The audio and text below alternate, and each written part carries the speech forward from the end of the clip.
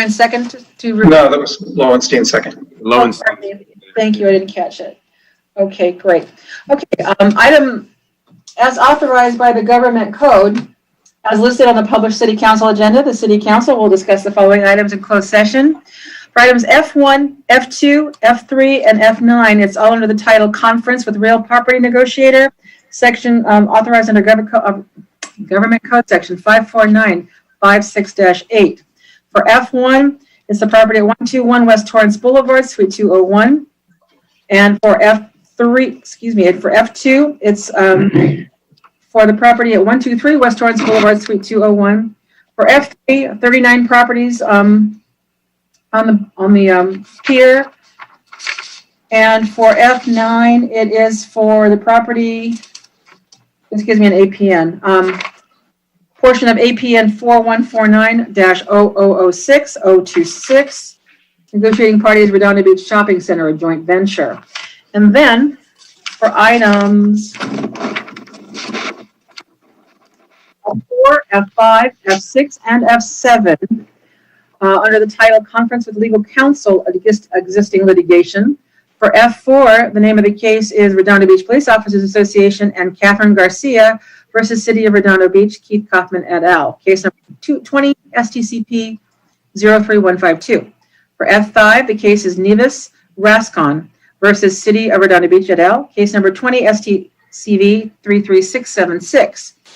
For F6, the name of the case is Jose Guillermo Navarro Garza, Sylvia Navarro versus City of Redondo Beach et al. Case number 20 STCV 08363. And for F7, the name of the case is Stella Vucco or Vucco by her guardian ad litem, George Vucco et al.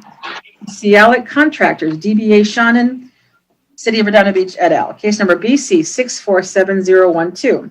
Then for item F8 is a conference with legal counsel, anticipated potential litigation for one potential case. And that concludes all the items we'll be discussing in closed session. Okay, great. Thanks, Vicki. Present will be Joe. In addition to those listed on the posted agenda for all closed sessions, we'll have Cheryl Park, Assistant City Attorney, Mike Wazansky, Assistant City Manager, and myself. Closed sessions F1 and F2 will have Brian Campbell, Outside Leasing Agent. And then for closed sessions F4 through 7, we'll have Diane Strickfaden, Human Resources Director. And that's it. Okay, great. We'll see you soon. Recess to closed session. See you guys at the other link.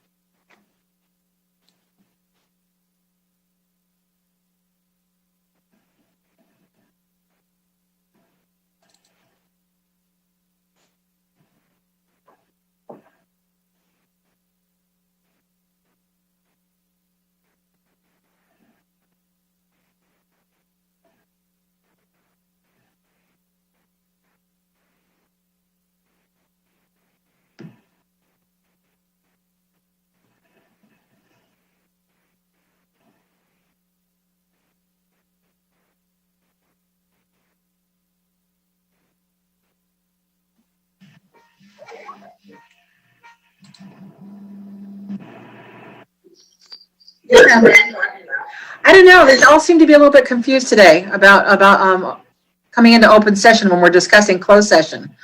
But so, because even Brand said something before, going, well, wait a minute, are we supposed to be logging into the closed session? And I went, yeah, after we're done here. And then,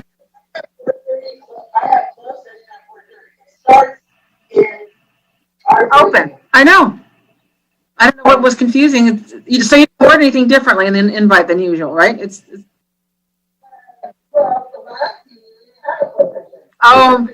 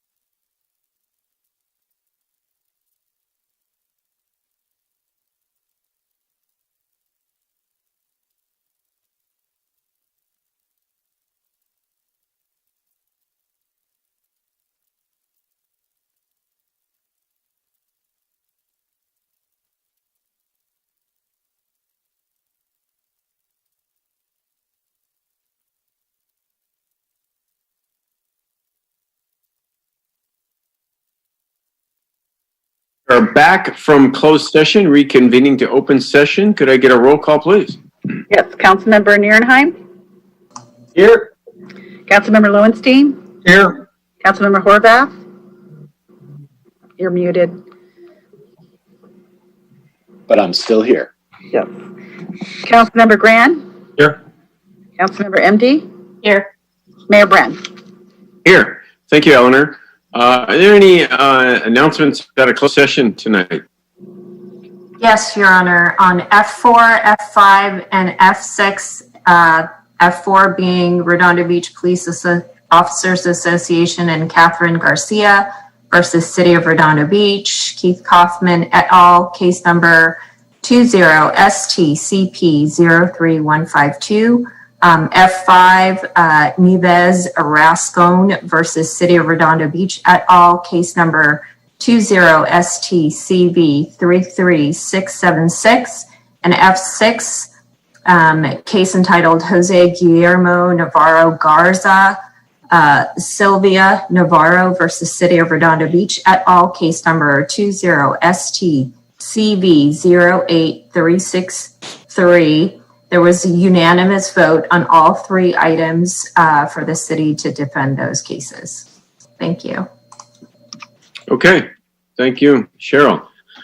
With that, I'll entertain a motion to adjourn to a regular meeting. So moved. Second. Okay, motion by Councilmember Horvath, seconded by Councilmember Gran. Any objections? Okay, so ordered. Now I'd like to call to order a regular session of the Redondo Beach City Council. It is November 10th, 2020. Welcome, everybody. Roll call, please. Councilmember Nierenheim, Here. Councilmember Lowenstein, Here. Councilmember Horvath, Here. Councilmember Gran, Here.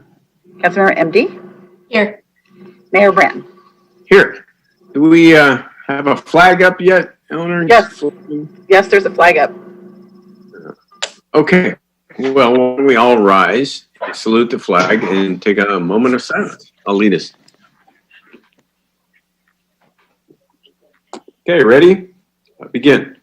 I pledge allegiance to the flag of the United States of America and to the republic for which it stands, One nation. one nation, Under God. under God, Indivisible.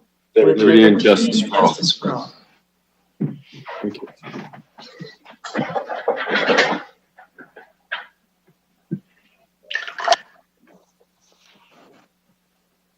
Okay, thank you.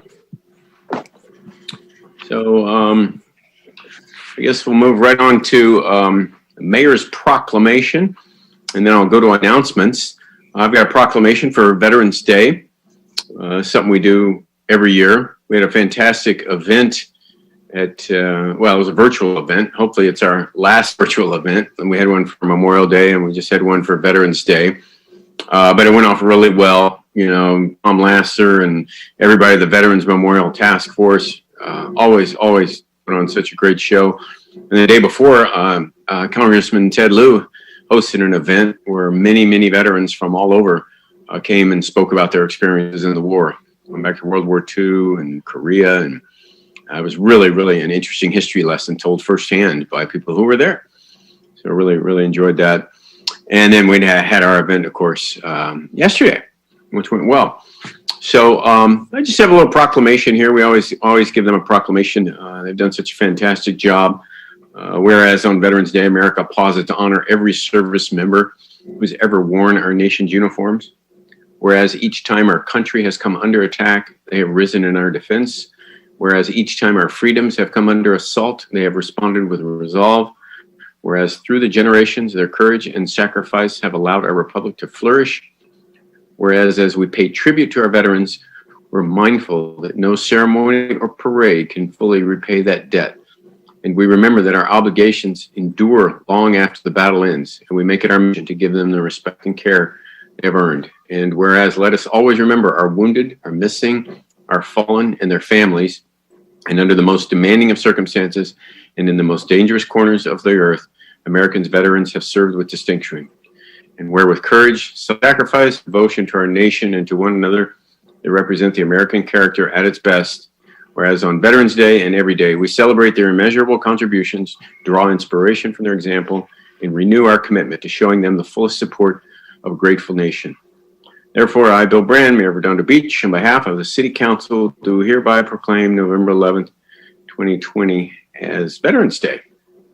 So, and encourage all residents to recognize the valor and sacrifice of our veterans by proudly displaying the flag of the United States and participating in patriotic activities within our community. Joe, you going to hold up the certificate? See there, if you have it there. There you go, folks. There's our certificate. Veterans Memorial Task Force gets one every, I guess twice a year. One for Memorial Day, one for Veterans Day. And like I said, it was just a fantastic event. Had a lot of people from Redondo who served tell their stories, how they got into the military and what went into them. It was really, really touching. So, and not a whisper of politics in that event. It was just all about America and all about, people who have truly, truly sacrificed for all the freedoms that we mentioned in the proclamation. So thanks again to the Veterans Memorial Task Force. John LaRock, they gave you a big shout out for how much work you've done for them and how the city is now taking over the more or less the operations of it. So they wanted me to pass along thanks to our Community Service Director, John LaRock. Okay, with that, are there any announcements? Councilmember Narenheim. Thank you, Mayor Brand. Yeah, I got a couple announcements actually. First of all, I want to thank, like Mayor Brand did, first of all, our veterans for their services. My family's deep history in the military, and the Veterans Task Force that put together the park that we see right here in my screen bet down here. They did a fantastic job. Hearing their stories again yesterday morning was awesome. They just love and respect for what for their fellow people that served, and going to this memorial, you can really tell they've done a great job. And like you said, John LaRock, you've done a great job by supporting them, and city staff done a great job to support them doing what they're doing. So thank you. That's awesome. I have my normal community meeting this Saturday. We're going to do it at 9:30 a.m. at Alta Vista Community Park, back same place outside. Everyone's get 10, 15 feet away. We only get like 10, 15 people, so it's great. Weather permitting, but of course, weather should be nice. High of 64 should be beautiful. I'll also have an online community meeting Monday night from 6 to 8 p.m. on Monday night, next week, Monday. So in my email that will be going out, we'll be doing that as well. So doing both. And last thing, definitely not least, November is National Movember month. So grow those mustaches and support men's health. It's Movember is pointing out men's health awareness. So like we had last month for breast cancer awareness and the pink ribbon, us guys out there grow little mustaches and kind of go from there. Definitely want to keep that in the forefront for research and health purposes. So thank you. That's it. All right. And that's a great backdrop, Councilmember Narenheim. And I want everyone to know that flag was replaced today. It's a little tattered there. Yeah. But they did have a flag changing ceremony today. In case anybody's looking at that going, don't we need a new flag? Yeah. And we did, and we got one. So anyway, Councilmember Lonstein. I don't have any announcements. Thank you. Councilmember Horvath. Yeah, my community meeting this month is going to be on, I believe it's Saturday the 21st. And we're going to be talking about Dominguez Park and the potential new playground equipment and designs, and getting feedback from residents on some of the early drawings that we have to show. Okay, great. Councilmember Grant. I'm going to have my community meeting. Actually, I'm going to push it back 1 week. It's going to be on November 21st. Which is Saturday, November 21st at 9 a.m. I will be sending out emails through my normal newsletter and kind of doing all of those things. And then two, I wanted to give out a shout out to someone who has been doing some fantastic work. Joy Abikin is just fantastic. She is a quality of life prosecutor. She's been doing a fantastic job with a number of neighborhood issues, especially in District 4. I've been relying on her and the code enforcement teams for a number of different items, a lot of folks are calling in and getting things done. She's on top of it. She helps the code enforcement really kind of keep on top of things, and she's doing a great job. So I just wanted to say thank you, Joy, for all you do. You make my job and all of our jobs much easier. So thank you, Joy. Okay. Thank you, John. Councilmember MD.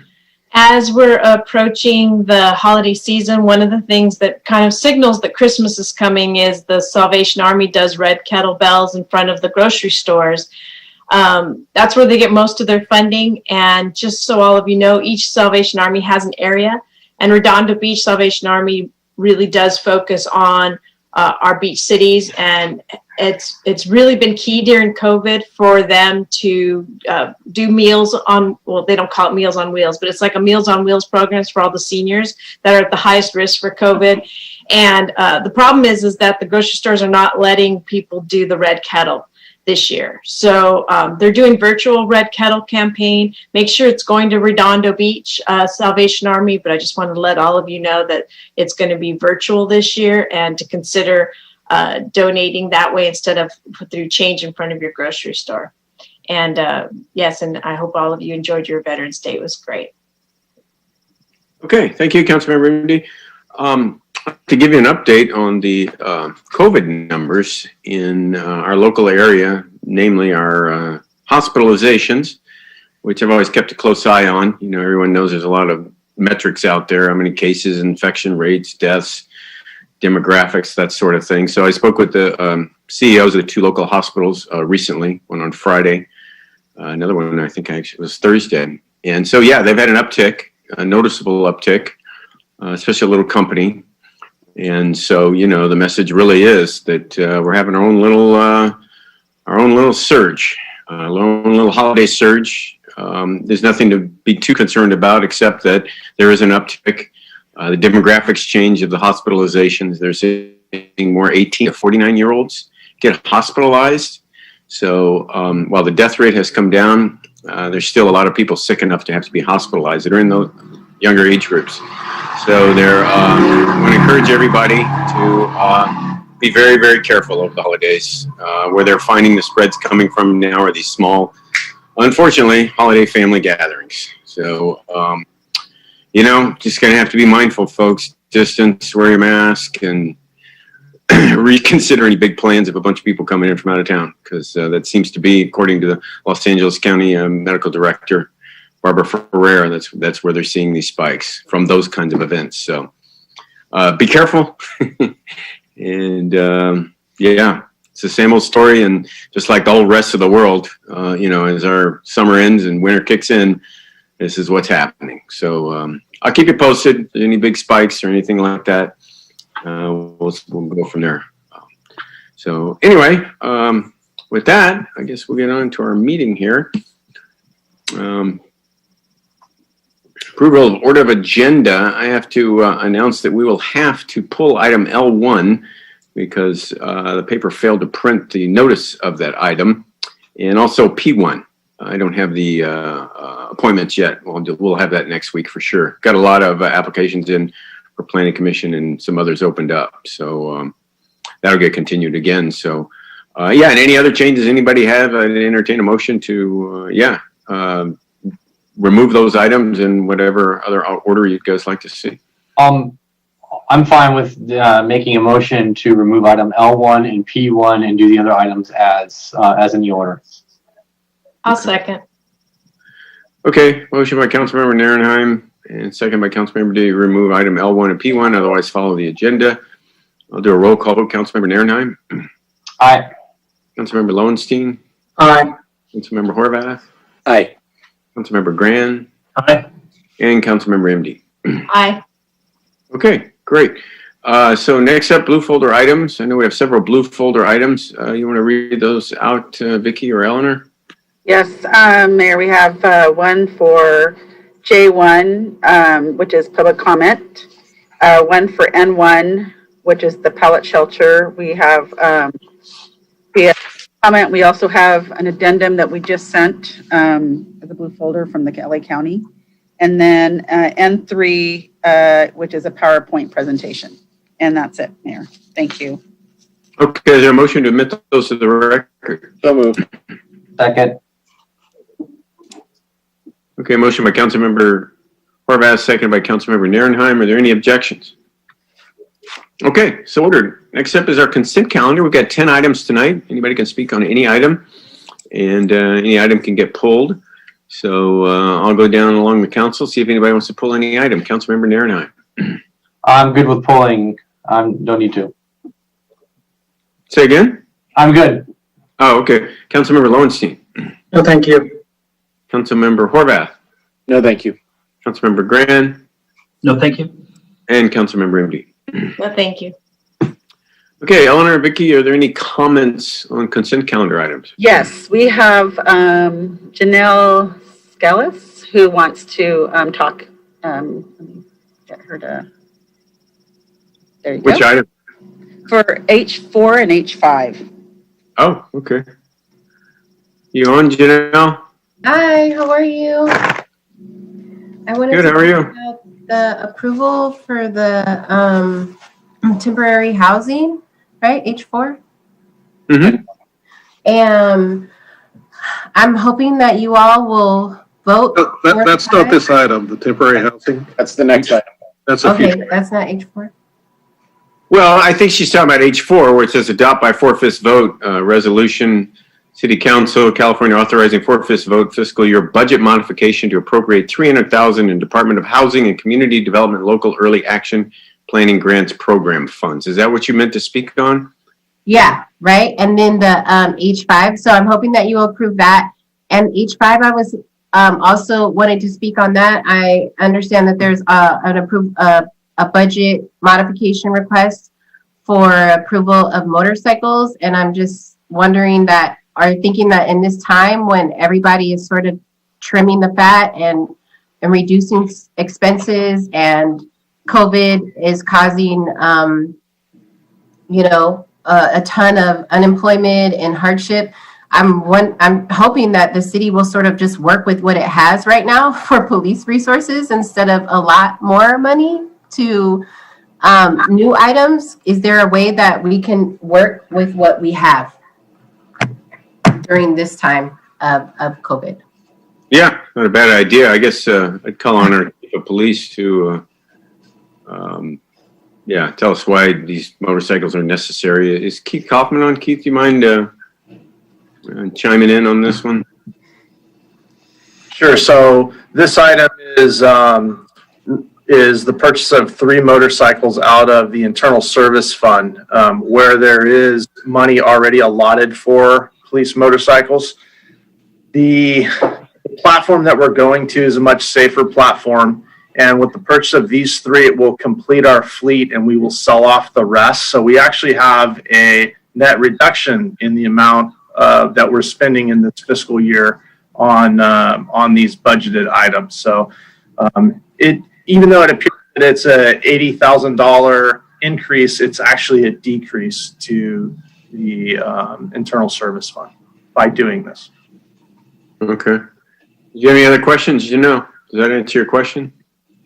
I was just wondering, is it a guaranteed sell? Like, I understand that, we get this and then we sell, but is there like a way that you can sell first and then use some of the funds, or to make sure that the funds are sold, like that? You mean the motorcycle? The fleet is sold so that you do have like a net gain, or is that just a possible net gain? I don't know. Maybe you want to answer that, Keith. But generally, how this works is we have an internal service funds where the money's already set aside. So they execute the contracts, and then I don't know the timing of when they sell the used ones. You want to address that, Keith? Sure. So what will happen is the remaining fleet that we're currently paying on will go to auction, and then the funds from that will go back into the general fund. We don't have an exact number on that, but it's probably somewhere in the range of $20,000 additional more so than you're seeing in this report. So basically, after this transaction is complete, we'll have a net annual decrease to the Internal Service Fund of $5,000 a year. And that doesn't even take into account what happens after the bikes get sold. Okay. So the timing of when the used bikes gets sold is critical. Right, and we can't sell the bikes until we replace the rest of the fleet. We have to keep our motor officers out on the street, so there's some time delay in the purchase and the build. And then once those are done, the older bikes that we're using will all go to auction. We're also decreasing the amount of vehicles that we're paying into the fund. Originally, we had 10. Now we'll be down to 8, and it's just based on the size of our motor fleet, the numbers of officers we have riding them and whatnot. So we're actually trimming what it is we're paying into budget item. Okay. Well, thank you. Are there any other comments on consent calendar items, Eleanor? Vicki, do we have anything for H? Do not have any e-comments. Thank you. That's it. Okay. With that, I guess I'll entertain a motion to approve the consent calendar. So moved. Second. Second. Okay, moved by Councilmember Horvath, sounded like it was seconded by Councilmember Narenheim. I'll do a roll call vote. Councilmember Narenheim. Aye. Councilmember Lowenstein. Aye. Councilmember Horvath. Aye. Councilmember Gran. Aye. And Councilmember MD. Aye. Okay, Eleanor, you got some resolutions to read?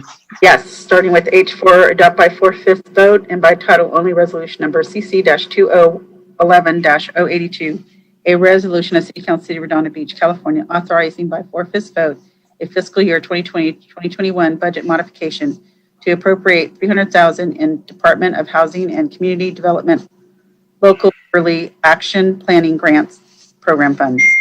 H5, adopt by 4/5 vote and by title only resolution number CC-2011-183, a resolution City Council City of Redondo Beach, California, authorizing a 2020-2021 fiscal year budget modification to appropriate $80,403.39 from the Vehicle Replacement Fund to the City Public Works Department 2020-2021 fiscal year operating budget, Fleet Services Division Vehicle Equipment account to replace and outfit police motorcycles. H6, adopt by title only resolution number CC-2011-084, a resolution of City Council City of Redondo Beach, California, approving free parking within the pier and plaza parking structures for the 2020 holiday season during the hours of 8 a.m. to 10 p.m. from December 5th, 2020 through January 1st, 2021.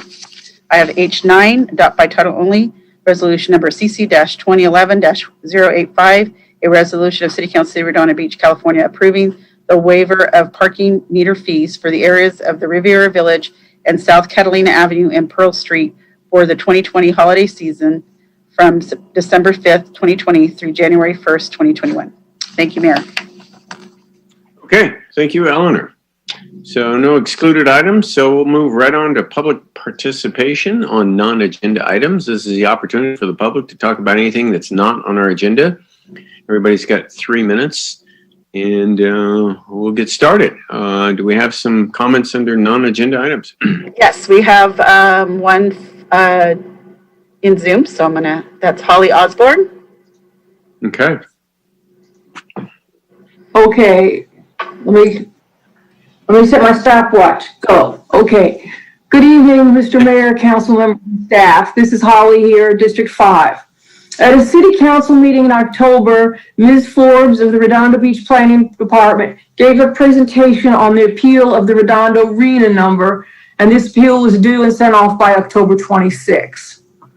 Part of the appeal mentioned 2 studies, the recent Embarcadero study and the Freddie Mac study, that have questioned the overall RENA allocation of 1.34 million dwelling units to the 6 southern counties of California in the SCAG region. The studies show the number is too high and should be well under 1 million dwelling units. Now, this past Thursday, November 5th, at the SCAG meeting, which I did not attend, representatives of 32 of the 34 Orange County cities asked the SCAG president, Rex Richardson, to host a closed session to discuss possible litigation strategies to get that 1.34 million number reduced. Rex Richardson said he would host such a session if, capital if, other cities outside of Orange County joined in the request to hold the closed session. So the planning director of the planning department in Yorba Linda sent me an email and asked me to pass the word along. So I've sent that email to you. And they also sent a sample letter that you could just fill in and send off to SCAG. So I am requesting that we send a letter supporting this effort to have the closed session. Redondo, and I don't need to remind you of this, is the 23rd densest city in the 197 cities and unincorporated areas of the SCAG region at 17.1 people per acre. And Hermosa is number 11. We also have a substandard park ratio of 2.3 acres per 1,000 people when 3-to-1 is recommended and 5-to-1 is desirable. So we don't need a higher arena than is required. So we need to unite and support this effort. And I am also asking the mayor to ask the council members and members of the South Bay COG to contact our neighboring cities and ask them to send letters as well. I've already contacted Manhattan, Hermosa, Torrance, Lawndale, and a couple others, but they're not necessarily going to respond to me. You guys are bigger cheeses. So I've all sent you the attachment that Nate Farnsworth of Yorba Linda sent to me, and I've also sent the sample letter. So that should be pretty easy. 249. Excellent, Holly. That was a good explanation, and we're taking that under consideration. Thank you for all your activism. We can't really discuss it, but yeah, it's very helpful. Okay, anyone else under non-agenda items? None for Zoom. Vicki, any J items? No, ma'am. There are no comments or under comment for non-agenda items. Okay, that's it, Mayor. Okay, all right then. Moving on to, I guess we're skipping public hearing L1, and we'll just move right on to N1, discussion and directing staff regarding pilot for temporary emergency transitional housing, including adoption of CEQA exemption. So I guess our city attorney, Mike Webb, is going to lead this discussion. Mike? Yes, thank you. You're going to have in a moment perhaps another blue folder item to add that I just finished sending to the clerk's office. And I'll talk about that, but it's an county addendum to the financing agreement to ensure it doesn't change any of the discretion that you would have if you go forward to terminate the agreement after 30 days at any point, but it's to comply with new guidance. And I'll talk about that as we go through the presentation, but essentially the federal government modified their guidance in late October for how you can spend CARES Act funding. And so this is to make certain that the financing agreement is in compliance with that. I'll go ahead and, if that's okay, Eleanor, I'll screen share.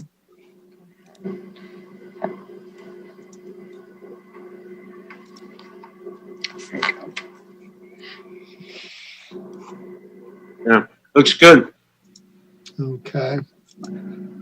Thank you. So I'm going to go through just a little bit of backtracking because I'm just going to hurry, but so much of the information that we've received, the really good comments that we've received from members of the public, they aren't aware of what has gone on, what has preceded this consideration. It wasn't just throwing money at the problem or setting up shelters. So you directed my office and in conjunction with the police department to come up with an enhanced response to homelessness pilot project back in June of 2019 that started in July, and we were focused on maintaining quality of life and improving it, and focused on those individuals who are suffering homelessness, but who have chronic mental illness or addictions, or those who are just choosing to live and commit crimes as the opportunity presents itself. You further renewed that as part of a model program that was funded by the South Bay City's Council of Government to add homeless court and have it done outside. And it's the only one in LA County outside, so that we can handle it safely in compliance with taking into consideration the pandemic. You authorized an MOU with Clear Recovery Center to provide additional services for addiction counseling and mental health counseling in conjunction with the two.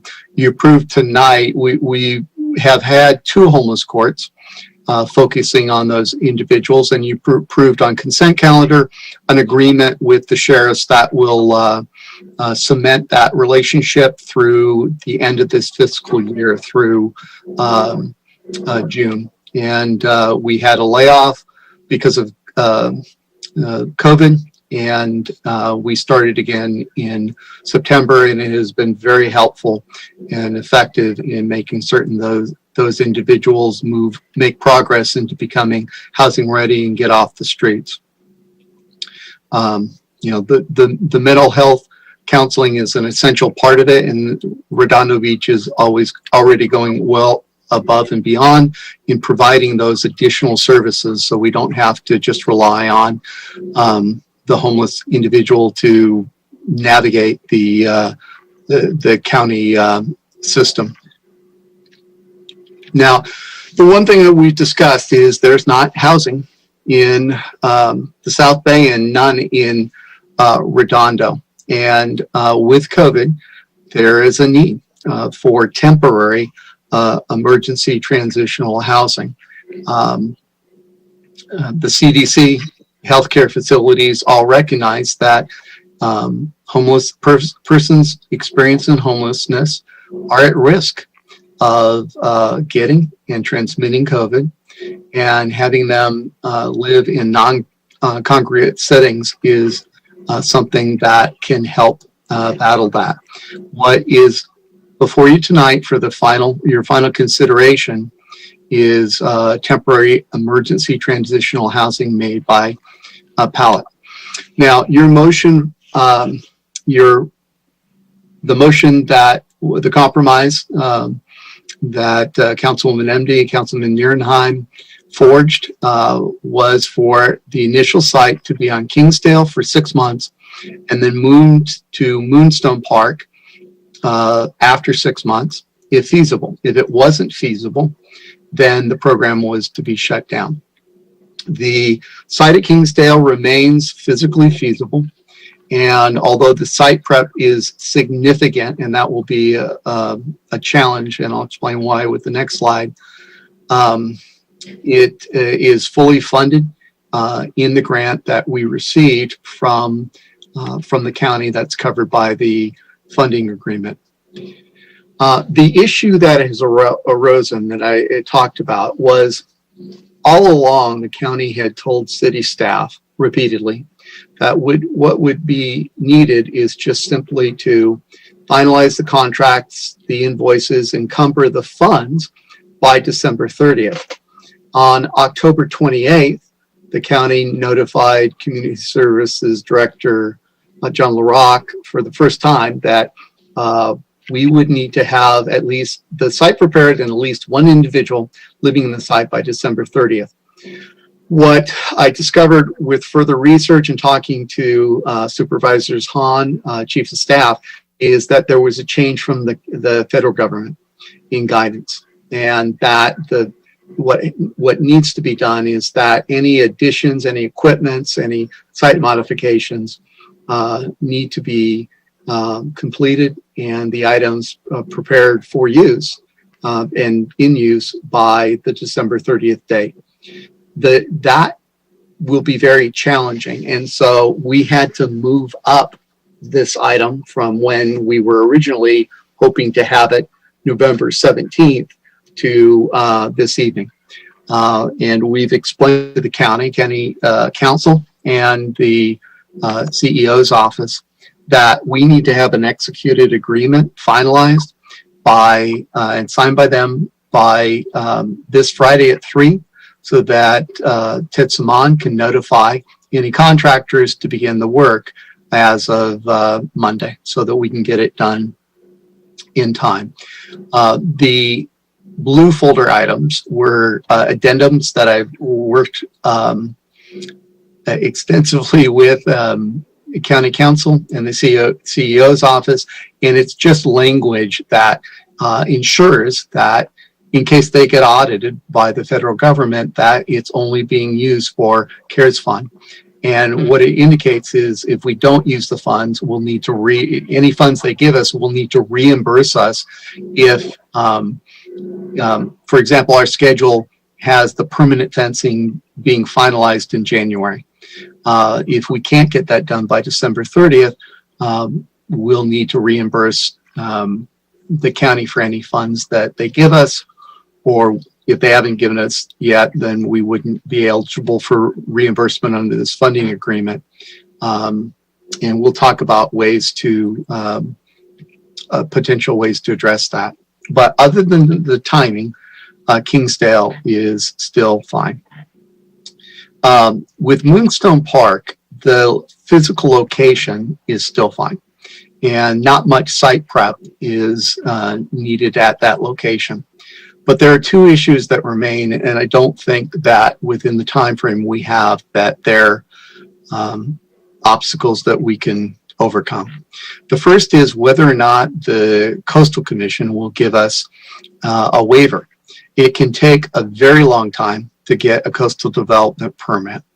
And Brandy Forbes reached out immediately after your initial motion to consider Moonstone Park to see whether or not we could get a waiver that would be similar to the waiver that we've received in conjunction with the River Village outdoor dining and dining in on in what are parking lots or parking spaces to be able to comply with the COVID restrictions. They have admitted that they have given some grants. They weren't sure it would apply. They still needed more research. But what they told us last Thursday was Moonstone Park would be unlikely because of potential coastal impacts and because of the active coastal recreation. The other issue with waivers is the waiver is only good for the duration of the COVID emergency. And with the information about potential 90% vaccine, it's unlikely that months 7 through 13 will still hopefully that hopefully will no longer be under a state of emergency. And as River Village waivers they've given, if there no longer is an LA County health emergency, then those waivers terminate. They indicated that C-Lab would be a better location and they'd be more amenable to a waiver, but for reasons I'll discuss, that site isn't physically viable. The second issue that remains is that the fire department is still searching for alternative emergency landing location, and they're available to address any questions that you have about that. In C-Lab, there were the issues that were raised regarding ownership, regarding whether we could have an adequate agreement with the owner of the C-Lab to carry out all the activities we would need to do and be legally protected at the C-Lab location. Before we spent a lot of time going into that, the important thing was to visit it. Shout out to Ted Simon for coming in on his day off after a very lengthy strategic planning session. But he came in on Friday, and he determined in conjunction with Mike Klein, Stephen Proud was along that site visit, that it's not suitable. It's not physically suitable. It's not a scraped land as it was described during that meeting. There are various horizontal elements, and it's not contiguously useful. There's a lot of stuff that we have to be analyzed, and there's no way we could get that done by mid-December. And remember, we wouldn't get a coastal development waiver that would last any longer than the county health emergency. So essentially, it comes down to, do you do the program or not? And if you do the program, do you set it up at 6 months at Kingsdale? It's entirely a policy decision. But the one thing I would want to address, because of many concerns that were very well stated, but had not, perhaps the people were not as informed about, this isn't the first step. We started that. It's 15 months of that enhanced response to homelessness, and it's been very successful. I know a number of you have seen it in your districts.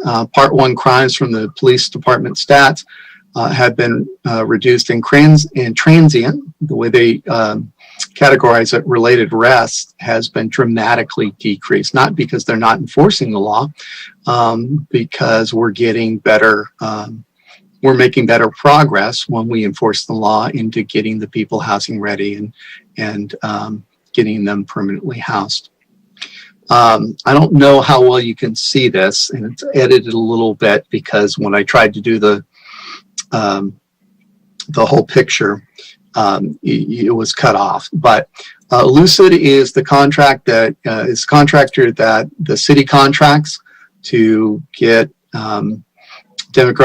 demographically correct information about community concerns. The police department does a fabulous job of doing it on their own, with their mission that we are the community. And that's an additional tool that several agencies, and particularly larger ones, use. And I think when you look at a year over year, August to August, August was the first month we really implemented, you can see that homelessness was second only to streets and traffic in terms of the concerns from the members of the community. And it was second on the list. A year later, homelessness fell out of the top 4. It's number 5. It's on there, you just can't see it. But it decreased from 26% of the respondents to 13% of the respondents. And so, both police stats and comments from the community, what we're doing is working. And whether you approve the pilot shelter or not, we're going to continue to do that, and we'll do other items that I think will likely be a lot less controversial for the end of the fiscal year. But this will enhance those efforts, and it's why we brought it to you. The only 2 things that we know for certain is there's no ideal site for Redondo, but if the council doesn't approve it, there will be 15 Redondo Beach residents experiencing homelessness who will live on the streets this winter. So I've broken this up into the decision before you is, if you wish to approve it, I'm breaking it up into 2 stages. First, you should vote on the budget resolutions, because you need a 4/5 vote to modify the budget. And one would be to appropriate the CARES Act funding, and part of that is the $300,000 that you set aside previously, and the second part is specifically to the $829,000 that we're receiving from the county, the $420,000 for one-time cost and the $409,000 for ongoing cost. If those don't receive 4 votes, then we're done, because you shouldn't vote on a contract if we can't carry it out. But if it passes with at least 4 affirmative votes, you should make a motion approving all of the following. Make a finding that it's exempt from CEQA environmental review for all the reasons in the report. This is the other reason that many people have commented, well, when have you ever heard of a government program shutting down? Well, we're using an exemption related to the emergency. And unless you think the emergency is ongoing, this program will have to shut down once the emergency is shut down, because it's not zoned. This location isn't zoned for emergency transitional housing. And so you'd have to find another location if you wanted to keep it going.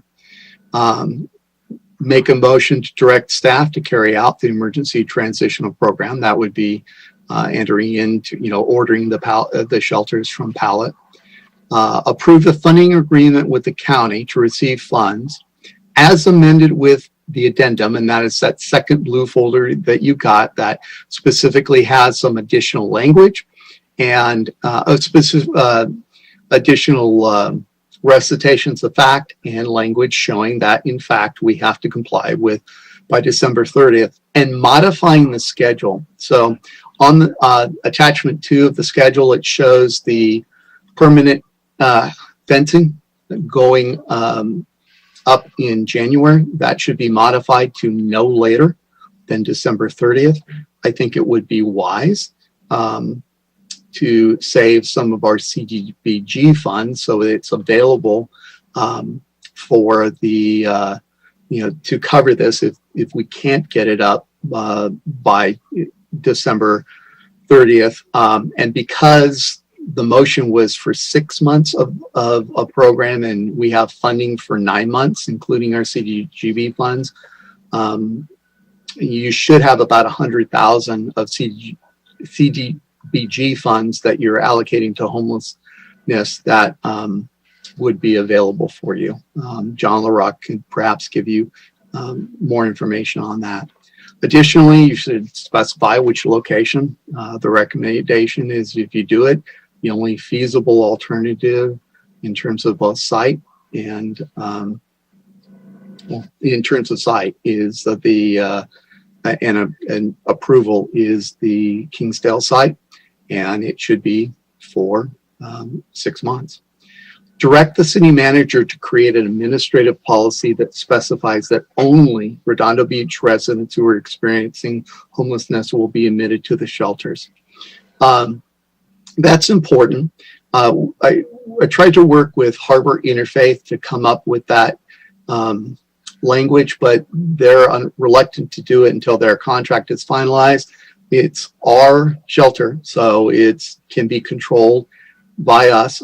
I gave you an attachment 4 that Bellflower used because it was very important to their residents and to the success of their program. To making certain that only their residents used it. So there was no reason for it to be a magnet for anyone else because they weren't going to be admitted. And given that we have somewhere between 119 and 170 homeless people experiencing homelessness, we have much more currently available which will want to use it than we have supply. Doing enforcement always runs the risk of getting sued, but I think in conjunction with all the services that the city is offering, these 2 potentials that we've discussed before is certainly steps we could take to make certain we don't have any unintended consequences. And I firmly believe that these steps are, if we do get sued, are firmly within the Martin versus Boise case, particularly footnote 8, I think it is. If you wish, direct me to return with an ordinance that prohibits from camping people within 500 yards of this transitional housing shelter. And so the police would have the ability to stop it from occurring. Not only do I think the residency requirement will discourage there being any congregating, the ordinance would give teeth to it. And additionally, you could direct me to return with an amended ordinance that says when we can't enforce our no camping in public prohibitions because of Martin versus Boise, because we don't have adequate housing, camp facilities can only be erected between 5 p.m. and 10 a.m. In essence, people can't set up permanent encampments. And this is the one part that was used in San Clemente that they did not get challenged over, and I think they would be successful if someone did challenge them. And their city attorney thinks it is the reason. It's not so much the ordinance that they used to have on the books about you can only camp in certain locations that they were sued over, and the Coastal Commission said they had to revoke. But they think that this is maintaining the success that they have. And with that, I'm happy to answer any questions that you have about this. And I turn it over to you now. Okay, well, thank you, Mike. It's a very extensive presentation and a long list of recommendations for us to consider. I appreciate you laying it out so organized, and all the work you've done and all the work everybody else has done to make this happen. I'm a big supporter of it. It's an experiment, but things are changing, and I think doing nothing is not going to bode well for our ability to enforce our basically our basic laws and rules against camping in parks, and not just parks, but public right of ways and public lands, include City Hall and in other areas people don't even realize. So things I like about it, it's funded by the county and it's funded by the federal government through our CDBG program. We can shut it down. If it goes sideways, we can shut it down in a month or two. We have great security. It's going to be fenced off. There's going to be cameras, 24-hour security. That was a big, contingency of ours that was met. And most importantly, we'll be able to help the homeless in Redondo that need help, the Redondo residents that need help. And this is not just a place for them to go and live and hang out. This is offering a variety of services, from mental health to addiction programs to people just down on their luck that need to figure out how to get back into a home. It's full wraparound services, and it's transitional. This is not permanent. So, we had a big long meeting a couple weeks ago, went to 1:40, decided how to proceed, get some more questions answered. Distracted again by yet another offer by Mr. Pusenkoff that didn't pan out as he said it would. That's just seems to be modus operandi there. But with that, I'll just turn it over to the council. I hope what we originally voted for passes. And as I said, if it goes sideways, we're shutting it down. And it sounds like we'll be shutting it down in 6 months, maybe. We'll see what happens, and we'll go from there. The one thing I would say, and maybe ask our fire chief, because I spoke with our city manager earlier today, Joe Hefkin, that LA County Fire, I believe, had looked at landing spots. Whoever looked at it and said that Alta Vista Park could work in terms of replacing a landing spot at Moonstone Park. It's a little bit far away, but that it would work. Is that a fair assessment, or any more? So that's a reasonable statement, and it was the LA County Fire Department helo team that assisted us in the assessment, and they believe they can land a helicopter there. So logistically, it's possible to do that. Effectively, there's certain issues related to how quickly we can evacuate a patient who's been stricken with some sort of a barotrauma event, which is the whole reason why we're trying to get them out to Catalina Island, is to get them to a hyperbaric chamber. So it's certainly not the best location, but it is a location where we could land a helicopter and, with a little bit of extra time, evacuate a patient. Okay. That kind of answers that question. Thank you, Chief. And with that, I would just go into the council questions and hope we get back on track where we were before. And thanks again to City Attorney Mike Webb for really putting this all together and spearheading it. So, Councilmember Grant. Sure. Actually, I was going to say, can we hear from the public first, and then we'll kind of follow after what they've got to say. Good idea.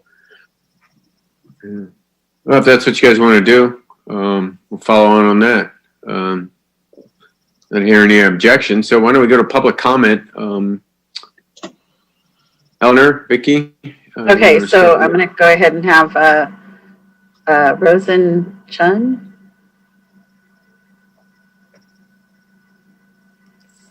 Okay. Hey, council members, good evening. Thanks for addressing this issue again. I just wanted to state just really quickly, I know I sent you all an email, but wanted to let the general public know that there are nearby cities that are addressing this issue as well. And for example, Council Member Buscaino of Los Angeles, who represents San Pedro, Wilmington, and Torrance adjacent cities, has a robust plan to comply with Boise v. Martin. They're about 40% of the way there. They've built out shelters and supportive housing. In my mind, what that means is if they're able to comply with Boise v. Martin and enforce their anti-camping rules, they can potentially displace their homeless population to nearby adjacent cities that can't enforce Boise v. Martin. So we don't want to be one of those cities. We want to be a city that can comply with Boise so that we can enforce our anti-camping laws as well. The other thing, it sounds like the site selection is going to be very difficult. I live in North Redondo. I shop at the Kingsdale location at that Target and Living Spaces and all the stores around there.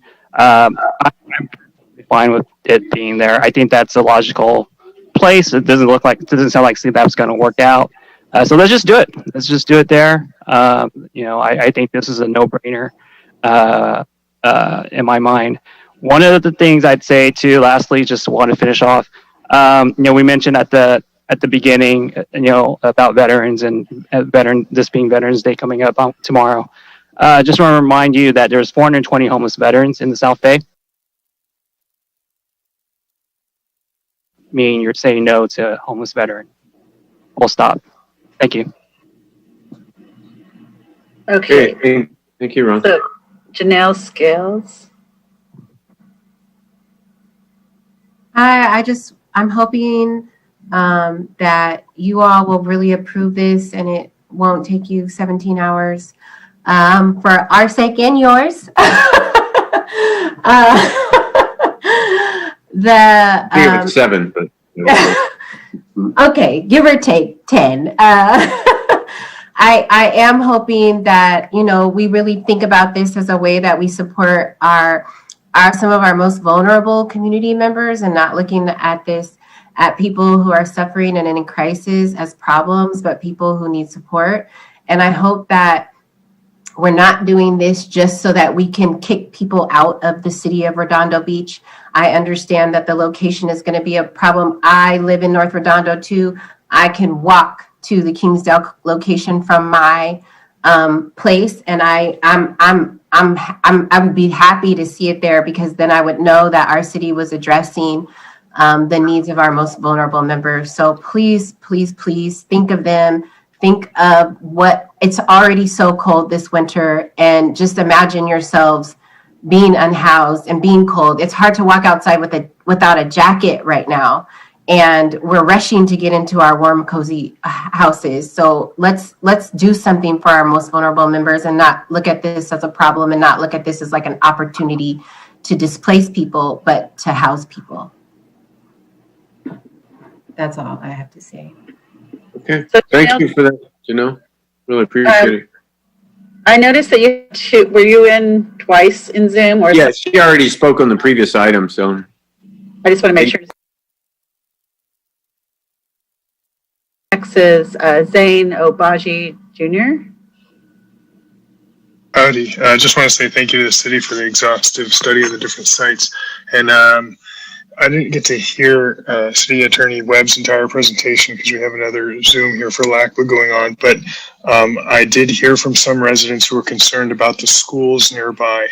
So I just wanted to urge y'all, if it's, I do believe it's compliant with the Boise decision, to also include no camping within a certain radius of schools. That way we ensure that kids crossing the street to schools and back are not dealing with somebody sleeping in a tent near their school. And that be regardless of where the school is, whether it's near the Kingsdale site or anywhere else in the city, in South Redondo or otherwise. We're not going to go overboard with our no camping rules and say that, hey, no camping in a park or the like, but I think next to schools is one place we can certainly protect, and I don't think any federal court is going to have any qualms with that. Thanks, guys, and keep up the good work. Okay, thank you. So I just want to make sure if there's anyone else that would like to speak, please raise your hand. Oh, there's one. Okay. Oh, there she goes. Let's see where she goes. Okay. Sarah. There you go. Sorry. Hi, thank you. Hi, Council. Yeah, my name is Sarah Clenha. I live in North Redondo, and I also want to say that I am really supportive of this project, and I hope the Council passes those votes that need to get passed so that we can move forward with this project. Like previous commenters said, it's really cold outside, and just it's so hard to be unhoused and freezing. How do we expect people to reorient themselves and get back on their feet when they are literally freezing to death? So I implore the council to make a quick decision so that we can get some people sheltered. I also would like to ask the council that as they continue working on this project, to reach out to the unhoused people currently living in Redondo Beach to get their perspective on how this shelter project can be run successfully. There are a lot of key questions that we could ask our unhoused neighbors, such as like what sort of resources should be made available, what would encourage unhoused people to consider taking a shelter bed, and what kind of rules and restrictions would make living in the pallet housing difficult or impossible for unhoused people. I was talking to a man in Veterans Park on Sunday, and he said he was in Project Roomkey, and the policies and the rules for Project Roomkey were so restrictive that he wondered if it was worth it. Being like having a room to himself, he thought he would rather be on the streets because he could not abide to the 7 p.m. curfew. He was really restricted on the things he could have on his persons. He was searched at random. He didn't have a right to privacy and freedom in that situation. And he eventually was kicked out of Project Roomkey for having an X-Acto knife on him. And, I don't want those kinds of things to happen to the unhoused people in Redondo Beach if we set up this pallet housing. And a way to prevent those punitive, restrictive measures that, make people not want to take the shelter bed is to reach out to them and ask them, how can we work with you to make this a successful project? I also had issues with setting up those enforcement zones around the pallet housing. It is an area where a lot of unhoused people already are. It's in a very centered area around a lot of businesses, a lot of food. It makes sense for homeless people to be there in the first place. So, I don't want the city to overly criminalize people who are just, trying to be. And yeah, that's my comment. Thank you so much. Thank you, Sarah. I would encourage you to do a ride along with our homeless counselor, Lilo Muir. You're obviously very interested in this, and you learn a tremendous amount about how this program works and the outreach they do. And I'm sure she knows the homeless person you're referring to in Veterans Park, and there's a backstory to everything. And I would encourage you to do a ride along. You're coming on these meetings, and you have a lot of great questions, and I think you'd get your question answered on the front lines and see it for yourself. I've done a ride along. I know some other people have too, and it's eye-opening. I would love that. Thank you for that suggestion. Yeah, contact the police department and tell them you want to go on a ride along. You can see it for yourself. So, but all good questions. Thank you. Anyone else? We have one more. Kimberly Isaac. Hi, can you hear me? Yes. I see you got my email. Yes, that's why I asked. There's two Janelles up there, and one of them. I know. That's why. Because I registered too late to get a link, so she gave me hers. Okay. So I just wanted to say that I'm really, really excited about this, and I hope that everyone this moves forward, because it makes me proud to be a part of a community that is taking care of its community members. I mean, I don't want to live in a society where we look the other way. I don't want to live in a city where we look the other way when people need help. And, the unhoused obviously is growing, especially with COVID, and it's not going to go anywhere. It's just going to get worse. And providing them a space while helping them to find permanent housing is phenomenal. And wherever you choose to put it, I mean, you know, I was fine with South Redondo near me. I have no issue with it being wherever you guys think is works. I just wanted to get done. And I know that I am, and I have friends that are excited about it, that are happy to help in any way we can and offer supplies and, you know, and help them feel comfortable in the neighborhood, because they're going to be scared of us. And there are some people that do not like unhoused people and may be potentially violent towards them. So I want to make sure that they are safe and that we welcome them to our community. And I really am excited about it and that it's being considered. And I just want to thank you all, and I hope that it passes. That was it. Okay, thank you. Anyone else, Eleanor? Okay, so we now have, that's it for Zoom. I believe we have 13 comments for this item. Comment. Shall I proceed in reading them? Well, it's kind of a lot. Well, I guess I'll ask the council if they want to hear 13 comments read. I guess can't go over 3 minutes, so you know you're looking at probably 45 minutes. I'd be fine. I read them. I'd be fine with us just looking online. Yeah, they're all online right now, Eleanor. We can just look at them right now on the website. I see some of them. Yep, they're all in there. Yeah, let's make sure they're the same ones that you're looking at. Well, I've heard from 2 council members. Anyone else have an opinion? Yeah, I'm okay with just reading the comments.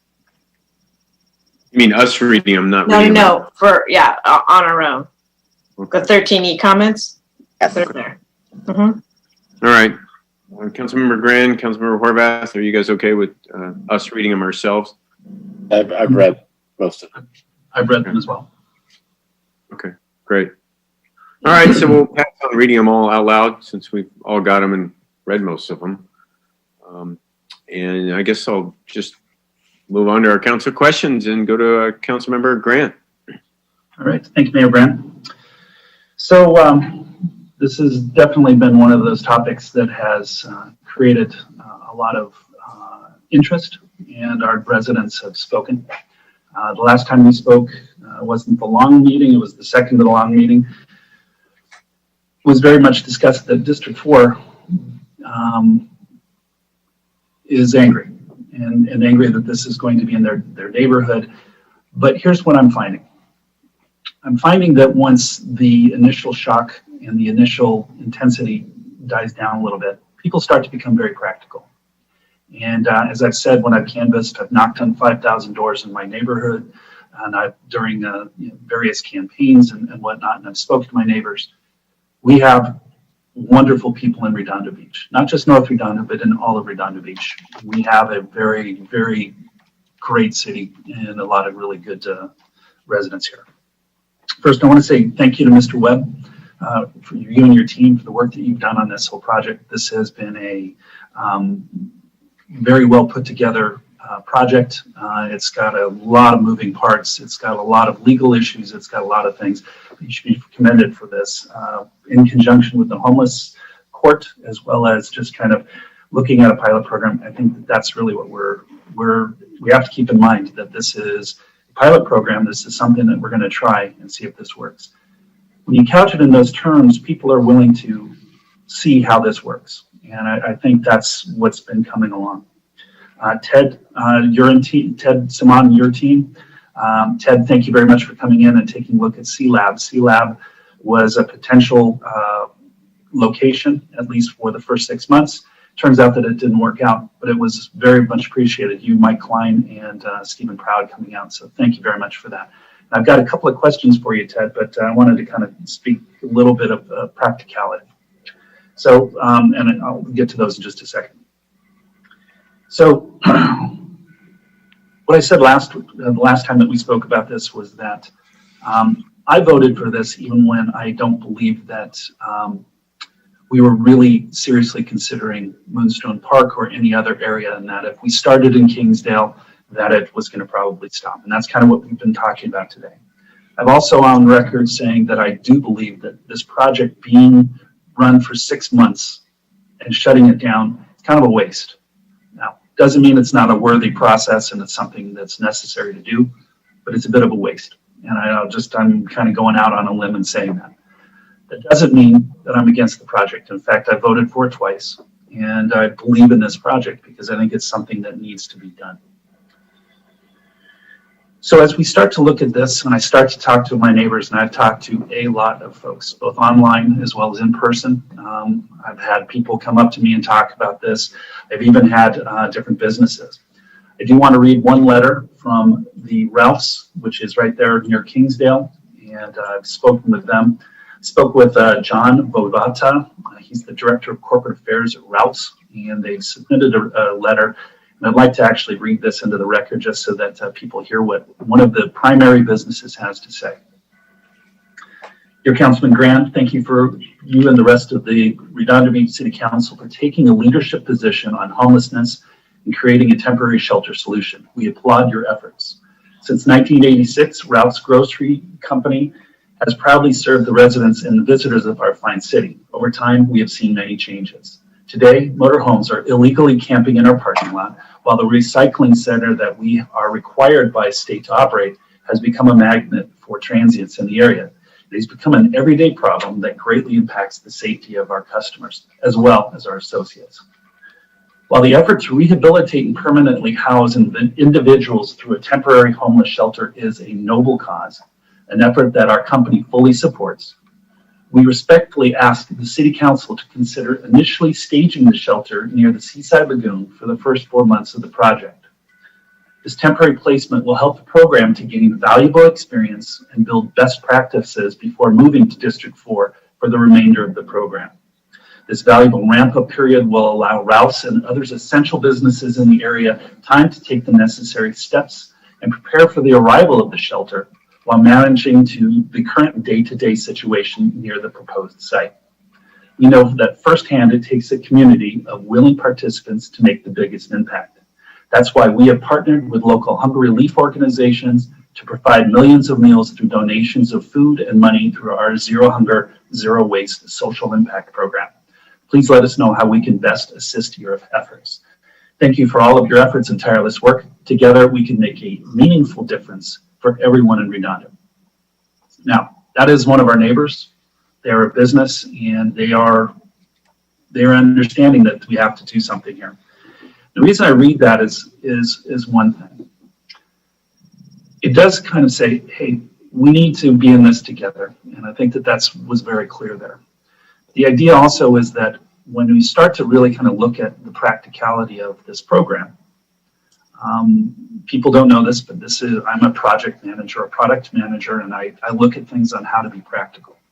And the solutions that I brought to this table, or at least suggested, have been on the practicality side.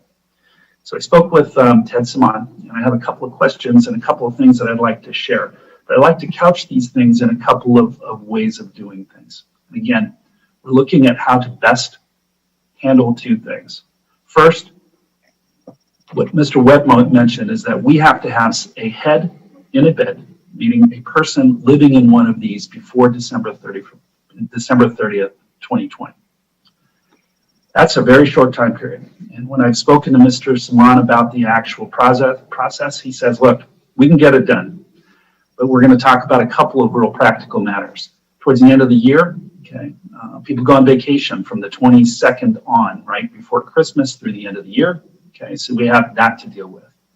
We also have the practicality of having interfaith or harbor interfaith be able to find folks that are willing to be in the shelter. Okay, this is not a simple task. This is something that needs to be done. And as we mentioned, and as was said, that even the fence that needs to go around the Kingsdale site needs to be ordered, and it can't really even get here until mid-January. So we have a couple of things, and there's obviously solutions. And I have full faith and confidence in Ted and his team that they can get this done. So this is not an issue about that. What it is an issue about is how do you best execute this program? So when I spoke with Mr. Saman, I said, so how long would it take to get Lagoon up and get the Lagoon started and working? And here's what he said. And Ted, why don't you come on, and I'm going to ask a couple of questions so that they can hear it from you. So if we work backwards from December 30th, it sounds like from what my conversation, maybe you can fill in some of the details, is that we're going to start basically after tonight building the Kingsdale site, and we're going to basically just make it before we have to have someone in one of the shelters. Is that kind of a fair assessment? It is, and we actually have laid out a pretty aggressive schedule that, as Mr. Webb articulated to earlier, we need to get the go-ahead or the approval from the county itself by Friday, so we can put our contractor and issue his notice to proceed to start mobilizing on the site by Monday. Right. So we have to grade, we have to lay concrete, we have to do a number of different things, and we're starting to work through the issues there at the Kingsdale site. But it sounds like you've got a plan to get that done. So, we do. Okay. So when we start to look at that, the second part is Harbor Interfaith and Lila, trying to get someone to be in here, getting them set up, getting the rules in place, and kind of getting things going. And when I asked just about the lagoon, and I said, if we were to look at a time frame of getting the lagoon up and running, how fast do you think we could get that one up and running? That's a little bit, that'll be a little bit faster. Actually, we did a very cursory review of the lagoon and identified some areas where the current shelter is and the office/restroom buildings are. There's adequate concrete areas. There's path of travel basically from the parking lot through that area that's at grade, so there are no vertical obstacles for them to overcome. There's also grass areas that are at grade with that concrete. It would be a little bit more minimal work in comparison to Kingsdale to prepare that, and we could probably have that ready by the first or second week of December. Okay, so we're talking about 4 weeks from now, depending on when the pallet company can actually deliver shelters, we can pretty much have them in. Is that correct? Correct. We would be identifying the perimeter fencing, the internal perimeter fencing to secure the area inside the lagoon away from the pallet shelter areas, and then we would be able to set or distribute the electrical that would be connecting to the pallet units themselves. All right. One of the biggest issues that I've heard is people will see this and my goodness, how can we do this? Would we be able to put up essentially fencing that has that cloth or whatever it is that kind of goes through to kind of shield this and make it a little bit more private? We could. There's, as you know, there's existing fencing on the perimeter of the Seaside Lagoon property, and seeing that as the external area that's open to the public, we would be applying screening if that's the council's wish on the external fence. Right. So starting to look at this, so when we spoke, you said that just kind of modeling through some things that make it a very practical thing. What that does is that allows us to get the structures, everything in place, and give our teams about 3+ weeks to get someone in a bed and starting to kind of use the services so that we can get full funding. But you're not actually going to stop or do anything different with Kingsdale other than just going, but it takes a little bit of the pressure off. Is that about right? Is that fair what I said? It does. It takes some of the pressure off on the coordination with the pallet shelter unit delivery and setup on the Kingsdale site. That in itself would be primarily set at the alternate location first. We would prepare the site on Kingsdale to make it ready and available, and we would not do the electrical, obviously, until those shelter units are then transported back to the Kingsdale site. So then even if we had, say, 5-8 people in there before December 30th, that we could then take the other shelters, move them over, and actually have them started, and we can get them kind of up and running as soon as you start to have the units that you can move. Is that correct as well? That is a possibility, yes. Okay. So what we're talking about is taking the pressure off your team to be able to get this done, having everything kind of, we don't miss our funding window. We get everything up and running. We start to get some of the kinks out, like we mentioned in this letter from Rouse. And then we look at a hard date of essentially, like say, March 31st, to have everything moved over. And April 1st, we spend the rest of the time at Kingsdale. That's something to me says what we're doing is we're being practical. We're taking the hard parts out of the equation for right now. The hard parts are two pieces. First, getting it up and running, especially when we're going to start shutting down for the holidays to do this. And then also making it easier for Lila and Harbor Interfaith to be able to get active participants to be able to be in there. She now has 3 weeks to be able to do this, rather than starting to try to do this as soon as they're ready on the 22nd or 23rd is what you had talked about. What that also does is it's a hard date where we have our lagoon shut down it's already shut down, but we're using it temporarily for 3 months to actually kind of get the kinks out, as they say, move things over, and then we're fully operational over at Kingsdale. But it basically takes the pressure off of your team to be able to do so. Is that a pretty fair assessment? Yes, there's a small caveat that it takes some of the pressure off in making Kingsdale ready to coordinate with the pallet delivery and the setup of the pallet shelters to have them occupied by the end of the year. But at the same time, we still have to do the prep at both locations. So it does alleviate pressure on one side. It creates additional work on the other, but we think we can make the two work together. Okay. Like I said, when we spoke, I have full confidence that you can make the Kingsdale site go right now. I mean, if we do something tonight and we take care of that, that you can go do that.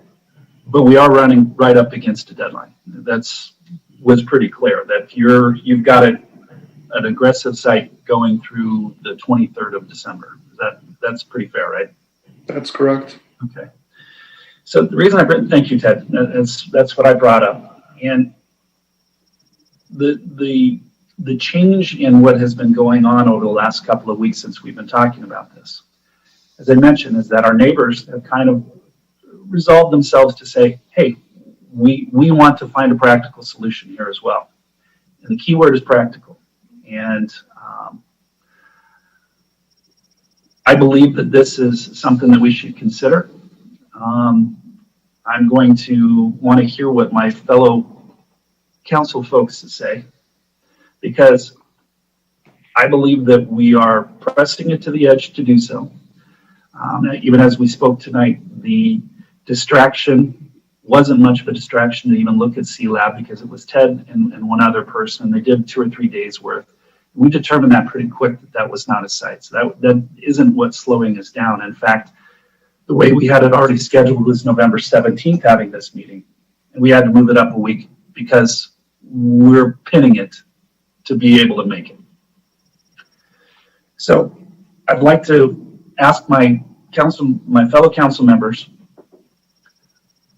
to consider this practical thought process. It's 3 months in the lagoon. We get everything kind of kinked in, get the kinks out, but we get something that's viable and we get our funding. It takes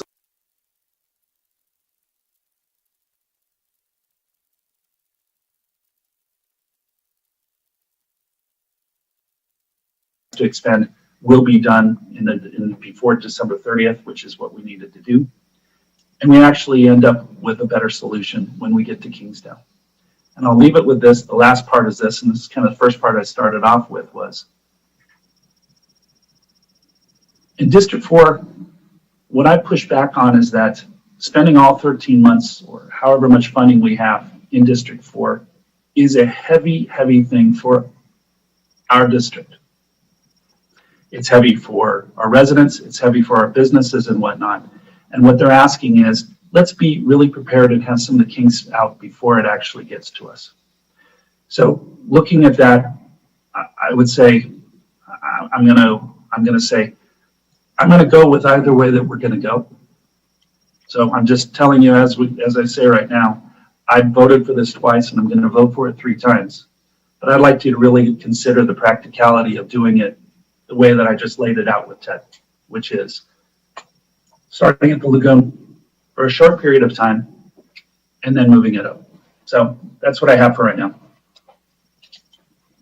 Okay. Thank you, Councilmember Gran. And I guess we'll go to Councilmember Emdy. Laura. Well, that's sure is coming out of left field a little bit. So forgive me for kind of having a little bit of a wow moment. What about, if I could ask Mike Webb or whoever that be, what about the CDP? Wasn't that one of the problems with Moonstone Park? So the delay, even though our staff could get Seaside Lagoon done quickly, what about the CDP? It's a problem. It may be that we can get a waiver from a CDP, but that wasn't a site that you directed us in your motion to inquire of the Coastal Commission. And they took 8 days from when we reached out to them about Moonstone Park, and then added Sea Lab to get back to us. And so we have to start right away, as Mr. Sman has said, and that adds another level of complexity, because if you start with the idea that, and plus the budget doesn't reflect that, it's reflecting the one-time budget is reflecting the work at Seaside Lagoon. So now you do have some money available because you're only funding it for 6 months instead of 9 months in the CDBG funds, and you could do that. But because of the change in federal guidelines, it's an unknown. You can pass anything you want. I can't say with any what Councilmember Grant has talked about is logical, makes sense, but I think it's too late for us to consider it. I would have it's a big gamble, because if we start with that and we don't get a waiver from the Coastal Commission for whatever reason, then you're still stuck with the first site, and any money that you expend on Seaside Lagoon might not be reimbursable. So I'm with you perplexed, not because of it makes total logical sense. I just think it's hard at this point to, we're really at the point where you need to make a final decision, thumbs up, thumbs down, in order to have any assurance that we can get this done by the end of the year. And so any additional complexity that we haven't been directed to look at makes me further uncomfortable. But, you certainly could, pass that motion. Let me ask a question. So in what I've laid out, Kingsdale goes forward full bore right now. And we would know if the lagoon is viable within the next couple of days. Correct? No, we wouldn't know within the next couple of days. That's why I was saying that it took 8 days to get a response from when Ms. Forbes, and I don't know if Brandy wants to add anything to this, from when she first reached out to the Coastal Commission. And they, even now, haven't given us a final answer of whether or not this is something that they would give a waiver for. What they told us is they won't give one from Moonstone Park. They really like Sea Lab. They haven't even been approached about Sea Lab. So that's the problem. Assuming that you adjusted the budget to cover preparing both sites, and Kingsdale is much more work, much more expensive, and the budget reflects that we're covering that. Let's assume that you don't need your contingency, which I think was $46,000 and some odd dollars. Assuming that would be essentially covered the Seaside Lagoon, you could go forward, but then you don't have any contingency, which is always problematic in any sort of a project. And at what point do we pull the plug? And if we find out from the Coastal Commission we won't get a coastal development permit waiver, then any work we do might not be reimbursable on Seaside Lagoon. So I'm just saying, this being the first I've heard of it, I'm not confident that there won't be a problem. It's entirely the council's discretion, but I could foresee unintended consequences from going down that path. So first, I'll just say, I do apologize for not running this past you. I just spoke to Ted right before this meeting, so I'm very sorry about that. No, you don't have to apologize. I can't say, yeah, it's okay. We're good. We'll know. It's like, I can think of a number of problems. I don't know, Brandy, if you want to add on, like they're looking at it, but they're still looking at it, and they're looking at the 2 sites we told them to. Who knows how long it will take if we add a third site.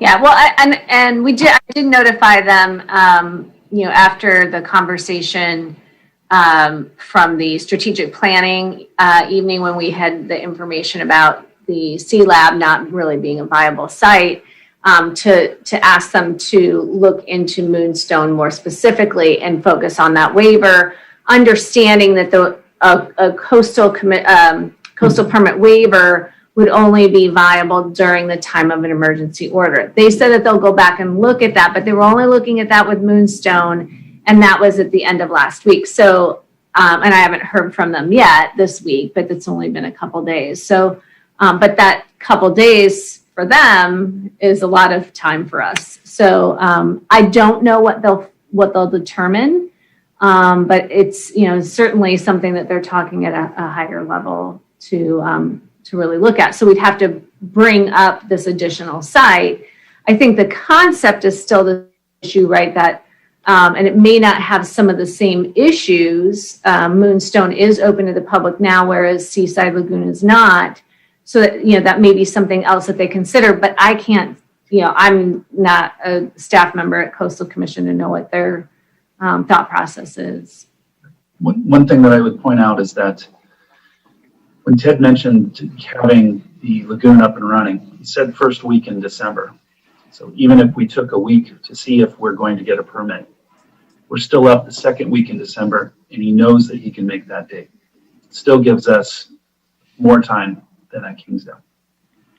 But you could, I'm not suggesting this in any way, this is all for you to work out, but you could, to that point, make a complicated motion even more complicated, in that you could,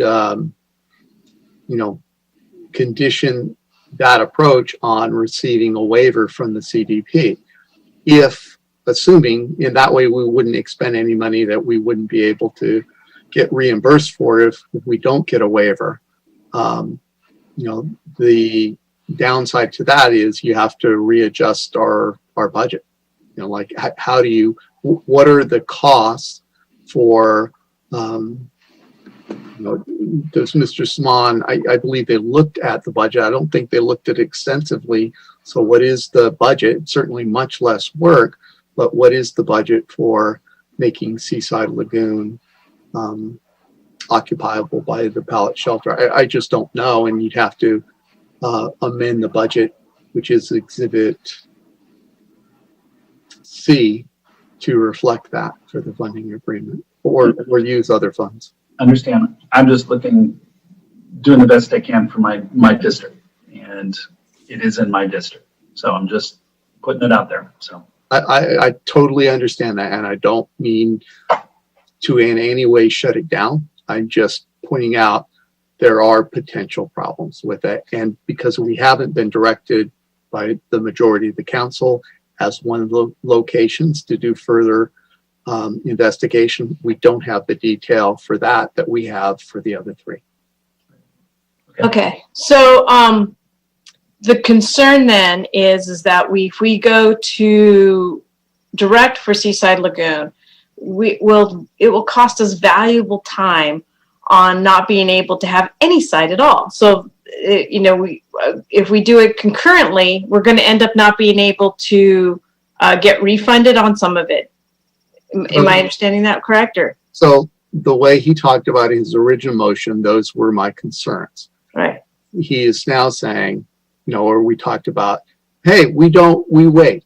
And if we get a waiver, then we start on Seaside Lagoon and Kingsdale concurrently, because Ted apparently said that we can finish by the first week in December. So if it took, 10 days to get a waiver from the Coastal Commission, which I have no idea if it will take that long or longer, then you could start. At that point, it would be a budget modification issue. How do you cover the additional costs?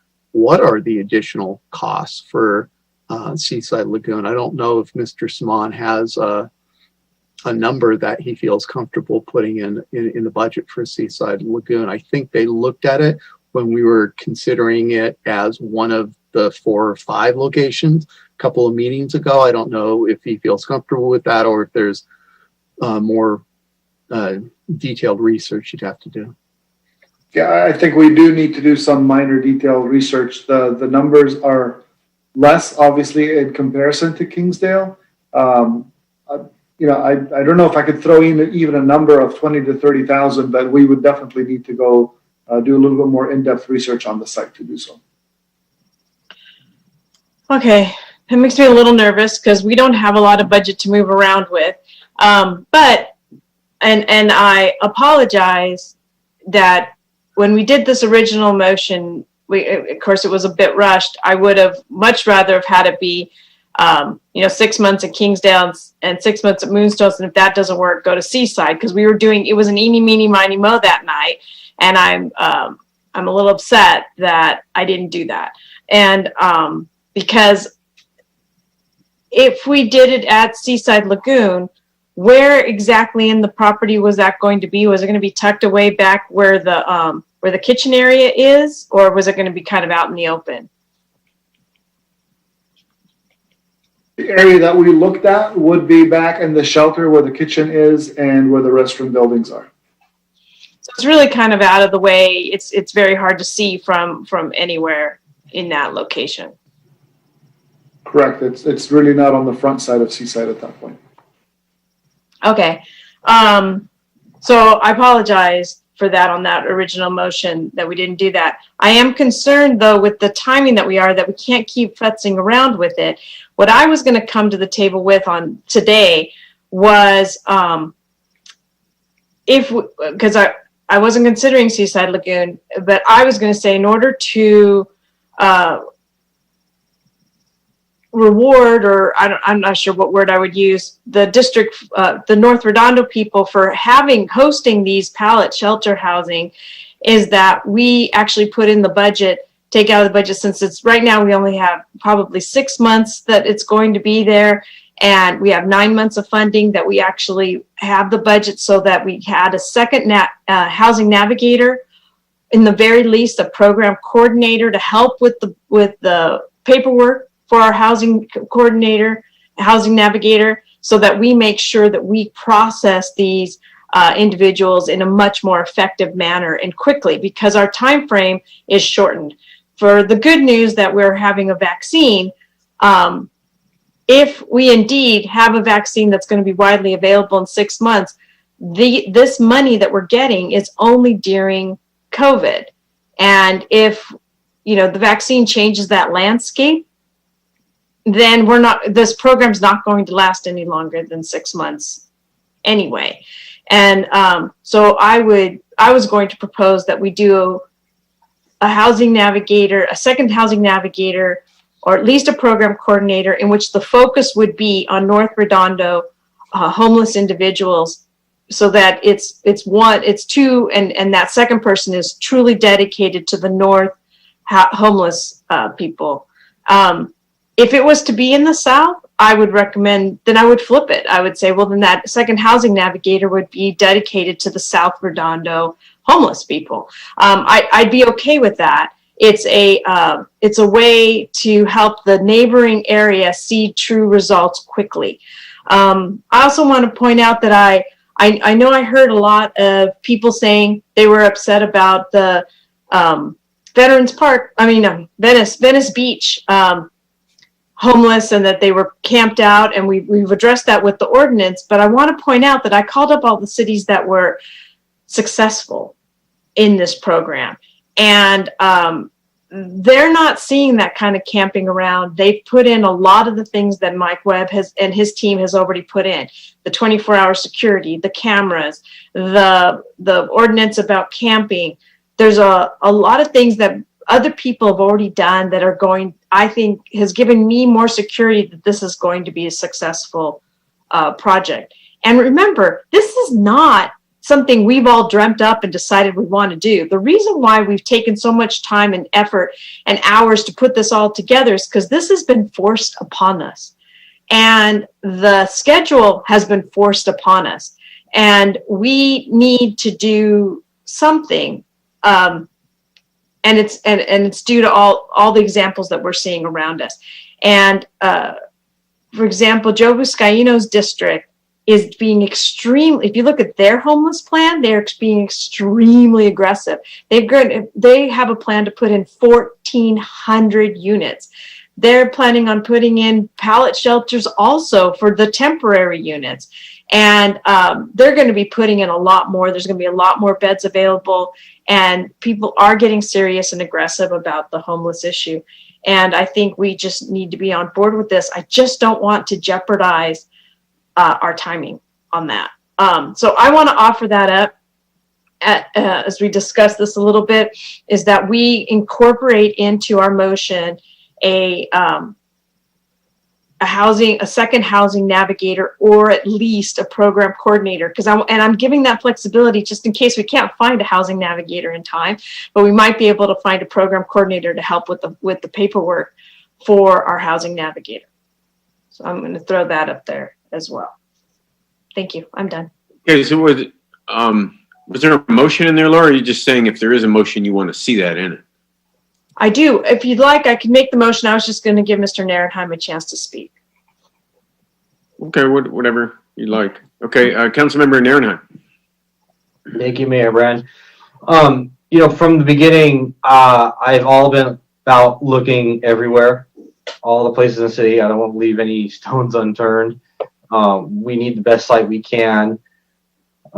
This is not money that we're using out of our general funds, and I think, as Mike Webb has said, and Councilman Grant and everyone else, it's when you talk to residents and people about this, and you educate them, and you let them know what's going on, and we need more tools in our tool chest, and we need to sharpen the tools that we do have.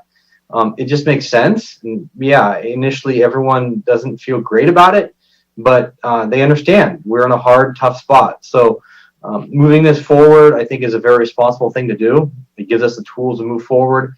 Councilmember MD, I like the idea of another housing coordinator, housing navigator, outreach person.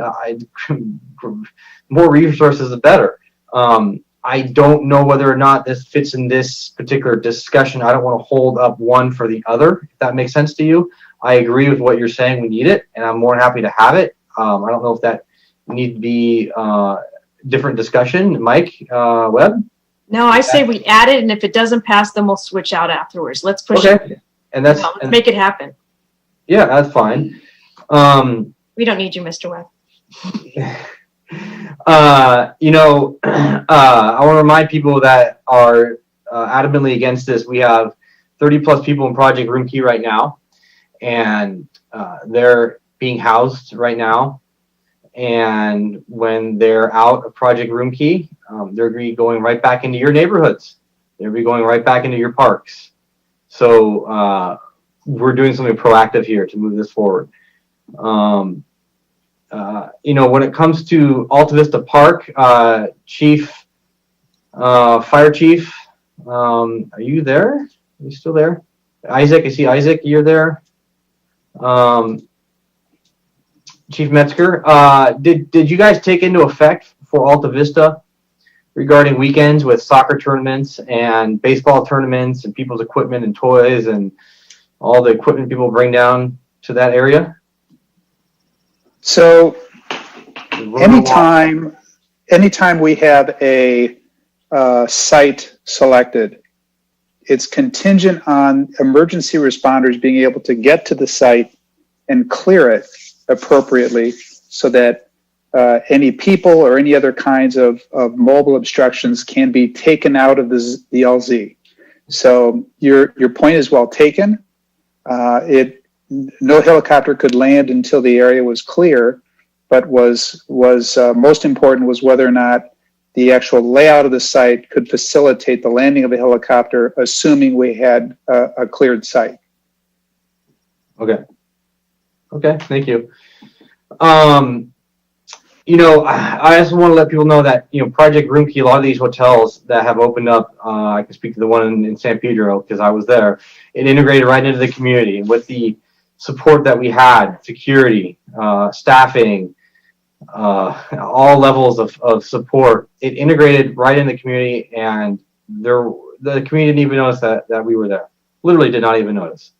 So it's a very positive thing. And I'm going to share my screen here real quick for a photo that was taken on Sunday. You guys all see that photo right there? No. Oh, No? okay. There you go. Do you see that? You guys see that there? Of the beach, yeah. Yeah, that's the harbor on Sunday at I believe that was at 3:30 in the afternoon. That's a 10-foot swell coming overhead, and that's breaking. That's breaking over the break wall right there. That was 40-knot winds coming through. The pier, the concrete and the wooden pier was shaking. It was coming over there so hard. You know, I can't, you know, reissue the warnings of wintertime. The reason why no one's in the harbor in the winter in Parkside, those areas, is because of conditions like that. So, you know, I like us looking everywhere, but I don't feel that that would ever be an appropriate location. I think we would be putting ourselves at harm's risk, legal risk, if we have that in the harbor. So I'll just make a motion to support staff recommendations here. Let me get this right here.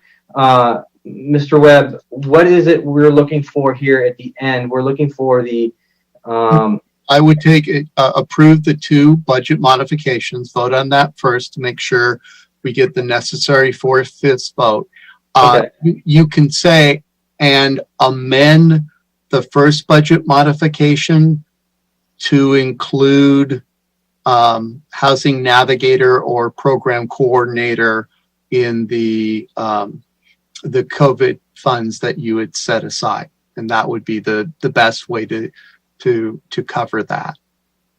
Okay, so I will make a motion to approve the 2 budget modifications that is required to move forward, as well as including a modification for a housing coordinator and or a housing navigator for us to move forward. So in the use of CBG funds to work in North Redondo. To work in North Redondo and use CDBG funds for that position of those 1 or 2 positions, or that 1 position of that we would be creating there. Just to complicate things, because you know I like Mike Webb to have a complicated life. You know, otherwise he's bored. And so I would like to make him earn his money. Yeah, exactly. I really want to have all the councilmen heard. I don't want to repeat the mistake that I did a while ago. And could we at least have the possibility of the Seaside Lagoon as a backup in the event the Kingsdale doesn't happen? I'm concerned about this fence, not having it done in time, so that way Brandy can then go ask Coastal Commission about the CDP. We have it ready to go in the event the Kingsdale doesn't work out, just because we're up against a timeline. So adding more things won't speed up. Uncomplicate. Won't speed up the timeline, and it wouldn't be in this motion anyways. So this is the 4/5 vote to appropriate the money for the budget modification. You theoretically could add it in the next set of motions to have Brandy, continue to determine if we can get a waiver and return to the city council if we do get one at Seaside Lagoon. But the problem is, we really won't know till the end. I think Ted feels, although it's an aggressive schedule, the one that is probably hard to meet is the fencing, and we won't know till the end. That's why it helps to be able to have, if we don't spend 100,000 of the CDBG fund because we're only running it for 6 months, that leaves money that we could use that if we can't get reimbursed for the 60 some odd $1,000 for the fence and the 30 some odd $1,000 for 6 months of housing navigator or program coordinator. Ted, what did you want to add? Just wanted to add, at least on the Kingsdale site, when we preliminarily set up the schedule, we identified the ability to install the fence, not necessarily the longer term steel case fencing, but install fencing separating the Kingsdale site to be able to make that habitable on Kingsdale within the time frame. It's getting the contractor to have the fencing material, the steel case fencing material, available and installed prior to the end of the year. That was the biggest challenge. If we get direction from council, then obviously we will make that push to see if that contractor can actually get that accomplished, so we don't have to have any temporary fencing in between the sites on Kingsdale. And by only running it for 6 months, you not only have the contingency, but you have the balance of the 100,000 to cover this with CDBG grants if we can't get the CARES Act funding for that last piece of the fencing. Okay, and I hear you that it's the next motion, so we'll leave the motion the way it is, and I'll second that motion. I don't think we need to come back to the council. I just think we need to give the staff flexibility in the event we have run into problems, because I wish I'd done the flexibility before.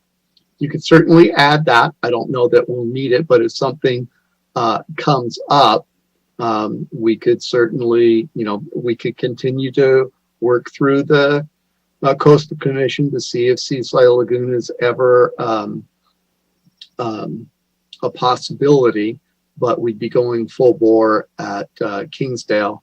And I can't imagine that for all the reasons that all the things we've looked at it, we control the site. If we start the contractor grading on Monday because we have a signed contract, but let's say we have torrential rains and we run into some sort of problem, that flexibility could help if we had a waiver to at least begin the program at Seaside Lagoon. So, but that would be the next motion.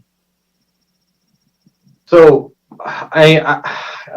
Councilmember MD, I would only be willing to amend the motion in the next step to say if the location doesn't work by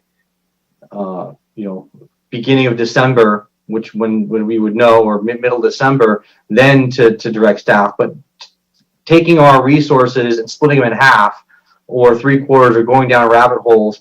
I mean, I can tell you right now from experience with Measure C, experience with the Coastal Commission, experience with what we just went through with Moonstone Park, they're gonna say no. It's a change of use. It's gonna be way too difficult. A lot of time, staff time. They're dealing with a million other issues. I just if this doesn't go through at Kingsdale, we're not going to get it through anywhere in the city. This is our best hope right now. So that's as far as I'd be willing to go, especially since right now we're dealing with just the money aspect, and we're getting the housing coordinator as well in the budget here, and if we can get that, let's move forward on that. I don't want to bite too much off that we can chew. So that's where I stand. We'll argue about that on the next motion, but okay, let's go with this one. Okay, so Ted, I have a question for you, Ted. You guys keep saying you need to pave it. Why do we need to pave it? Why can't we just put gravel down or something like decomposing granite or something? Why does it need to be asphalted? Well, the asphalt and the grading work is a necessity in order for us to make it ADA compliant for access. Putting the DG versus asphalt doesn't necessarily speed up the process, but it's actually grading the site and making it ready and making the grades work a little bit better is the key component of it. Okay, I mean, I'm just looking at the cost, and is asphalt cheaper than something like decomposing granite, or decomposing granite more expensive? I mean, I'm just throwing it out there. I just want to know. Not necessarily. The asphalt may be a little bit higher from a cost, but it's definitely more permanent and will withstand weathering and other things than would the DG for long-term use. Okay. And then, Mr. Webb, since you guys are going through this, we will be using Harbor Interfaith for this as the project coordinator, project staff. Mr. Webb, you're muted. Yes, we will. John LaRock has been in the meetings with Harbor Interfaith and the county in setting that up, and he could provide any information about that specific. But yes, Harbor Interfaith will be running that, subject to any administrative policies that you direct the city manager to draft and implement. Okay, and the city and those policies, I'm interested in those policies, so we'll deal with those next. That's all I have. Then for now, thank you. Okay, so there's a motion and a second. Councilmember Lowenstein. I think it was Mr. Horvath was next. I thought it was you, but it looked like you popped in front of him. But I'll go ahead, Councilmember Horvath. I just need some clarification on this motion and this idea of adding a housing navigator. I'm really not following how we're adding that in. Was that the way I heard it initially? Was that it was an if-then? If something goes wrong or we don't end up having the shelter, that we get a housing navigator. Can you explain that? Because I'm totally not. No. What it was is that the housing navigator would be added to this motion, and for that, if it's in Kingsdale, for priority on North Redondo homeless people, to add a second navigator, that would be their focus. Add a second problem navigator is that on top of Lila and the other individual we have now. Correct. A third. It's just that the housing navigator, the reason why there needs to be some flexibility as to whether it's a program coordinator or housing navigator is, from when I'm talking to different people, they were concerned they couldn't get as brilliant of a housing navigator as Lila. So we needed to have a little bit of flexibility, either make Lila more effective or add another brilliant housing navigator. Okay, and so then my follow-up question to that would be, in the allocation of the monies within the 2/4 required motion resolutions, is there additional funding that can be used for that, or are you talking about moving the funding from one space to another? So if you looked at, if I may, if you look at page 9 of the staff report, and that was incorporating, it was originally a separate item, the budget modification for the CDBG funds, which you had set aside $300,000. If you look at page 9, it talks about all the categories that you're using it for. And you have $300,000 for transitional housing. Right. I'm suggesting you modify budget 1, if you want to do that, to be transitional housing, or for use for an additional housing coordinator or program, housing navigator or program coordinator for 6 months to work in North Redondo. So that's where the confusion came in. So the $300,000 would be an if-then.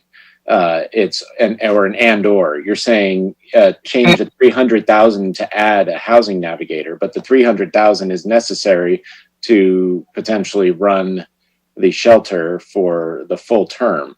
For 9 months. And so remember, we tried to set it up for 13 months. Right. When we actually got into the details with Harbor Interfaith, it was clear we could only run it for 9 months, but Supervisor Hahn's office made it very clear that they were very confident that they have additional monies in their new fiscal year to cover the remaining 4 months. Since your motion from last time was 6 months and then move it if feasible. And now that it's no longer feasible, you're only running it for 2/3 of the length. So there's approximately 100,000, and that could cover the cost of having housing navigator or a program coordinator. So it's and or rather than an if then. Okay. All right. Thank you. Did I explain that correct, Councilwoman MD? It was your idea. You're muted. Oh, I see. When you say nice things, you mute. When you make my life complicated. I said you did it brilliantly. Thank you. Okay. Thank you for explaining that. That's it for right now. Okay, Councilmember Lindsay. Okay, so Mike, getting back to this, you said, sorry to put you back on the spot, you said $100,000 could be allocated towards either housing coordinator or housing navigator, you said? Well, that's roughly, again, John LaRock could give maybe more detail, but in essence, you're only running it for 2/3 as long as, you have money for. And so of the 300,000 you're dedicating towards or if you pass the motion, if you pass the budget modification as unamended, you would be setting aside 300,000 for the housing. With this motion, you'd be saying, well, housing or housing navigator, program coordinator for 6 months to focus on North Redondo. Okay. And then you will add a companion motion now that you would have the money set aside in the next laundry list of motions to bring this forward. Okay. Yeah, that's fine. I am fine with having extra assistance. I know that Lila is burdened completely. So no matter what we do going forward, whether it's going with the Kingsdale site or not, I'm okay with that in terms of this. So, I intend on going forward on the motion on the budget appropriation. My questions are more related towards the second item, which is where we put this and stuff. So this is not the time to do that. We'll talk about that when we go. So, okay, that's it for my questions. Thank you. Okay, Councilmember Narenheim, do you mean to have your hand up again? I do not. Sorry, I'll take it down. Okay. Any more public comments, Eleanor or Vicky?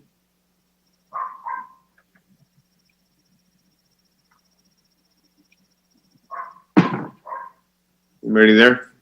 No, she's No, Mayor. There we go. I had it. No, here. No more comments. Okay. All right. Well, there's a motion and a second on the floor for the budget modification. It includes for the CDBG grant money towards another housing coordinator. So I'll just take a roll call vote. Councilmember Narenheim. Aye. Councilmember Lowenstein. Aye. Councilmember Horvath. Aye. Councilmember Gran.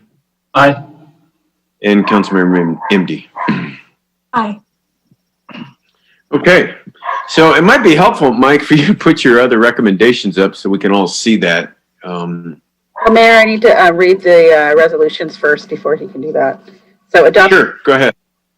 Adopt the forces vote and by title only resolution number CC-2011-087, a resolution City Council City of Redondo Beach, California, authorizing a budget modification to appropriate housing and urban development, community development block grant, coronavirus aid, relief, and economic security act funding in the amounts of $621,874 to the other governmental grants fund to reimburse the city for expenses in prevention, preparation, and response to the coronavirus COVID-19 pandemic as amended.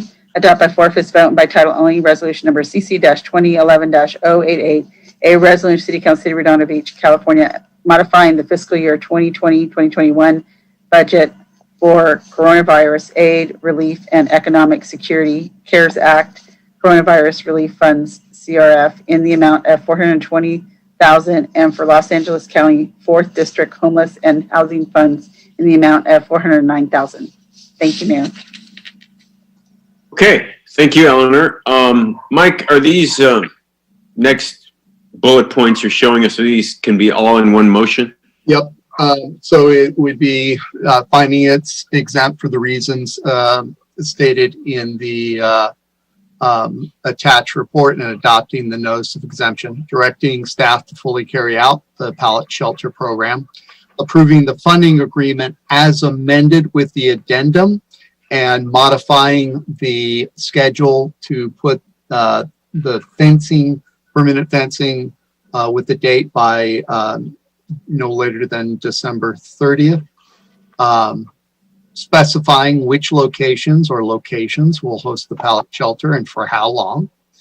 Direct the city manager to create an administrative policy that specifies only Redondo residents who are experiencing homelessness will be admitted to the shelter. And then if you so want, you can direct me to return with either or both of the two ordinances about an ordinance that the police could enforce and my office could prosecute violations of people camping within 500 yards of the facility, and for the period when we can't yet enforce pursuant to Martin versus Boise, people can't set up camp facilities up between 10 a.m. and 5 p.m., plus anything else that you want to do, such as now that you have money set aside, hire an additional housing coordinator or program, housing navigator or program coordinator for 6 months to work in North Redondo. Where's 500 yards come from? Why can't it be 1,000 yards? Or isn't it the whole town? Isn't what the whole town? To prohibit camping.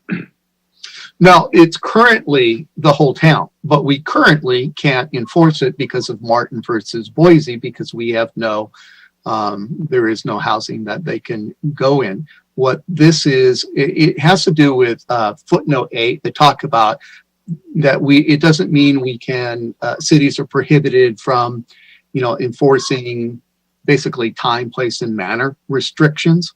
And the 500 yards is from one that the city of LA is coming up with. If you do less than 500, it's not effective. If you do more than that, it could be challenged as being too restrictive. For example, one person mentioned an additional ordinance that could prohibit people from camping near schools, and Councilman Lowenstein specifically brought that up a couple of weeks ago. That's a more complicated thing, because as soon as you start talking about 500 yards, 1,000 yards of a school, we have a lot of schools, and then all of a sudden, if it's schools and parks, then you're shoehorning people into a very small part of the city, which none of the people who are in that part of the city will be very happy about. And so that's certainly something we can look at. But the things that I think are defensible would be, and LA has not passed it yet because they tried to make it more complicated than that. And so they're, reviewing it. But that would enable us to enforce something immediately to not have the unintended consequence that people are concerned about, and to be able to take enforcement actions that will stop homeless encampments from being created. As you have mentioned, and we've talked about several times, we're fortunate in that, unlike a lot of the locations, we don't have large homeless encampments that we're trying to clean up. And many of the problems occur once that happens. We're trying to do something that is humanitarian, it's caring, but also, and equally important, stops the problem from becoming worse. Okay. Councilmember Horvath, did you have another comment? No, I was going to make a motion related to the second portion of the recommendations. I'll go right ahead because I know their hands up. So my motion would be to accept the staff recommendation for the first 6 bullets here. I don't know if I need to read that into the record or if we can just go with that, but that's making the finding related to CEQA, directing staff to carry out the pallet shelter temporary emergency transitional program, to approve the funding agreement, to specify the location as being at the Kingsdale site. And I think Councilwoman MD asked for some language related to Seaside Lagoon for flexibility. I'm open to that, to direct a city manager to create an administrative policy and to direct the city attorney to return with an ordinance prohibiting camping within 500 yards of the transitional housing facility. Okay, makes sense. Is there a second to the motion? I'll second that. Second by Councilmember Narenheim. Is that who seconded it? I didn't hear. Yes. Okay. Councilmember Narenheim, you had your hand up. Yeah, I got a few questions. So, Mike, one thing people are concerned about, as well as I saw firsthand, it goes the old adage, you give a man a fish, feed him for a day, teach him to fish, feed him for a lifetime, right? I don't want a free lunch. And I want to be able to ensure that when somebody comes into this program, they just don't want to sit there and just do nothing, get free food, hang out all day long. That they accept our services and they accept the help, and they want to move forward with their lives, and we help them. Is there an ability for us to create that environment? Is that going to be understood as they accept it? And the policy to, somebody starts violating our policies or our rules that we have in place there, such as bringing in outside visitors, and what are the rules for outside visitors, and do we need to create those? And bringing, if they get caught with alcohol or illegal substances, can we create those? Are that something we're creating, or is that something we have to rely on? We get to look at that at a later time. I think Harbor Interfaith does that. Yeah, I tried to get that information, that answer to you, Nils, but Harbor Interfaith wants to wait till there's a contract to add them all, which is why we're going to take a belts and suspenders approach, which is if you direct you direct the city manager to create this administrative policy, he's going to come up with the list of things that are essential to us. And one thing that has been very clear from all of you, from me, from the residents, is we want this to be for Redondo residents only. I want to, work with Harbor Interfaith to see what they're comfortable with, but I want it to, give priority to people who were in Project Room Key and working with Harbor Interfaith. I want to give priority to people who are successfully cooperating with the Housing Navigator. What that actual language is, I don't know yet. But assuming this goes forward, I imagine the city manager, with my assistance, will return to you with what the terms of Harbor Interfaith are and what the administrative policy for the city manager is. Bellflower, I went to that because they directed the city manager to come up with the policy, and he came with the one that's in front of you. So that's a to be determined, but certainly your points are valid. And if someone's violating our rules, they shouldn't be continuing in the shelter program. Yeah, and I am working with Harbor Interfaith and see what they did at Project Room Key at the Lomita location, as well as what they do with their operations. I'm perfectly happy with what they do, and they know, they know how to be successful and help people. So that's good to hear, and I'm glad we're going to be able to see that later on too. So I'm fine with the motion the way it is now, and you'll be coming back to us. So it makes me feel good. Thank you. That's it. Okay, Councilmember Lowenstein. Yeah, can you go back? Is it, how many yards is it? Is it 500 yards? 500 yards. It's, we base that on the City of LA ordinance. We haven't spent a lot of time researching it because we had, someone was joking, we had 10 staff reports into one. But this will be bringing us back with direction, and we'll fully research it, and we'll give you your options as to, how it's best to make it. But it was simply, that is what LA is looking at, to try and address the problem that's already been created. Joy Abakine talked to the LA City Attorney, Deputy City Attorney who had drafted that, and we got some information from her.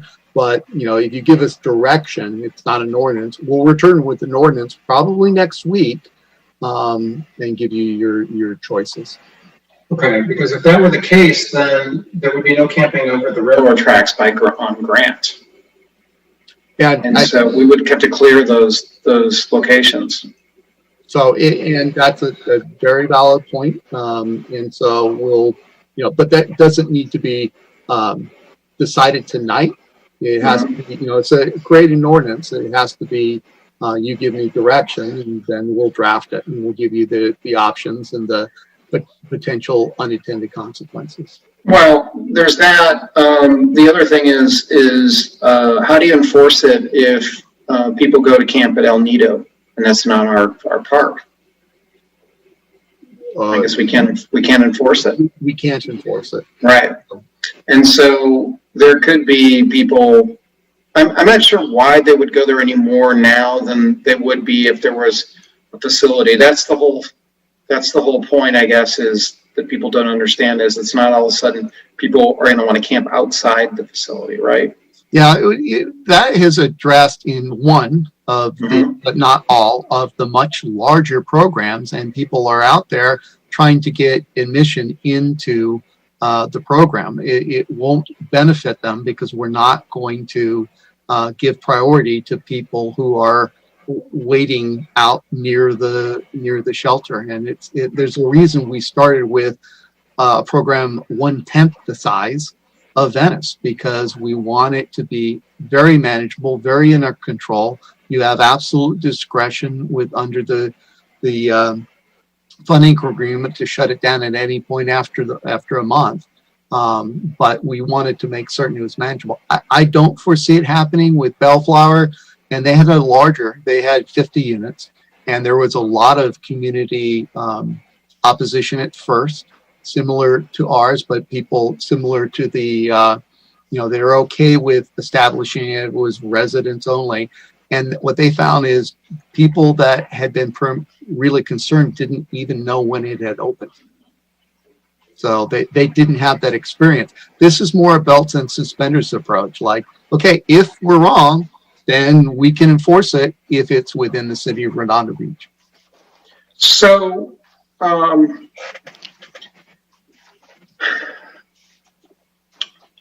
think one of the questions that a lot of people have had is how do people enter into this facility? So, what would have been interesting, and I should have asked you for this a while ago, was some type of a flow chart where somebody goes through, they get picked up for example, public intoxication or another ordinance that they violated. They get sentenced through the homeless court, then they go through the program. The other way they could do it is they could voluntarily say, listen, I want to go into your program and get permanently placed. Those are the two options primarily, correct? Correct. And homeless court started because, and our enforcement, enhanced enforcement started because there were three categories of people that just weren't responding to the options to get, off the streets. Lila could ask them 100 times and they'd say 100 times no. When we took enforcement and had a way to effectively manage them through homeless court, then they started saying yes. And so it's going to be people who are willing to work with our housing coordinators and become housing ready, or people who are motivated by homeless court to do it. But either way, not having seen the final, what the final AP from the city manager will be and what will be the rules from Harbor Interfaith, it's going to be with people who are working with housing navigators to become housing ready, and it will make our housing navigators much more efficient and effective when they don't have to search for them. Right. Well, related to the locations, I have a lot of concerns about Seaside Lagoon. I read the letter from the general manager saying they could lose a contract with an airline. We've got liveaboard boaters literally across the street, 100 feet from where this could happen. You have the Portofino, you have Seascape locations. And I have a lot of concerns about the area that people run the Kingsdale area.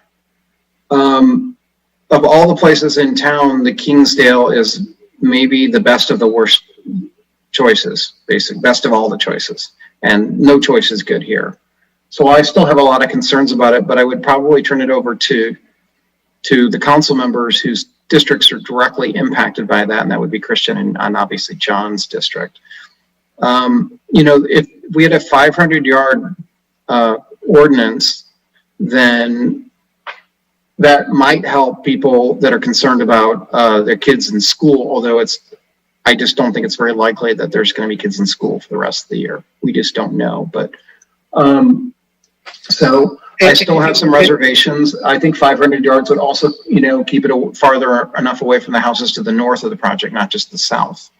Well, and we'll work through that next week. You should, if you want to consider the, X number of yards from school, that's a lot more work. That can't get done by next week because we'd have to work and see, okay, where are you forcing them to go if you're having 5 yards away from every school? How are you defining? No, this would only be from the project. Right. And so, we'll work with Mr. Simon's office on Thursday or Friday to try and come up with some images of various distances, what that would cover. If it's, 300, 400, 500, up to 1,000 yards away. And you can give, and we'll bring it for first reading and introduction, hopefully next week. But you feel pretty confident that this will not be visible from the street? I think with the fencing, I think Ted would have a better idea. A better idea of the physical layoff. But I think, the things that people have legitimate concerns about, I don't think are going to be created. But it is a pilot program for a reason, and that's why it was essential when we were dealing with the county. It's like, if we spend this money, the council can shut it down in your sole and absolute discretion after a month. And they didn't push back too hard on that because they understand you're trying something new that will help people from living on the streets, continuing to live on the streets in the winter, but also equally important, preserve quality of life in the community because we're picking, as you put it, the best of the worst locations. If we don't pick, people experiencing homelessness will pick. Right. It's a fair point. I have reservations, but I'm willing to listen to my other council members, see what they think. So thank you. Okay, Councilmember MD. I want to clarify on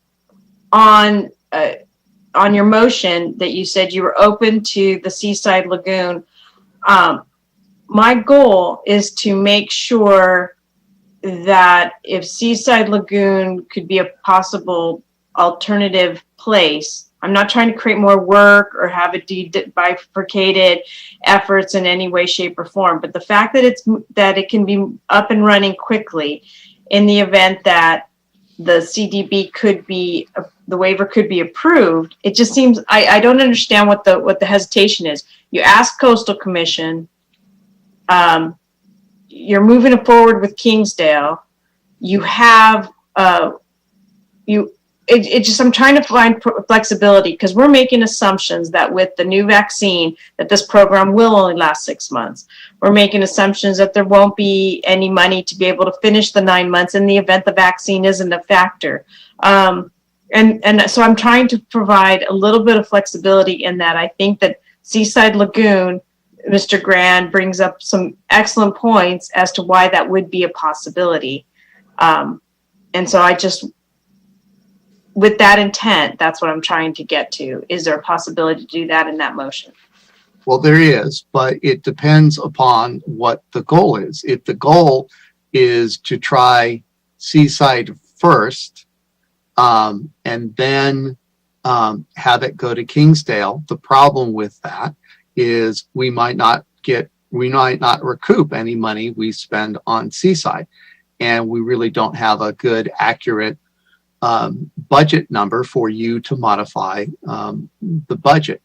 The discussion that you and Councilman Nierenheim had was a different sort of issue that addressed some of Councilmember Grand's concern. So if I married those two, it would be, and based on your last motion, it would be, to place it at Kingsdale for 6 months, unless infeasible. And if staff knows by December, whatever it was that Niels talked about, then staff is authorized to put it at Seaside Lagoon if feasible. So if your goal is to give flexibility so we actually get it done, marrying those two approaches would work. We're going to, go full on at the problem with Kingsdale is it needs a lot of site prep. And if something happened where that site prep can't be done, then staff would have flexibility. So we would go ahead and continue to ask. We'd ask Coastal Commission tomorrow about Seaside Lagoon. We'd potentially get a waiver from them. And if we knew by whatever date you set where Ted felt comfortable that we could complete it, if and only if Kingsdale was no longer feasible for some reason, then staff could move it over to Seaside Lagoon. Okay.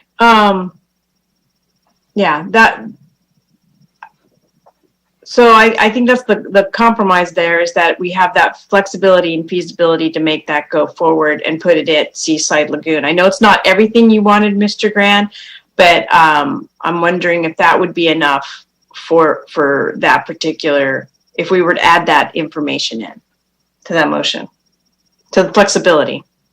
Obviously, it's not what I'm advocating for, or at least bringing up, but it's definitely it's a good contingency, just in case Kingsdale doesn't work. We still have the viability for the program. So. Okay. Then the motion can Christian, you made the motion, so can we add that language to provide the flexibility that Mr. Webb just outlined? Yeah, I think that would be beneficial. We want to have that contingency so that we don't have the program come to an abrupt halt by December 30th without a fence. So the motion would be continue evaluating or Seaside Lagoon as a backup in the event that Kingsdale became unfeasible by, and you fill in the date, where staff could move it to Seaside Lagoon by filling the date if Seaside Lagoon is feasible. Only in the event. Yes. Only in the event. Right. It's only if Kingsdale doesn't becomes unfeasible. So, for example, something happens. We have a monster rain. We have an earthquake that creates liquefaction. We have, whatever it is that could happen, then staff could move. We would work on Seaside Lagoon, continue to work on a backup. And if if Kingsdale becomes infeasible and it's still feasible to move to Seaside Lagoon, we can do so. Well, now you're making it really sound like it's a pie in the sky type of thing, but I'm not sure you're going to get into it. And what if it's just something as simple as you can't get the fencing in time? I mean, yeah, but we won't know that until we've done most of the work. What happens with the fencing is we won't get reimbursed for that portion of it, but you still have money left over, even with the money from the CARES Act to cover that permanent fencing. We'll have the temporary fencing up. But so I don't envision a problem with Kingsdale, but if something came up, so it doesn't have to be as high in the sky. If there becomes, the way I understood your motion, and doesn't, if I misunderstanding it, then, you know, it's your motion, not mine. If there becomes something that in the process of grading it, that it's not feasible, we can't get this work done by December 30th, and we still have time to get it done at Seaside Lagoon, then staff's authorized to get it done at Seaside Lagoon. That's correct. Correct. Okay. And then question though, some of the work that we're doing, the excavation and or whatever else that we're doing to get the pallet housing ready, is any of that going to benefit the construction of for the transit center? In other words, could we be using that towards, is there any efficiencies that could be created there? No, there will be no impact of the transit center. This area is outside of the transit center project footprint altogether. Okay, it's not part of the kiss and ride lot or something? No, it's outside. Not this portion. The kiss and ride? Isn't that what they call it when, you know, you just drop somebody off and you kiss them goodbye and they get on the train? No. I thought you were calling like a tunnel of love thing. I don't think they have kiss and ride for buses. Is that so? Okay. That's what they used to call it in Princeton, okay? No, I know. So anyway, in New Jersey. So wait a minute. So I know this is a little bit off topic, but so what's that area going to be used for once the transit center is built? This area is actually a staging area that Public Works uses, and it's also an area that we've allowed contractors to use when they're working in our city as a place for them to stockpile their equipment, materials, etc. Public Works does the same thing with that, and actually part of the area that is going to become the transit center was being used for stockpiling of materials for Public Works construction. That is no longer going to be available to us. We're going to be relying heavily on the Kingsdale site as we're talking about it for that effort. And so when the transit center is being built, that will continue to be a storage area for Public Works? Yep. Huh? Okay. Then that's good clarification. Thank you. I'm done. Okay. Thank you, Councilmember Amy. Councilmember Horvath. No, I just want to say from the bottom of my heart, I thank all my colleagues just for the past 2 months here and the robust conversations around this. I'm still just extremely grateful for everybody working towards this, regardless of how the vote happens right now. I just wanted to express my appreciation. And also at our regional, I told the mayor this earlier today, at our regional meeting this past week, I did yet again, as Councilmember Buscaino and I have done multiple times, implore our sister cities to also get on board with their own programs because when we're all rowing in the same direction, it's helping the cause across the boards in the sub-region. That's it. Okay. Joe Hefkin. Joe, you had your hand up? Yeah, I think it would be helpful for you to hear from Community Services Director John LaRock. He's had discussions also with the county and with Harbor Interfaith. Before you take final action on this, there is a whole series of discussions and working arrangement that needs to be put in place with Harbor Interfaith.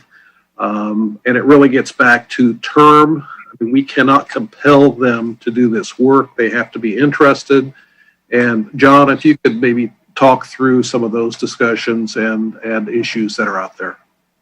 Good evening, Mayor and Council. John LaRock, Community Services Director. Just a few points of clarification. First, with regards to the CARES Act funding that the city is contributing to the project operations, we've told the county that we plan on paying them on a monthly basis for that. So that averages out over the 13-month program to just over $23,000. So if the shelter project is to last for 6 months, then the city would have just over $161,000 of unexpended CARES funding from your original $300,000 allocation. So there was a great deal of leeway in terms of both unexpected costs, but also what could be done on the housing navigator or homeless coordinator in town. We would be required to make sure there is a nexus between the coronavirus emergency and the housing navigator or homeless coordinator. We'd probably tie that into the post room key period, just so that we're spending it as per the government's guidelines. Second, with regards to the lagoon as an option, I just want to remind that the festival still has a publicly announced date dates in May of 2021. So running the shelter there for the first 6 months of next year would be a conflict with that contractual obligation. Obviously that means there's a silver bullet on the pandemic, of course, but I just want to point that out, that we make sure we include Alan Sanford in the discussions as this moves forward, which is my responsibility. And just to clarify, we are giving our $300,000 CARES funding to LA County Health Department. And then they are the agency which will be securing the services of Harbor Interfaith. So Harbor is their subcontractor. We obviously will be involved in logistics and the administrative policies that were mentioned earlier, but really it's the county health department that will run the vendor. We're meeting again on Thursday to follow up on your actions tonight. And although they were aware previously that you had the discretion to shut this project down on a month-by-month basis, the clarification that the anticipation is for a 6-month term, we want to make sure that they feel that what is a massive mobilization for them as a vendor, is still applicable on a 6-month window, and that hopefully maybe there is some incentive that the sourcing of the post-shelter coordinator or navigator possibly comes from that pre-existing staff at the Kingsdale site or the Lagoon site, whichever happens. So I just wanted to make those points of clarification, and then if we learn anything from the county on Thursday or for the rest of the week, then we would certainly bring that back in any reporting to you on the 17th. I'm available for any questions, but thank you for your time. If I could add on that, I have talked to Alan Sanford. It's May 20th through 22nd. I didn't bring it up because Councilmember Grant's motion was for the first 4 months, and so it wouldn't cross that point. And to John LaRock's point, we tried to reach out to Harbor Interfaith. They were reluctant to do so until they had a contract in terms of providing the rules. It would be them running the program, but it's our program. And so their rules can't conflict with ours. We can't, force different things on them, but we will bring that back to you, as I mentioned to Councilman Uhrenheim, as soon as our AP is done and we have more understanding about their rules. Just a real quick point. I did not make a motion. I was mostly a discussion topic to consider. I apologize for that. From your musings about what is possible, it was 4 months, and so that's why I didn't bring that up. So. Okay, well, I guess next is Councilmember Remedy. Did you mean to have your hand up again? Oh, I apologize. No, I did not. Councilmember Narenheim. Yeah, real quick, Mr. Webb, can you go to the set? You're still sharing your screen. Can you go to the second screen as well, just to make sure we covered all the points? If so, there were the ordinance. So I apologize. That the first 3 covered, right? 3 were covered. He did not include purposefully in his motion the San Clemente ordinance, and so I wouldn't be returning with that. It might be best to add one thing if Christian is okay with it, and put specifically direct staff, now that you'd set money aside, direct staff to return with options for hiring, for contracting for the housing navigator / program coordinator to work in North Redondo. Okay, so that's not in there is this ordinance. Right, this ordinance is not in here, and ordinance is not in here is because we're not constructing enough for citywide. We're just going on a boots. What do you call it?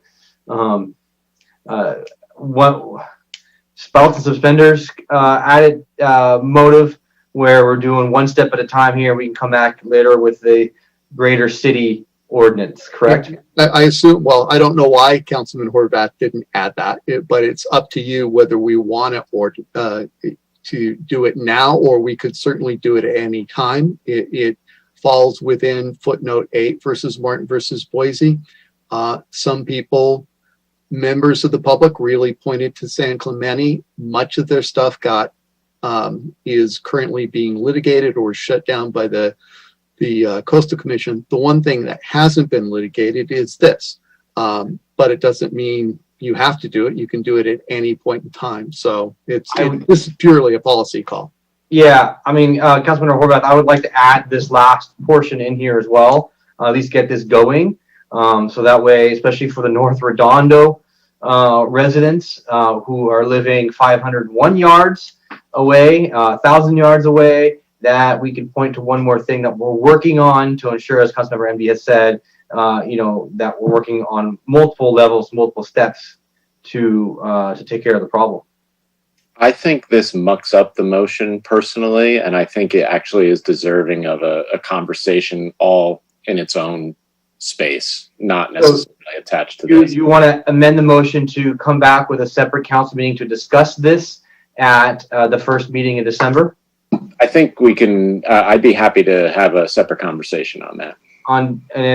So on December, on the first meeting. No, tonight. No, tonight. We make another motion after his motion. Because I agree with you. We need to put this in. Yeah. We can't.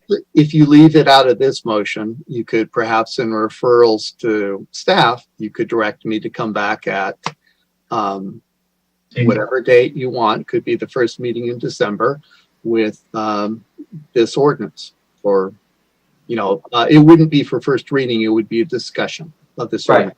The current motion, you can do whatever you want. I'm trying to give the options. But the current motion, I'll bring back the 500-yard one for first reading, introduction, first reading. With this not being part of the motion, but being a referral to staff, I'll bring back it in early December discussion of this to see if this is a road the council wants to go down. Laura and John, what do you think about that? No, it was a good catch. I didn't realize he left it off. I guess we should need to hear from him why he thinks it muddies it up. I mean, makes it cleaner if you ask me. Right, exactly. So he'll have to explain that. Sure, I'm happy to explain that. I think it muddies it up because you're starting to set times for when people can potentially lay down and camp. When camp facilities, what does that mean? Is that somebody actually just bedding down for the evening? And then, the whole timing and aspect seems arbitrary. I understand why San Clemente did it, but they set up a specific area, was my understanding for that to happen within. And you're talking about something that would then be citywide. I just felt like in terms of what we were discussing here today, this just made it a bit more complicated in my mind. And so the first 6 bullet points were more tangible, specific to the pallet shelter program itself. This is more controversial. It's defensible. And this wasn't in conjunction with their camping site. So they had to shut down their camping site, not as many people had heard, that because it had been so successful, they no longer need it. They were forced by litigation, the Coastal Commission, to shut it down. But this is something that their city attorney pointed to where they haven't been litigated, and it has allowed them to have some enforcement ability so that someone can't just set up a tent and it's a long-term tent. Now, the definition of camping facility is contained in our current ordinance, but it's entirely a policy call for you all, whether you want me to return with it for a first reading, if you want to return with it for a discussion, or if you don't want to ever have it, returned, or at least till a later date. And a plea, Christian, is that it's very clear. It's just a direction to return with the amended ordinance. And if we just include it right now, we don't have to come back and bring it as a discussion. We can just move forward with it, or it'll come back as a discussion. That's fine. I'll put it in there because you're absolutely right. Coming back as an ordinance, it has to come back twice. So it allows 2 bites at the apple to decide if it's something we actually want to pursue. So that's fine. I'll add it to the motion, and I'll also add to the motion. Mike, you just requested some language related to the housing navigator. Direct staff to return with, a contract or a mechanism for adding an additional housing navigator or program coordinator to work in North Redondo for 6 months. So I'm fine with that if Councilmember Narenheim is fine with both of those. I'm fine with that. Yeah. Okay. Okay. And just to clarify that, the funding agreement is as modified by the addendum and changing the schedule to make certain we're within December 30th. Okay. No objection to that. All right. Well, we still got Councilmember Narenheim's hand up and Councilmember Lowenstein's hand up. That's it. I wanted to go. Actually, hold on. Only in the event. Karen. Yeah, that's it. That's all I have down. Councilmember Lowenstein. Yeah. So if I understand correctly, the purpose of putting this potentially at Seaside Lagoon, if we can't get Kingsdale ready, is so that we can qualify for the money by December 30th to have one person inhabiting it. How many are we thinking about erecting there, if that's the case? 15. Why would we do that? Why wouldn't we just do one until we get the Kingsdale site ready? Well, it sounds like the staff would have discretion to be able to do that, to determine how many to put there. But I don't see the point of erecting them, going through the whole process, and then tearing them down in 4 months. And by the way, Alan Sanford spends 6 weeks at least getting the site ready. 4 weeks is not enough. Actually, 3 weeks is not enough if you do it to the end of April. Well, it That's doesn't, not going to be close. It doesn't mean that we abandoned the Kingsdale site. What we're saying is it's not ready, and the timing that I pointed out was well before Mr. Sanford would actually be doing his work. No, because you said 4 months. He said the 31st of March. So that's 3 months. That's 3 months. Mm-hmm. I mean, why do we have to have 15? I still don't understand why. If it's just to qualify for the money. I think there's discretion there, Councilmember Lowenstein. I don't think the motion specified how many units. I think it's just saying to get something up and running so that it's qualified by the 30th. Technically, even at Kingsdale, all you need to have is one resident on site by the 30th. So to your point, it could be 1, it could be 2, it could be 15. I don't know. I think there's a lot that remains to be seen until we've contracted with Harbor Interfaith and we actually have an idea of what's going on. So I don't think there's anything. Just discretion for whom? I would say that there's discretion for both our staff and Harbor Interfaith, but to make the deadline of December 30th. Why is it that the staff determines that, not us? That's public land. Well, because they're negotiating on this. So I'm talking about the negotiations as it relates to the operations. Well, again, I'm not crazy about putting this at Seaside Lagoon. I had never been crazy about. Yeah. I'm sorry. I'm not crazy about putting this at Seaside Lagoon. I've never been because of all the liverboard voters and the hotels nearby. And I could maybe go for 1 or 2 there, but 15 again is a real problem for me. I've said from the beginning, I don't want this to be a north-south thing, and I don't want people pissed in your districts either. If that's the case, I don't want them mad. If you can, we can figure out a way to make it so it's not visible for a few, then I'm okay. But I'm not really okay with 15 there. I'm really not. And even for 3 month period, it's just it's tough. I mean, you heard they're going to lose a contract over this. That's tough for me to appreciate, especially since it affects us bottom line. I heard from a lot of voters, they're not happy about this. So I've never been happy about C-Lab, never been happy about Moonstone, although I went with it. And I certainly have never been happy with Seaside. But I think we could maybe make it manageable with 1 or 2, but 15, man, I don't like it. It's going to be hard for me. So that's where I'm at.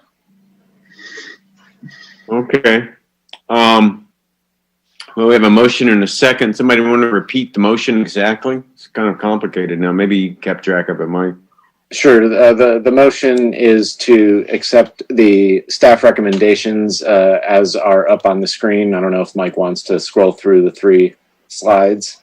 It's all 7. So it's the 7 bullet points findings and the adopting the notice of exemption, directing staff to carry out the pallet shelter program, adopting the as amended funding agreement, the specify for which location. In this case, it's to put it at Kingsdale for 6 months, if feasible. If it proves infeasible to get done by December 30th, and it's feasible to begin it at Seaside Lagoon, staff has discretion to do that. Direct the city manager to create an administrative policy that only Redondo Beach people who are experiencing homelessness are be able to use the shelters, and direct me to return with ordinance that both prohibit camping within 500 yards of the facility, in addition to setting up, while we can't enforce our broader ordinance against camping on public property, we can limit the hours to between 5 p.m. and 10 a.m. daily, similar to the San Clemente ordinance. And finally, directing city staff to return with options for hiring a housing coordinator, housing navigator, or program coordinator for 6 months, to an additional one to work in North Redondo. And also to include the addendum. The addendum? I was including it based on number 3, where it says as amended with addendum and modifying the schedule. So, but yeah, the city clerk is right. It was just, it's on the bullet point. Well, the last addendum emailed to everyone. Yeah. I just want to make sure. Thank you. So does this give staff discretion then to either put it at Kingsdale or the Seaside Lagoon? No, it gives discretion for staff to only put it at Seaside Lagoon if it's infeasible to put it at Kingsdale by December 30th. Which And what would make it gap stop? It's, you know, like, so for example, it'd have to be pretty dramatic, pretty unexpected. I don't know, when I theorized of what it could be, you know, earthquake with liquefaction, really inclement weather that makes it impossible to grade the site. Well, if that happens, Mike, and the Coastal Commission does not allow this change of use, that may not happen. Then it won't go at all.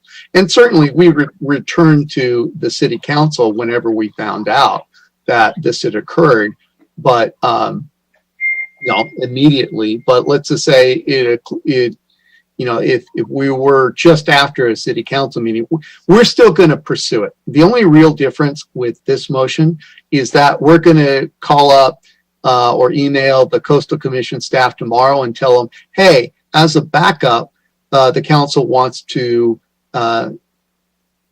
get a waiver if needed to place it at Seaside Lagoon. We're still going to go full force forward towards Kingsdale, but if some reason Kingsdale doesn't work out, we're not precluded. So it's not like we're going to do no work finding out about Seaside Lagoon. We'll get a more dialed in budget, and we'll get information from Seaside Lagoon. I don't know that we're going to do any work on that until problems appear at Kingsdale. But if, okay, I just want to clarify this. If there's a problem at Kingsdale, liquefaction, earthquake, tornado, and staff decides it's not going to work, then and things work out with the Coastal Commission, staff, without coming back to council, can place it out at Seaside Lagoon. Right, but I imagine, we will return to council. We'll have, to see what happens. What we won't have to do that first before doing the work. So, like, we didn't include it in the request. Yeah, no, I got it. The commission because it comes down to what council members Lowenstein's concerned that this will not be coming back to us for another decision if those dominoes fall. Correct, and only if those dominoes fall. Yeah. So you're saying I just want to be surprised because if Seaside Lagoon was really under serious consideration, there'd be a mob here. So you didn't give that ends up happening. You're gonna have a lot of very angry people, and the answer will be, well, we gave staff discretion, and staff went ahead and did that. Well, Wait. So I just want everybody to understand. Be careful, Bill, because there's a lot of angry people in North Redondo too. So let's not make that the barometer of that. And so let's not devolve. We're doing really well. Let's not devolve into a North versus South conversation. That's not what's going on here. I'm making it quite clear for everybody what's happening.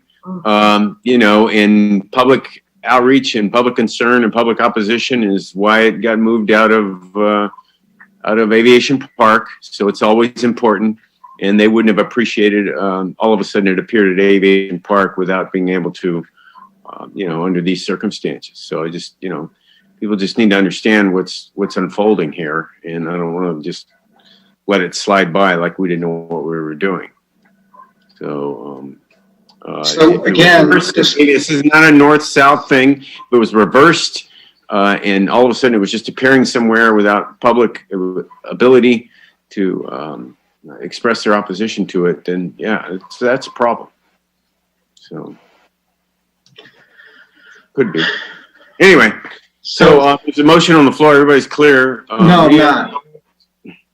Sorry, Bill. I'm not clear. So if there's a problem at Kingsdale, they're going to come back and get our approval to put it at Seaside, then, correct? No, that's the whole point. You're giving staff the discretion to just do it.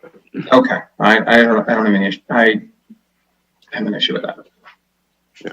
Again, I just want to make that clear. Language is only if we are unable to meet the deadline in the prep work. So, and it's a temporary use of space until the Kingsdale site is fully usable. Okay. That's all. Okay. It's clear, I think, with everybody. That's all. Okay. I don't see more hands up. Any more comments from the public? No new comments. Okay, great. We'll just have a vote then. Councilmember Aaron Hunt. Aye. Councilmember Lowenstein.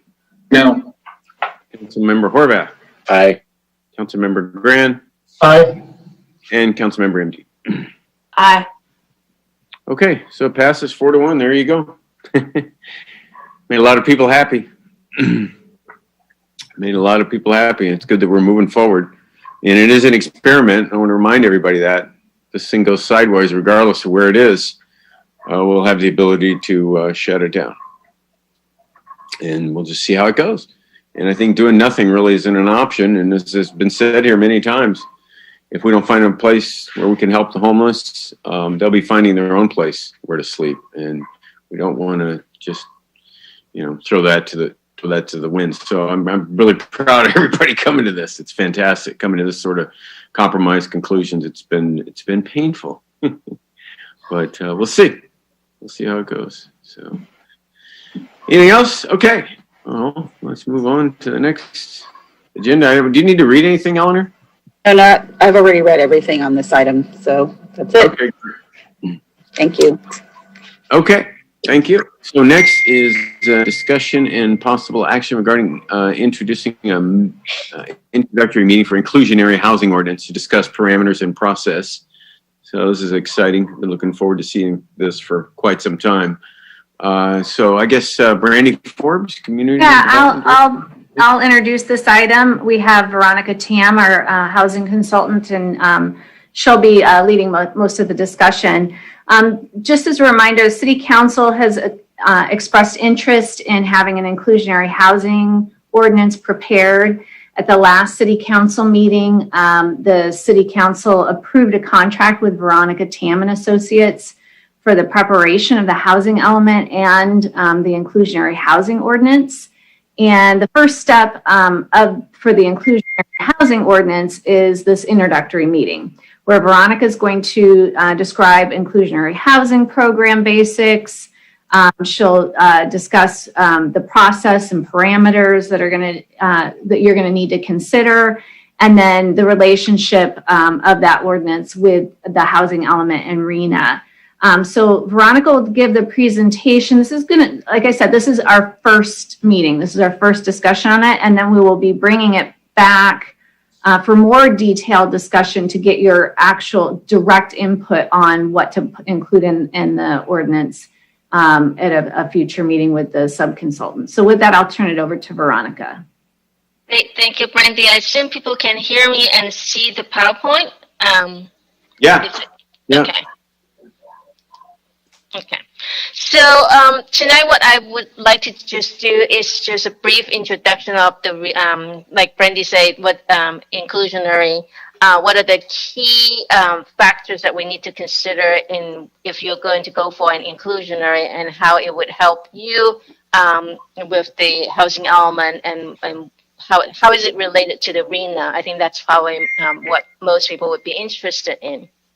Well, inclusionary really is basically a program to encourage affordable housing with market rates development. Typically, it requires a specific percentage of the units in a development to be affordable, and this requirement is placed on the developer. And typically also include in lieu options, like in the event that a developer can prove for certain circumstances it's too difficult for the site or financially not feasible, that they have the option to provide in lieu options. And there are different kinds of in lieu options, and we can go over that a little later. But and a typical inclusionary housing program would just involve these basic concepts. When it comes to providing affordable housing, what it really means is housing that's affordable to people who are low and moderate income. And most of the inclusionary housing programs do just focus on the lower income and sometimes moderate income households. And when it comes to affordable, it means that households pay no more than about 30% of their household income on housing, including rent or mortgage, taxes, insurance, and utilities. And income is based on the area median income is calculated by HCD on an annual basis. Currently in LA County, the 2020 area median income for family of 4 is $77,300. So when we talk about affordable housing for lower income households, we're really talking about people who can be making anywhere from $20-something thousand a year if they are extremely low income and they are a one-person household, or it can be somebody who is making well over $100,000 if they are a moderate income household with 5 or 6, 8 persons household. So it's a variety. Well, it's a wide range of people that are covered under the whole concept of low and moderate income households, and it depends on how you work out which group that you intend to benefit, and how you want to set up your inclusionary program. That would be important in figuring out what is feasible, what is needed in your community. Now, the important concept I want to explain is the relationship between inclusionary and regional housing needs allocation. When we have the obligation as a community to fulfill the regional housing needs allocation, RHNA, it requires us, the city, plan for adequate capacity. And when it looks at what is affordable, feasible for affordable housing for lower income households, it's really aligning density as feasible for facilitating lower income housing. 30 units to the acre is the default density for the city of Redondo Beach because you have a population of over 25,000 in a metropolitan area. That's the density that's required at the minimum to facilitate lower income housing. When it comes to moderate income, you can pretty much then kind of scale back from your own income, your land use policy. Medium density would be probably moderate income households. That would be like townhomes, condominiums, and maybe smaller lots developments. And then above moderate income would be the lower intensity single family homes, definitely would be considered above moderate income in your community. So when we're looking for the RHNA, for the housing element requirement, we're required to provide land use capacity based on density and aligning that with the regional housing needs allocation, the income distribution of the numbers that you're looking at. For inclusionary housing, on the other hand, it really just applies to the actual development. So you don't really get credits for inclusionary units or the housing units that you get from the inclusionary until you have a development project, until you have a proposal from a developer and either they propose to do affordable housing as an affordable housing developer, or that they just want to do affordable housing, or that there is some kind of development agreement or density bonus associated with that they're doing affordable housing. If you have an inclusionary housing program, the credits that you can get from it is what you are required from the inclusionary program, but you don't actually the RHNA doesn't get credits for inclusionary until there is a project. You would not be able to assume, for example, I think it would be easier to explain it with an example. For example, your one of your residential density is 17 units to the acre. I think that's like a medium, an R2 density is about 17 units to the acre. You cannot tell HCD that because you have inclusionary, let's say 10%, therefore 10% of our like 17 units to the acre zone would yield 10% affordable housing for lower income. It doesn't work that way. For RHNA credit, we have to provide the land use capacity at the density that they're looking for, unless there is a specific project that is already proposed. So you can get the inclusionary credits based on the actual project, not based on land use capacity. So that is the kind of unfortunate thing about it, but that has always been HCD's interpretation and requirement of RHNA and inclusionary. The only thing that we were able to negotiate for on behalf of the county of LA is because of the inclusionary program has a must-build component to it. We are allowed to inflate the capacity based on some kind of density bonus that a development would be eligible for because they are required to provide for it, but not units against the RHNA, but not the actual units of affordability, but the capacity we're able to inflate it. But I think that is an important distinction so that we know even with inclusionary housing, it doesn't substitute the requirement to provide land use capacity. There is obvious benefits for providing, and having inclusionary policy. It certainly increases the housing choice in your community to help you ultimately meet the RHNA affordability targets with actual production. Because we all know that without a public subsidies or some kind of requirement, you don't get affordable housing at the market. So having an inclusionary housing policy would allow you to achieve a certain percentage of your regional housing needs allocation in terms of the affordability targets. What is also an important kind of a new benefit of inclusionary is to mitigate this no net loss requirement that was passed in 2017.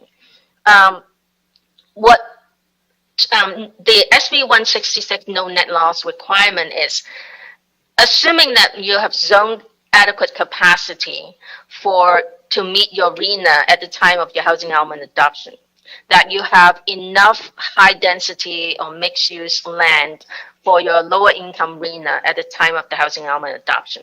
You get a certified housing element.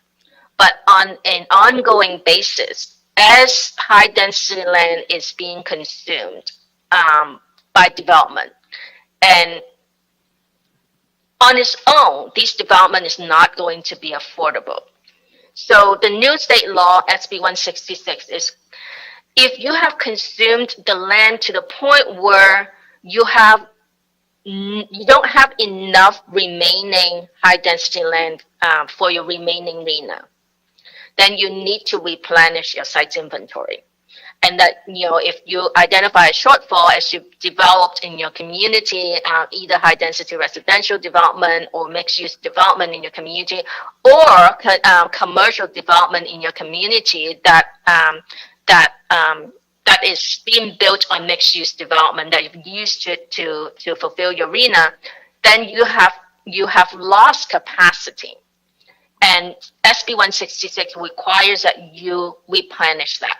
So with inclusionary, to some extent, it would help you mitigate that loss because you'll be gaining some affordable housing with market rate housing development. So it would allow you, for example, if you have an inclusionary requirement of 10%.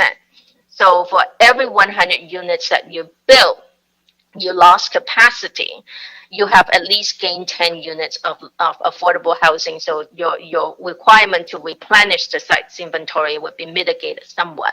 So that's kind of like an added or new benefit of inclusionary that wasn't there before prior to SB 166.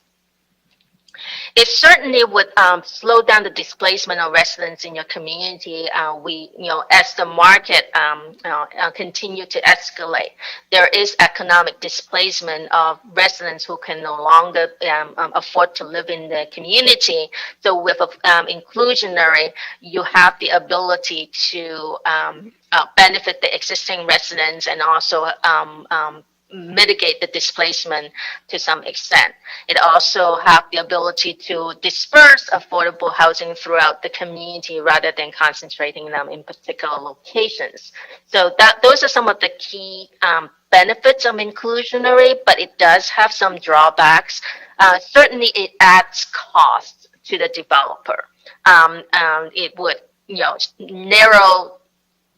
Well, I wouldn't say it would cost them to not make a profit, but the profit would certainly be smaller with inclusionary housing. So that's why it's actually important when you do an inclusionary housing program, we do have to do a feasibility study based on the parameters that you are interested in. Is that program financially feasible? Would it substantially constrain market rate development in your community?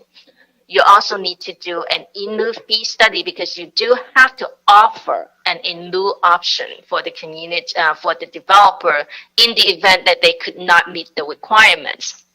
And what would that in lieu fee to be?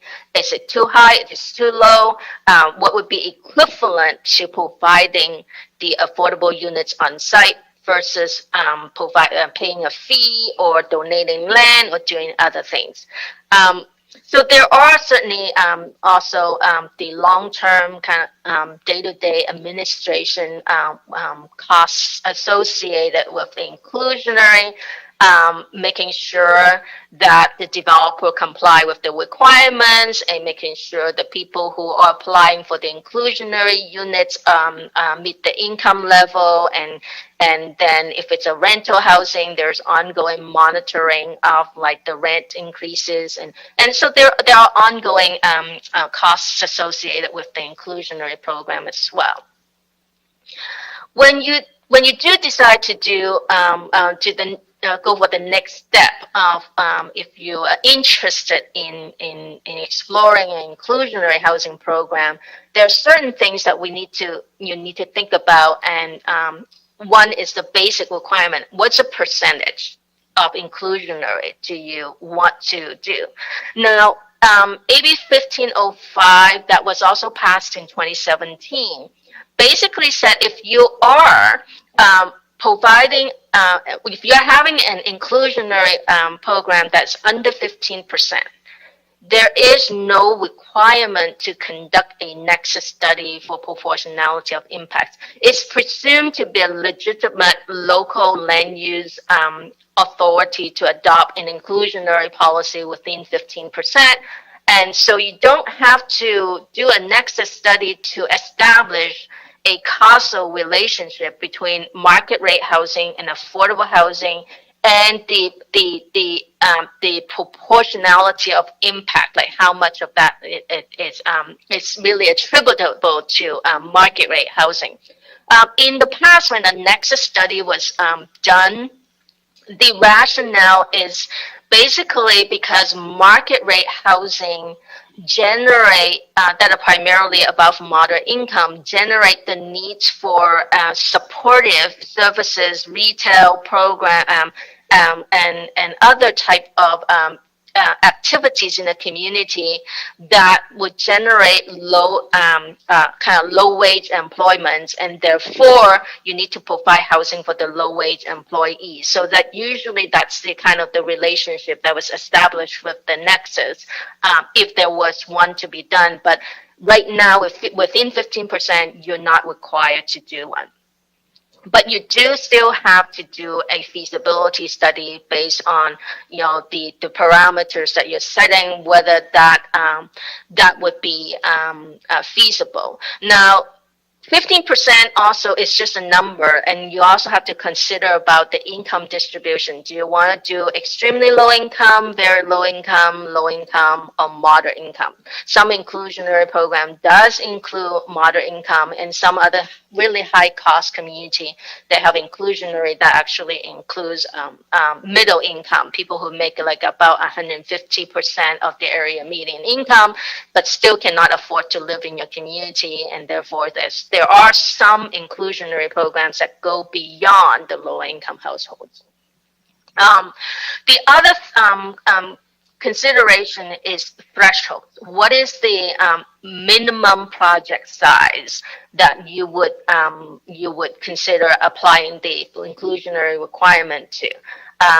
Is it 10 units or above, 15 units or above, or like something larger or something smaller? And one of the latest inclusionary policy, I think, is the County of LA. I think their threshold is 5 units. Anything 5 units and above would have to be subject to the inclusionary requirement.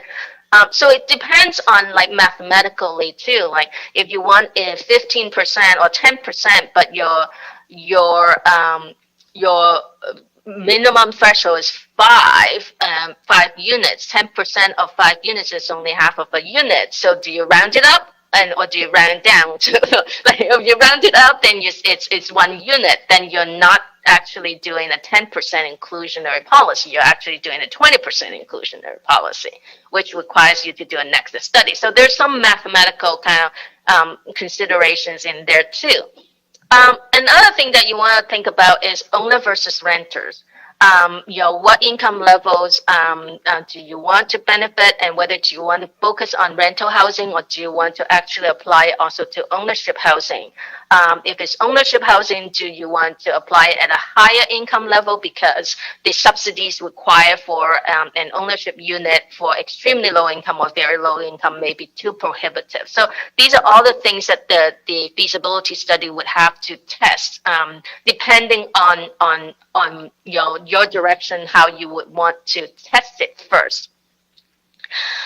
There are other requirements like on-site construction. You must require, it's a must-build on-site construction, or somebody can do off-site. There are some inclusionary programs that allow a developer to buy another piece of property somewhere else in the city and do off-site construction, not exactly in the same location, but that doesn't happen very often.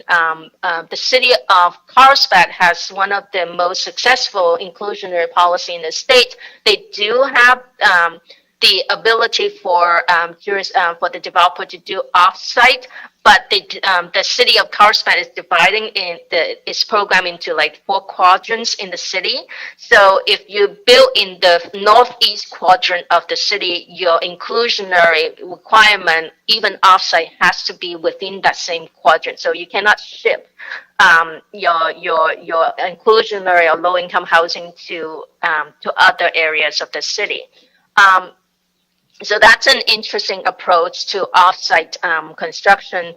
But that's something that the city may want to consider, whether you allow you have a must-build requirement, or you have a very you have in lieu options, such as I mentioned before, a donation of land, payment of in lieu fee, purchasing affordability covenants on an existing apartment building as an equivalent. But the last option, you definitely will not get RHNA credit for it. It's very difficult to get RHNA credit for it. The city of Irvine does have a program similar to that when they have an inclusionary program. One of the options is for the Irvine company to extend the affordability control on their apartment buildings in exchange for in lieu of fulfilling the inclusionary requirements. It was quite highly criticized at one point because it wasn't generating a lot of new affordable housing. But in your situation, it may be a different case and an option that you may want to consider as well. So that's just a brief overview of the inclusionary program. What we anticipate to do is to have the feasibility study consultant Kaiser Marston's to come and present before the city council and discuss about the parameters that you want the study to test. And I think that, certainly Kathy Head, who's the principal at Kaiser Marston, would be at a much better position to explain to you some of the fiscal analysis that they would be doing, or pro forma analysis that they would be doing in order to test the different parameters. And maybe off the top, maybe just off the top of her head, she would be able to tell you certain things would work, certain things would not work, but just based on their experience. But our next step is to schedule a meeting for Kaiser Marston to present before the city council. Should you be interested in pursuing the inclusionary further? And that concludes my presentation. So. Okay. Thank you, Veronica. Anything to add, Brandy? No, I think, the important point was to make sure that you guys all understood what all feeds into the inclusionary housing ordinance. And if we're ready to move to the next step, we'll go ahead and schedule that meeting with Kaiser Marston Associates and work through the basic parameters for them to test. Veronica, can you go back to the slide that shows the benefits of inclusionary zoning? Mm-hmm. Go to the next one. I think it was the next one. Mm-hmm. Yeah, right there. So for me, this is what this is about. Slow displacement of residents in a community, maintain economic diversity in a community, and disperse affordable housing throughout the community. This is really what this is all about for me. HCD, RENA numbers, everything else aside, this has really been the goal for me, and I think for a lot of other cities, so that we continue to have a diverse community and people, who work here aren't priced out of here entirely. So whether it counts to RENA or not, or LOOF, and LOOF fees aren't going to help us. You talk about economic feasibility. Well, who determines that? Well, that would be the developer. Oh, gee, I'm not going to make enough money, so it's not feasible. And so that's always a slippery slope, economically feasible. Who determines that? So, but these three things here are what are most important to me. And I will add that, the council asked for this a long time ago. So I'm really glad to see this. This wasn't just at the last meeting. It was been on our strategic plan, and it was something that, I myself brought up over a year and a half ago. So I'm glad to see this presented to us in a way that we can decide how to move forward, if at all. But I certainly, you look at Santa Monica and their city charter, they have 30% affordable housing. I don't know what the building threshold is, but it's 30%. And so I'd also like to see what other communities have done and how it's worked and such. So I've talked to developers who have built in communities with inclusionary zoning. And the nice thing about it is they go into it, they buy the property, they understand that this is part of the equation, and they, factor it into their math. So that's the beauty of inclusionary zoning. It's not. If the developers know it going into it, then they can plan for it and price accordingly. So I just think it's a great thing, and I hope the council votes to move ahead with it. So thanks for that, Veronica. It's a great presentation. It's very complicated, but it's kind of funny how simple Santa Monica made it. They just, in their charter, 30% of housing, I forgot what the building threshold is, will be affordable of a variety of different types. So, anyway, with that, I can't really, let me see, don't see who has their hand up for some reason. Oh, there it goes. Yeah. Councilmember Nierenheim. Yeah, thank you, Mayor Brand. Yeah, I'm glad this is back on the agenda, or actually on the agenda after all this time. I was hoping we get a little more detail on some ideas we can move forward on. My idea, just right out of the gate, is just to follow the Mellow Act. Just do what the coastal zone does. And 10% over 10 units, I believe it is, right? Is that true, Veronica? Right? Yeah, I think that is the case. But it also says that the coastal requirement is the city should, but it doesn't say that city must. I think that's the difference in terms of the Coastal Act. Brandy, is that? I think the city has been. Yeah, so we do have that requirement locally. So as a matter of fact, we're going to see an affordable housing agreement next week on a particular project that's in the coastal area. So we do have that requirement. Okay. So what I mean is actually the law is should, not must. Oh, got it. So it's Which is up a to good each thing that individual city, and our city, Redondo, we have chosen many years ago to have that requirement. Yes. So, I mean, at the very bare minimum, I think citywide, it should be the same as the Mellow Act at bare minimum. Coastal zone is a highly sought after area, and this rest of the city should follow that. We've lost the ball on, we just approved the Fisk Lane, the Foundry project, 36 units. We could have had 4 units there of affordable housing. Unfortunately, we didn't get that in, but I think we should go down that path. So, Brandy, is there any reason why we can't just, take a shortcut, so to speak, and carbon copy that, change the words that we need to, and do it citywide, following Mellow Act?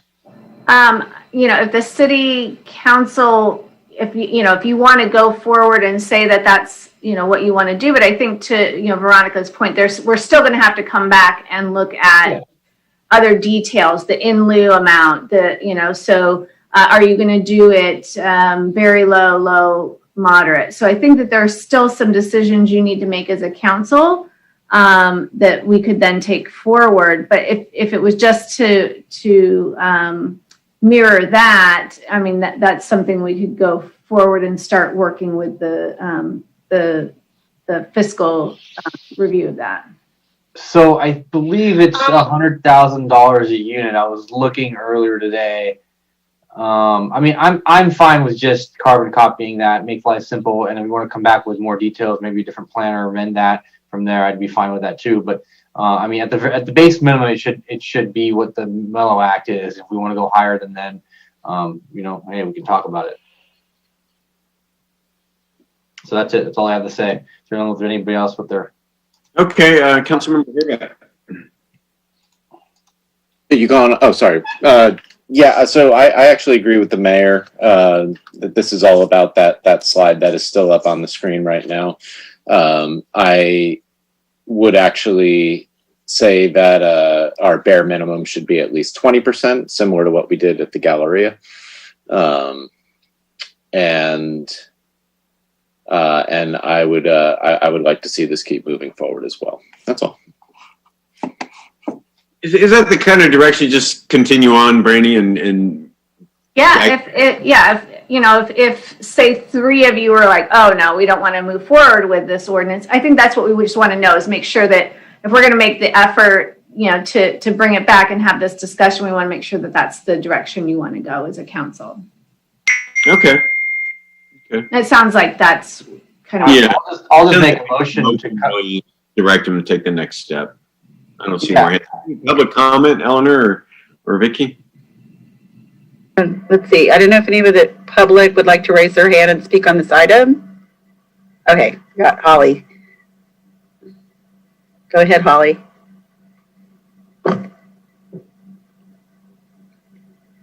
This is embarrassing. I understood almost none of that. I don't know what a nexus study is. I don't know what inclusionary housing is. I went to all those RENA meetings and I understand that, but there's just too many new terms here. You said something about thresholds, and I still don't know what nexus is. I mean, could you do an example with numbers?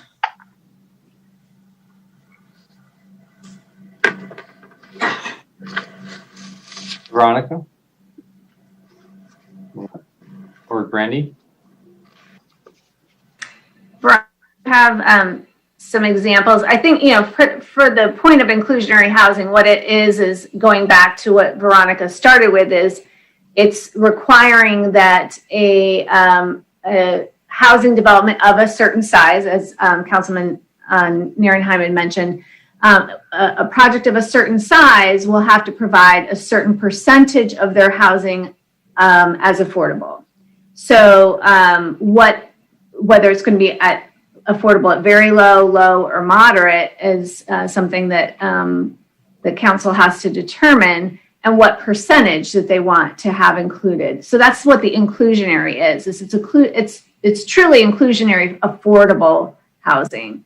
So it's including the affordable in that development. As far as Nexus, Veronica, do you want to speak to that? I was having a hard time trying to figure out how to unmute myself after I was doing stirring, so I apologize for that. What it really means, nexus, is the connection. It's the rationale that you are trying to connect.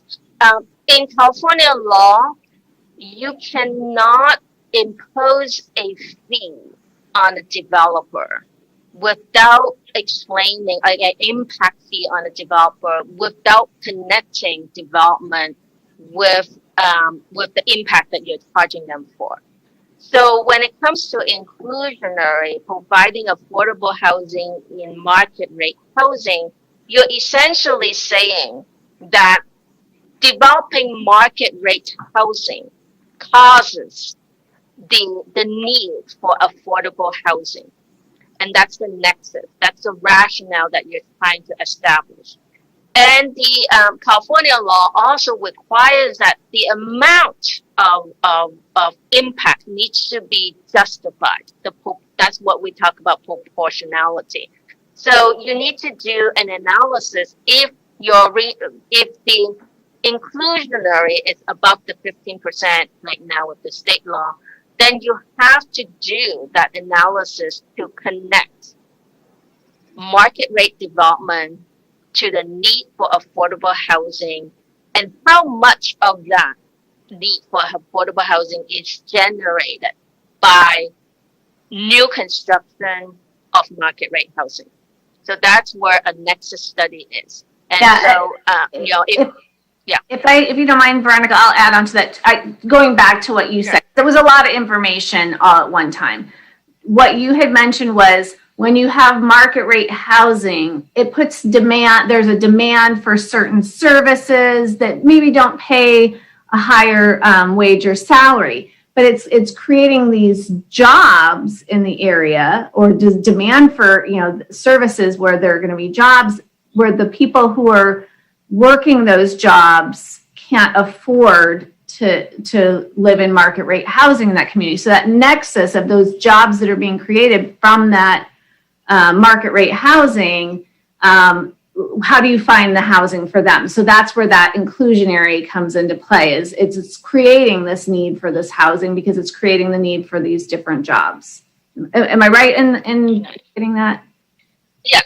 Okay. Yeah, and frankly, actually, Santa Monica did do a nexus study. They had to do a nexus study for their inclusionary policy. So that was, I think I actually wrote the work on the housing element where they were sued on their inclusionary because it was too stringent and they had to modify it because of a variety of reasons. But having the nexus study is important if you go above 15%. But below 15% is considered a legitimate local land use policy.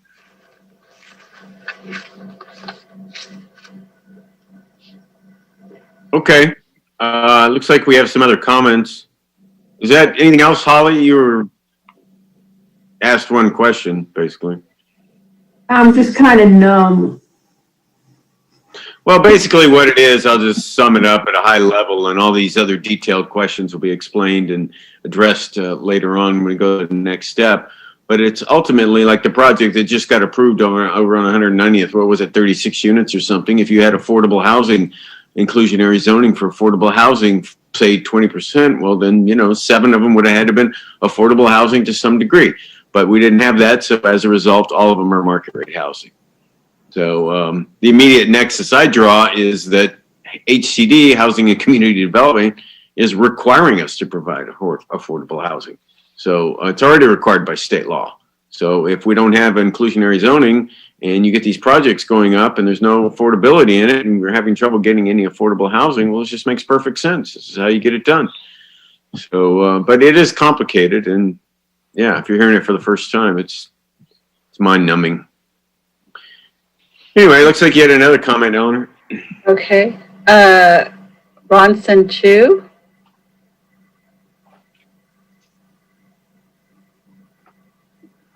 Wait a minute, hold on one second. Looks like he disappeared. No, I was trying to say I couldn't unmute myself. Just a question, just curious. One of the things that comes up in communities when we talk about development is traffic, right? People are always scared of traffic. They equate development with traffic. As a way to mitigate that, I was thinking that, one way to do it is to reserve housing for people that already work in your neighborhood. So these are the nurses, the teachers, essential workers. Since they already work in their neighborhood, if you're providing them affordable housing, that's a way to mitigate traffic. Do cities ever do that? Do they reserve some of these units for people that have demonstrated that they work or have been part of the community for a number of years? A lot of the inclusionary programs actually do have certain preference systems to allocate the units because a lot of times even if you provide, produce affordable housing, it's going to be not enough for, everybody who wants it. So usually there's a waiting list of applicants for units available.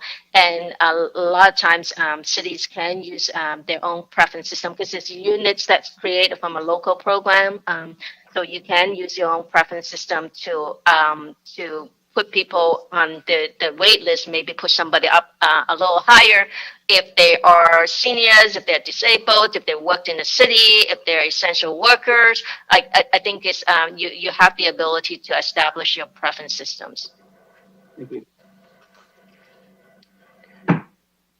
Okay, and then we have no's e-comments. Okay. I don't think there's been a motion. Is there a motion? Anybody want to make a motion?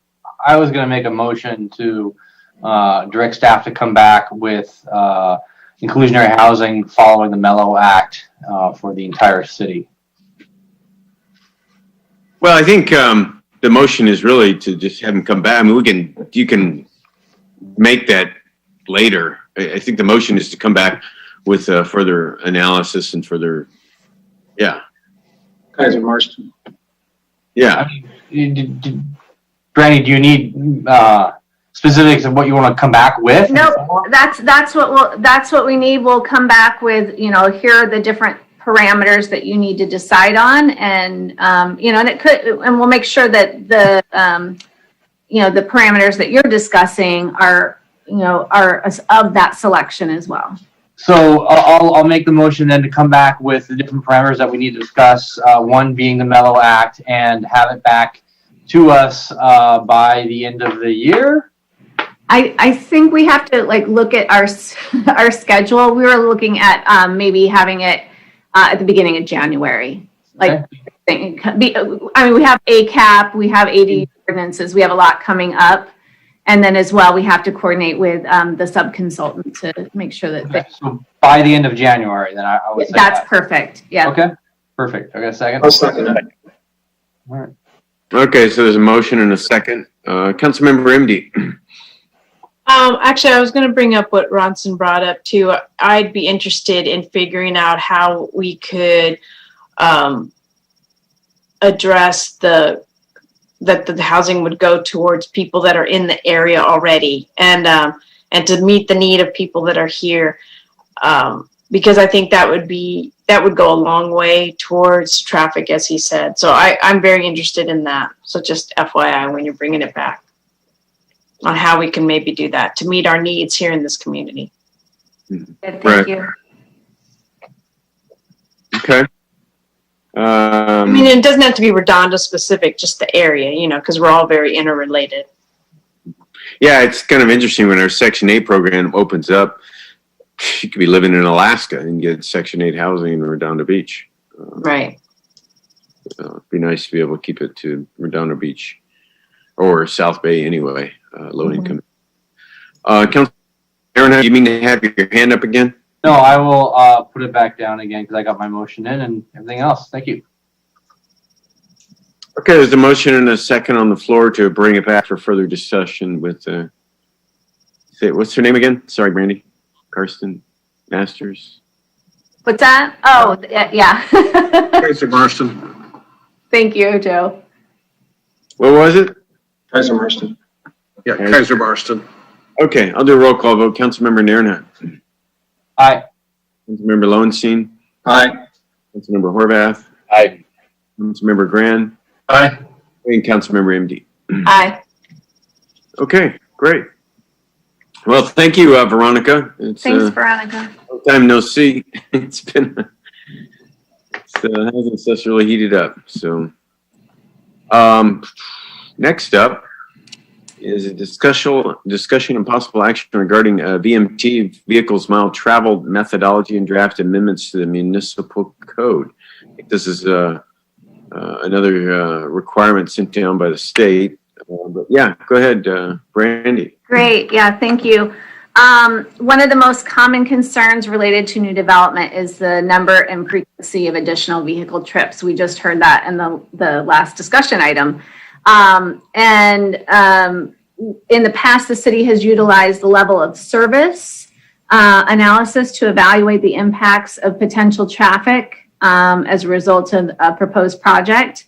However, the state has adopted legislation that now requires municipalities to utilize what's called vehicle miles traveled rather than level of service when evaluating environmental impacts. And that's that California Environmental Quality Act. So it's the CEQA. So even though we can utilize LOS, the level of service, for land use review, for that CEQA review, that environmental review, we are required to utilize VMT. The council approved a contract with Fair and Peers back in mid-April of this year.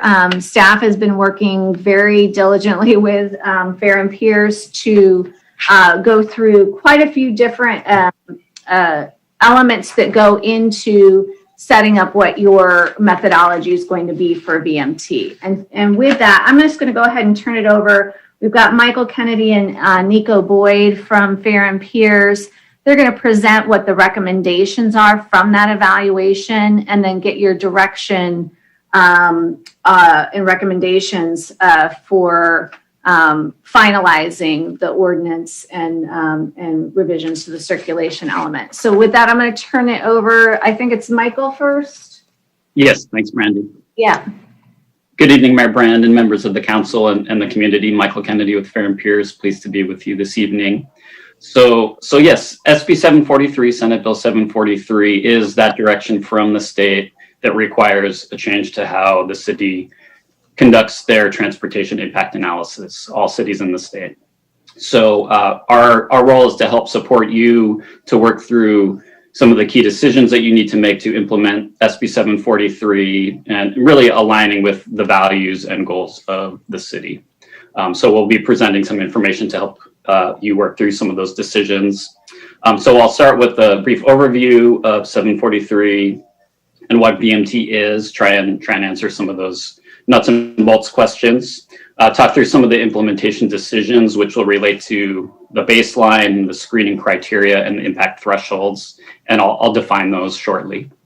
And then we'll present a couple of projects that have already been completed in the city, but we'll talk through if those were to have been evaluated with a 743 lens, what would the outcomes be? And then talk through some of the draft recommendations from the staff and talk about next steps. So Senate Bill 743, as Brandy said, eliminates the level of service as a transportation impact metric in an environmental document. So if you've read environmental impact report or a traffic study, you probably have seen long tables filled with numbers and letter grades, A through F, and typically a 3-digit number that represents volume to capacity. And that's how the transportation impacts would be determined to be significant in the context of evaluating a project. So that now needs to come out of the transportation impact study in an environmental document. But as Brandy said, that doesn't need to go away from how you evaluate projects. It just needs to be done separately. So if that's something that's important to still get that information as you evaluate whether or not to approve a project, that can certainly continue to be a part of that just outside of the EIR. And really most importantly, it's focusing on changing mitigation for transportation impacts. So instead of mitigating, let's say a project is adding a whole bunch of trips, and so the mitigation measure would be to widen the road and therefore alleviate that congestion. However, if we're increasing traffic, we're increasing air quality impacts and some of the other environmental impacts. And so the goal here, rather than increasing capacity, is to reduce vehicle travel.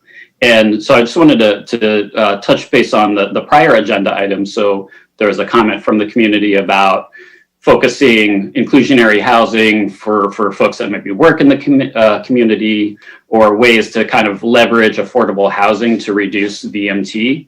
And in fact, yes, you can definitely do that. And so as we get further down the process and look at suite of mitigation measures that could be considered, something like that could certainly be part of that.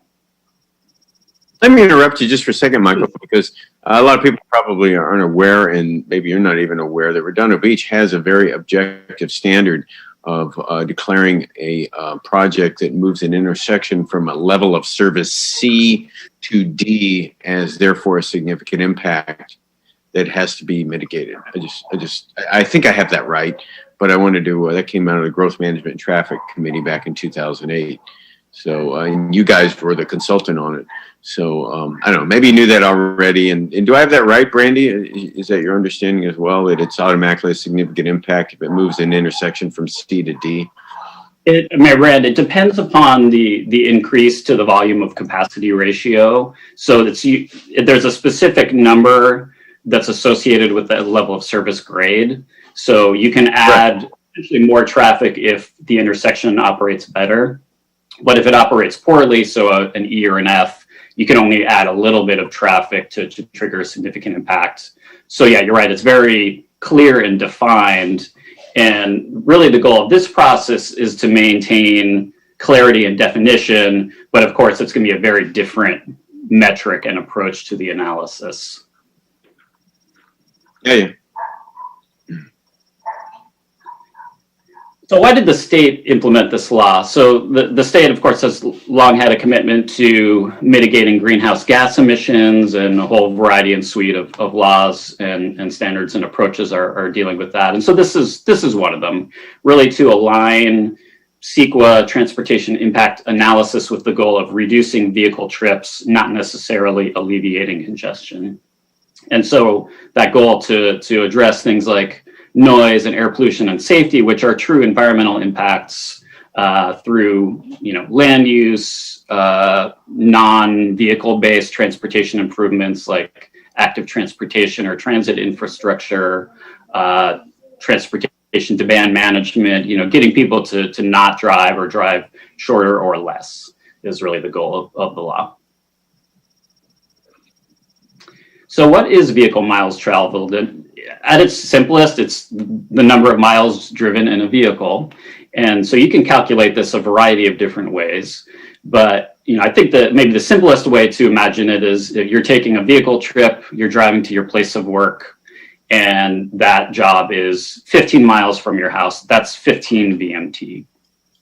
And you essentially add up your VMT for all of the different types of trips that you take over the course of the day, going to or from your home, and that all adds up to your home-based vehicle miles traveled. And we can talk about this a little bit further down in the presentation, but oftentimes VMT, the way 743 is set up, is expressed on a per capita basis. So if you're building residential units, the evaluation would be the VMT per capita, basically per person in that residential project, that needs to be quantified and then compared in order to determine whether or not it would be a significant impact. Next slide. So we're going to present 3 key implementation decisions and some options for you to consider tonight. So the baseline, screening approaches, and then impact thresholds. So baseline is essentially, what does the project get compared to? So the way that the state set up approaches to VMT analysis through SB 743 is the idea that the project should be compared to a larger geographic area, and based on how well that project performs compared with that larger area, that's how you would ultimately determine whether or not there's a significant impact. So you have a few different options to consider. You could consider citywide average, South-based cities, Council of Governments, LA County, the SCAG region, and there's pros and cons based on whatever baseline geography that you want to choose, and we'll present some detailed information for you to consider. Screening is the idea of whether or not a project should even have a VMT impact analysis conducted. So the state has provided some technical guidance on implementing 743, and they outline a number of project types or thresholds where, from their perspective, it may be appropriate not to include a VMT impact analysis. So if a project is small, if it's located near a transit station, a few other screening options that we'll present to you shortly. There's the option of actually not even conducting a VMT analysis, and it then becomes a very straightforward and brief discussion in the project's environmental document. You may wonder why that, maybe we should require VMT analysis for every project in the city. And you certainly have that discretion, but would say that there are some projects that may be so small that it could be burdensome for somebody to hire a consultant to prepare the analysis. It may be burdensome for staff time in order to review the analysis. There may be some types of projects that are really important that you want to see come into the community, and by potentially allowing some of those to be screened and not requiring this analysis, that may actually incentivize those projects to come in. So we'll talk through some options there. And then finally, impact thresholds. So I talked about comparing the project to an average of whatever geographic baseline you choose. The impact threshold is really the specific number that determines whether or not a project would have a significant impact. So we'll talk about two options, but in general, the state's direction is that a project should have less VMT than the baseline geography. So if you have the same level of VMT as the baseline, it would be a significant impact. They're really looking for projects to be below that baseline, with the idea that ultimately that's going to reduce VMT going forward, as that will pull that baseline average down. So I'm going to turn it over to my colleague Nico, who's going to go through some specifics on baseline, screening, and thresholds to present to you the options. Nico? Awesome. Thank you, Michael. Thank you, Mayor and Council, for having us here tonight. So baseline VMT, as Michael was just starting to describe, when we talk about analyzing transportation impacts using VMT, fundamentally, what we're doing is we're comparing the VMT that would be generated by a development project to some kind of larger regional average, whether that's the average for the city, for the county, for the COG, or some other geography. And it's ultimately that comparison that serves as the basis for the analysis. So because of that, really the first step in implementing SB 743 and developing guidelines for conducting VMT analysis is to determine what is the baseline, what are you comparing yourselves to? And the city has discretion in selecting what that baseline ultimately is. So we've assessed a few different options, and we're going to present those today and talk about the ones that we think are the most appropriate to move forward with. So we have here 3 different geographies. In actuality, we're going to be talking about 4. So going from largest to smallest, we have the SCAG region, which is made up of 6 counties. We have Los Angeles County. We have the South Bay COG, which of course Redondo Beach is a part of. And then we also have the city itself.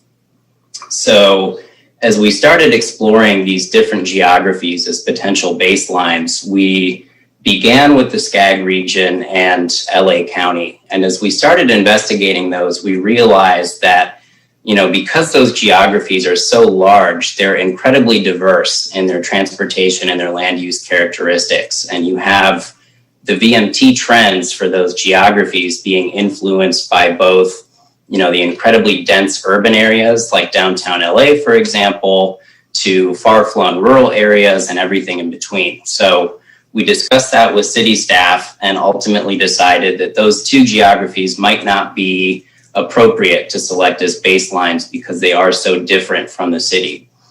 So then we looked at the South Bay COG, which, because of its much smaller size, is much more similar to the city in its land use and transportation characteristics. And then also, because the city is a part of the COG, it's able to exert some influence over how land use and transportation characteristics change over time. So because of that, we decided to move forward with looking at the COG and the city as potential baselines to explore.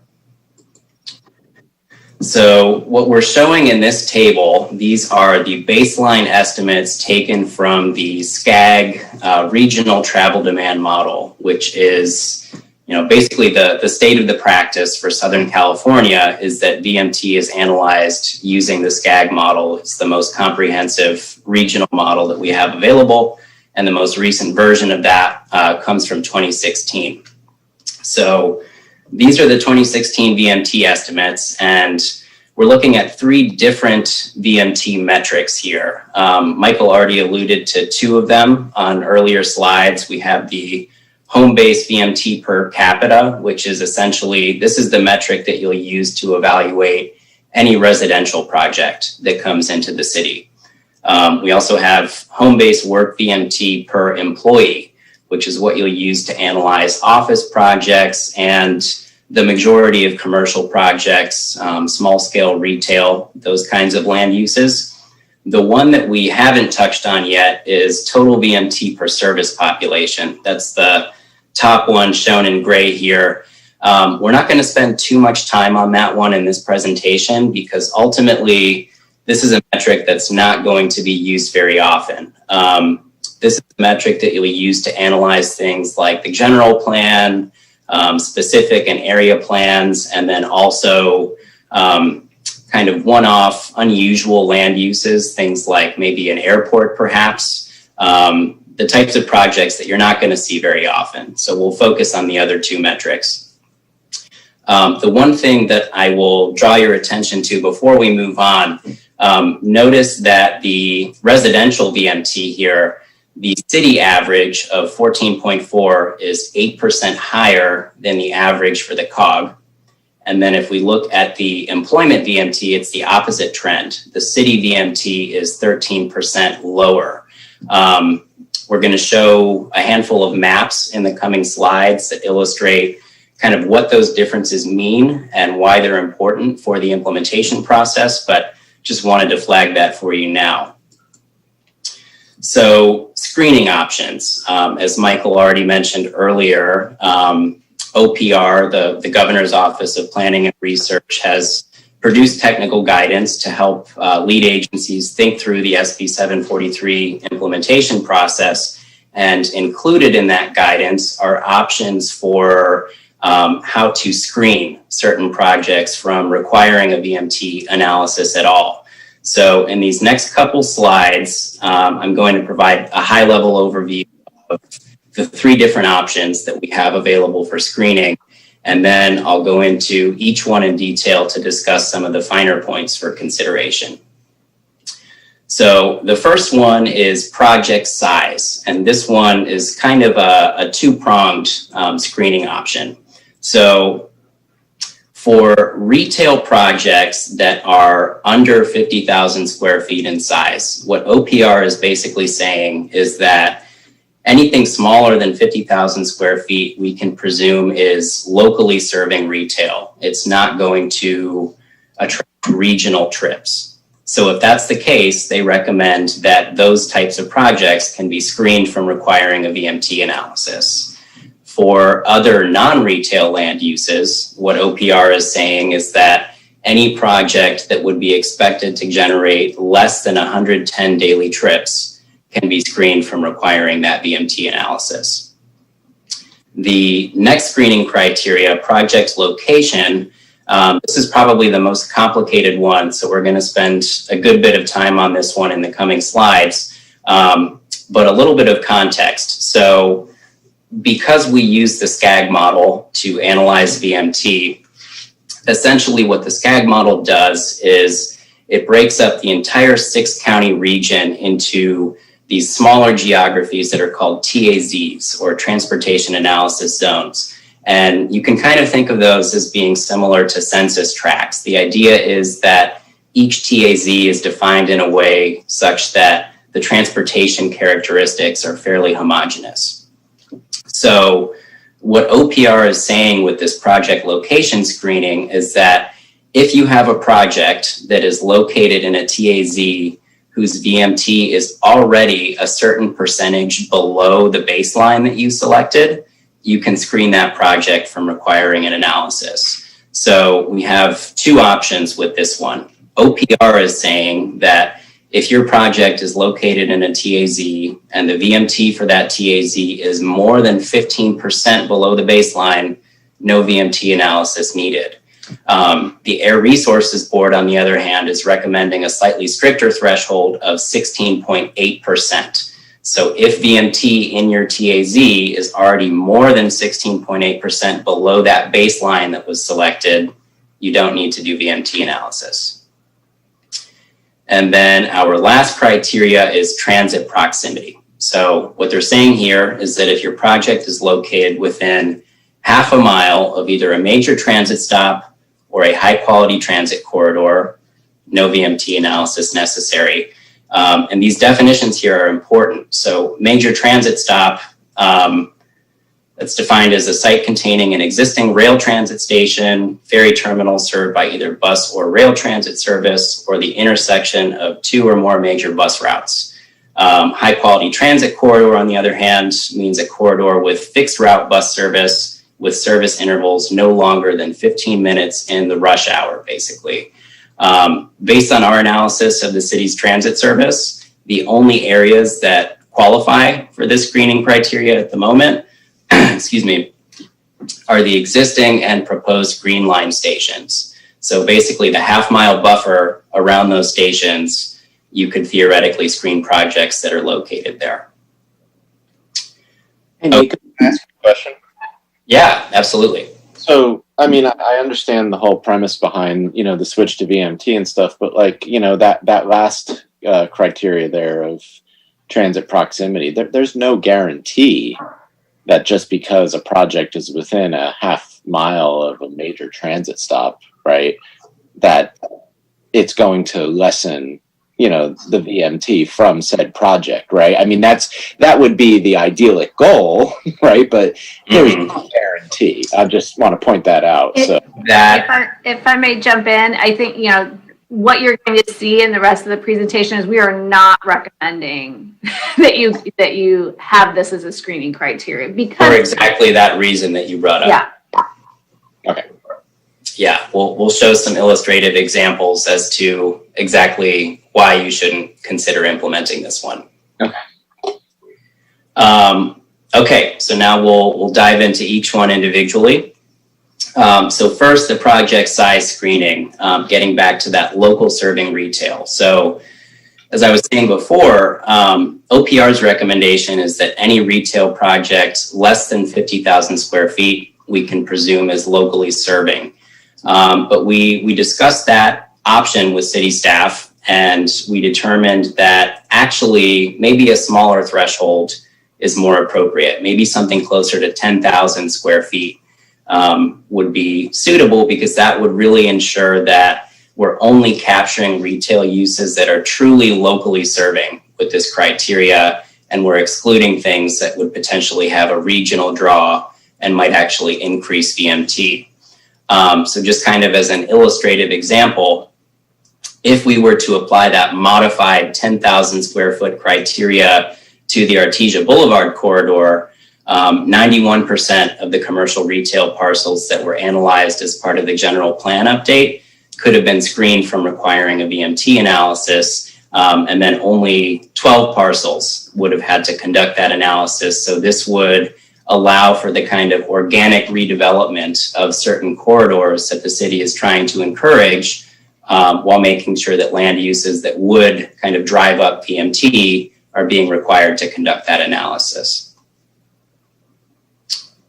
The next one, so for other project types, non-retail, this gets us to the 110 daily trips. Any land use, any project that's going to generate less than that can be screened from analysis. And what this table is showing, these are typical land uses that you probably get applications for fairly frequently. This is showing the size of those types of land uses that would generate less than 110 daily trips. So single family residential, you could develop up to 11 dwelling units and stay under that threshold. Multifamily residential, depending on the type of multifamily building, whether it's low rise, high rise, whether it has any kind of mixed use component to it, you're looking at 15 to 24 dwelling units. Restaurants, we also provided a range just to capture the different types of restaurants that exist, from your quality restaurant where you're going to sit down for a couple hours to something that's very high turnover, kind of more of a food court type of land use. And then lastly, office. So general office, the cutoff would be 11,000 square feet. That's what you need to be under that 110 trip threshold. Now, that's different from medical office. The two perform very differently. If we were to look at the size of medical office to stay under the threshold, that would be closer to 3,000 square feet. So that's something to think through. You may want to screen it, you may not want to screen it, but we leave that to your discretion. Can I ask another question? Yeah, of course. So Manhattan Beach recently, and I don't know if you guys consult with Manhattan Beach as well, but they pushed back against the potential of more medical within their city. Is there a direct correlation in your mind? You know, and you may not have any information on this, but as a result of that last statement you made. I can say that medical office is just generally a very high trip generator. So you can expect a lot of VMT from medical office projects. And the size of medical office that you would need to target to generate less than 110 trips, it's very small. It would be exceptionally unusual that you would see a medical office project of that size. I can't speak for Manhattan Beach. I've done some work with Pasadena, and they are encountering that issue with medical office in particular, where pretty much every medical office project that gets proposed is likely to trigger an impact, precisely because of that high trip generation. Okay, thanks. Sure. Okay, so our next screening option is the project location, or the low VMT. So looking at this map, these polygons that we're seeing here, these are the TAZs that I was mentioning earlier. And so what this map is showing, we're focusing specifically on the home-based VMT per capita, which again, this is the metric that you would use to evaluate any residential project that gets proposed, whether it's single family or multifamily. So hypothetically, if we were to look at the city as the baseline, the average home-based VMT per capita for the city, basically what this map is showing is how VMT in each TAZ compares to that citywide average. So basically, we have these two blue TAZs right on the waterfront. These are the TAZs where the existing VMT is already more than 16.8% below the city average, below the baseline. So if a residential project were proposed in either one of these TAZs, in theory, you could screen that project based on already being located in a VMT efficient zone.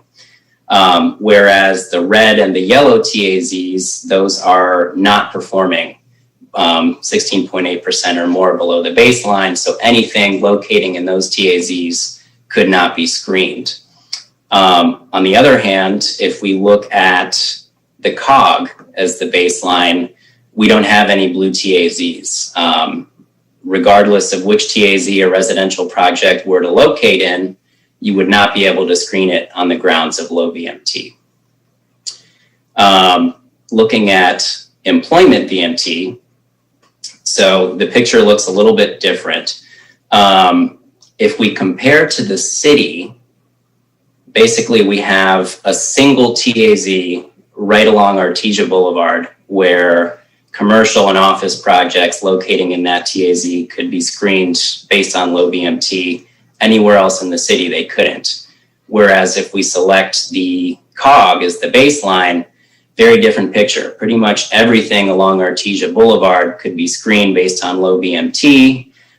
We have a handful of TAZs in South Redondo Beach, and then the yellow and the red, of course, we couldn't screen projects there. Can you explain the methodology between how you break up those quadrants and then assign the the colors or the percentages to them? Because it, going back to the previous conversation, right, where Holly said it doesn't make sense. I'm just trying to understand how like when you go to the COG, all of Artesia, the Riviera Village, is there, but when you're just looking at it from the city perspective, it's not. So how do you guys assign a TAZ as either performing in a high ranking perspective or in a low ranking perspective? Yeah, and I'd also say to point out the differences that we're looking at is like this one here is that per employee. So this would be the screening of a project that's non-residential versus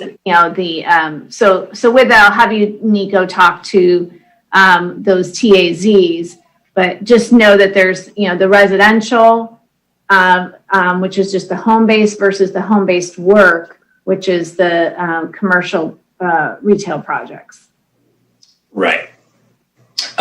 So the kind of the definition of the polygons themselves, the TAZs, that's done in the model. We don't actually play a part in defining those boundaries. But basically what the model is doing is for each TAZ, it's tracking the number of trips of different trip types that start and end in that TAZ. And then each TAZ also has an associated trip length. So, based on the density of residential and employment land uses in that TAZ and in the surrounding area, really for the entire 6-county model area, the model is tracking how likely a TAZ is to be attractive for work trips, for example. If there's a lot of employment there, it's going to attract a lot of work trips, and it basically takes the trip length associated with the TAZ to calculate the VMT for that TAZ. So the reason that we're seeing these different colors, whether we look at the city average or the COG average, basically, if I can go back a handful of slides here, it comes back to these averages, right? Mm-hmm. When we look at producing this average for the city, what we're doing essentially is we're aggregating together all the TAZs that make up the city of Redondo Beach, and we are summing up the total population of those TAZs, and we're taking the VMT, the total VMT, and dividing it by that population, right? We're doing the same thing with the COG. We're summing up, aggregating all of the TAZs that make up the South Bay COG, and we're doing the same calculation. And we end up with different averages because different trip lengths are getting taken into account. Some parts of the South Bay City's COG are just more transportation efficient in terms of shortening the distance between origins and destinations. So what we're doing in these maps is we're comparing the VMT in each of these TAZs to those aggregated averages that we calculated for the city and for the COG. And so the threshold for the screening is 16.8%, right? So any TAZ whose VMT is more than 16.8% below that average gets coded as blue. If it's between 0 and 16.8%, it gets coded as yellow. And if it's higher than the average, it gets coded as red.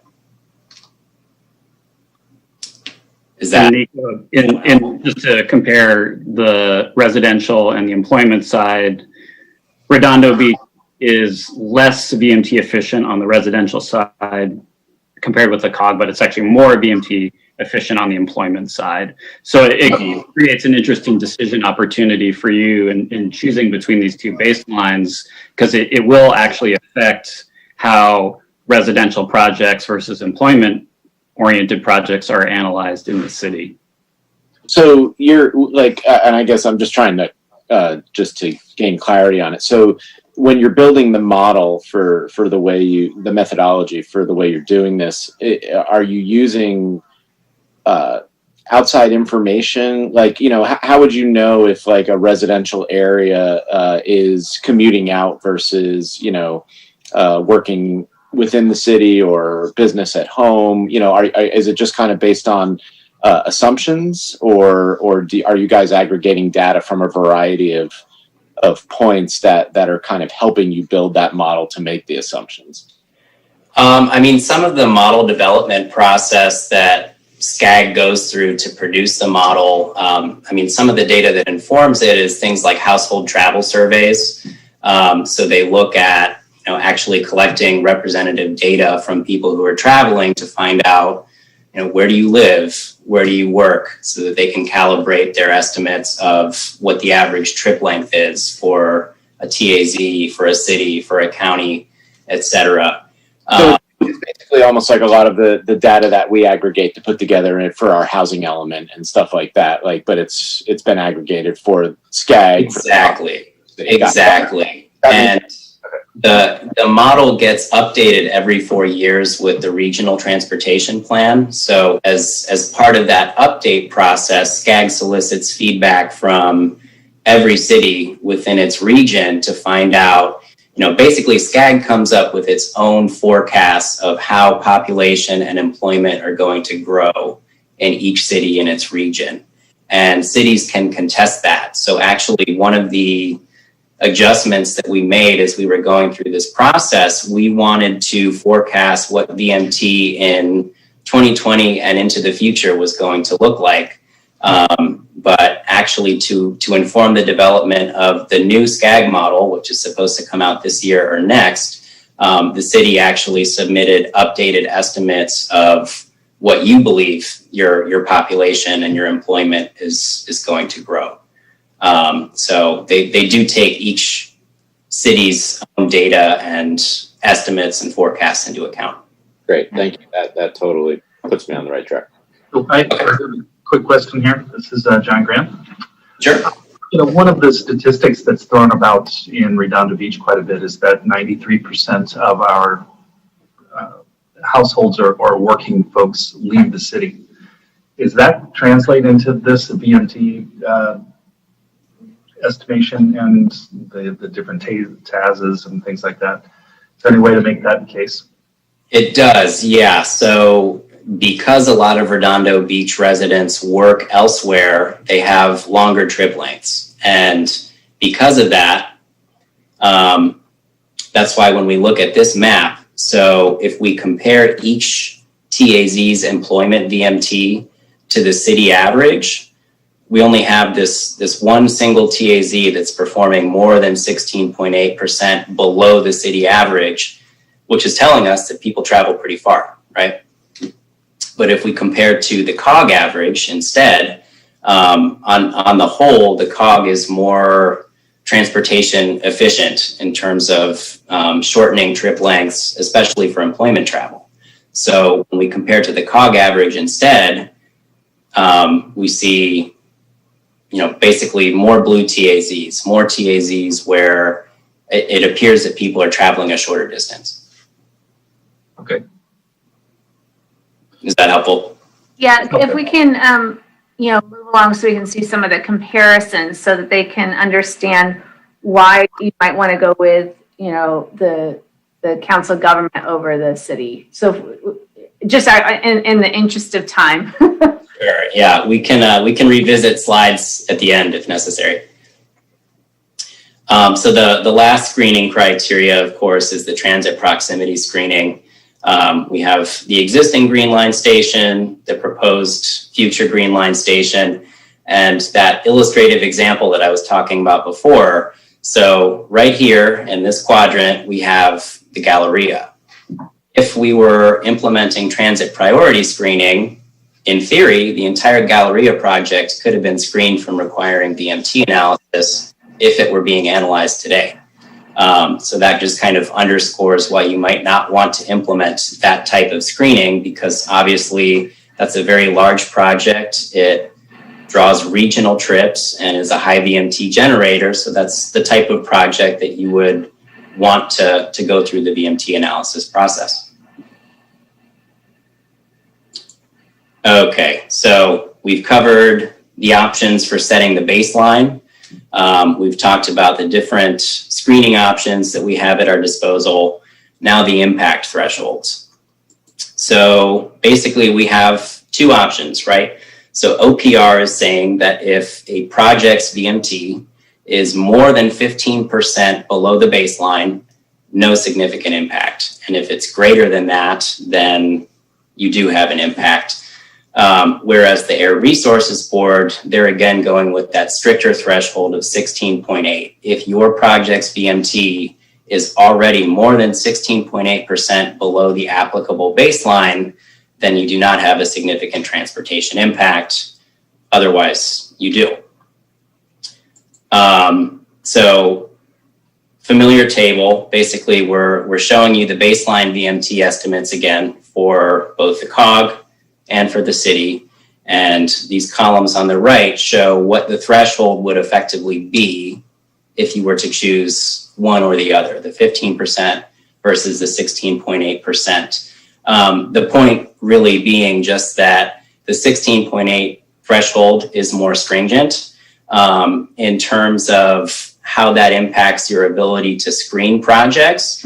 If you go with the 16.8% threshold and you set the COG as the baseline, it's going to be pretty difficult for most residential projects to be screened from requiring a VMT analysis. The majority of residential is going to have to go through the analysis process, and there's a greater likelihood that those projects would have significant transportation impacts versus if you were to set the city average as the baseline. On the flip side of that, looking at the employment VMT, if you go with the 16.8% significance threshold and you set the COG as the baseline, many commercial projects, especially smaller ones that are low VMT generators, are going to be able to be screened from analysis and will be less likely to have a significant transportation impact versus if you were to set the city as the baseline. So in the next couple slides, we're going to go over some examples of kind of how these screening criteria work in practice. But city staff are recommending that the COG be selected as the baseline and that the significance threshold be set at 16.8% instead of the 15. Okay, so we have a couple pilot projects, and these are both mixed-use projects. And I don't know if I noted this before, but basically when you have a mixed-use project where you have both residential and commercial components to the project, the residential component you analyze with the home-based VMT per capita. The commercial you analyze with the home-based work VMT per employee, right? So this is the One South mixed-use project, and on this slide, we're just looking at the residential half of the project, not the commercial, right? So the first step essentially to determining whether the project has to complete a VMT analysis or not is to identify which TAZ the project is going to be located in. And then you find what the existing VMT is for that TAZ. So in this case, 15.4 VMT, looking at the home-based VMT per capita. Now, if we compare that to the city, let's say hypothetically that the city is our baseline, right? The TAZ is performing 7% higher than the baseline, meaning that this project could not be screened based on low VMT. It would have to complete the VMT analysis.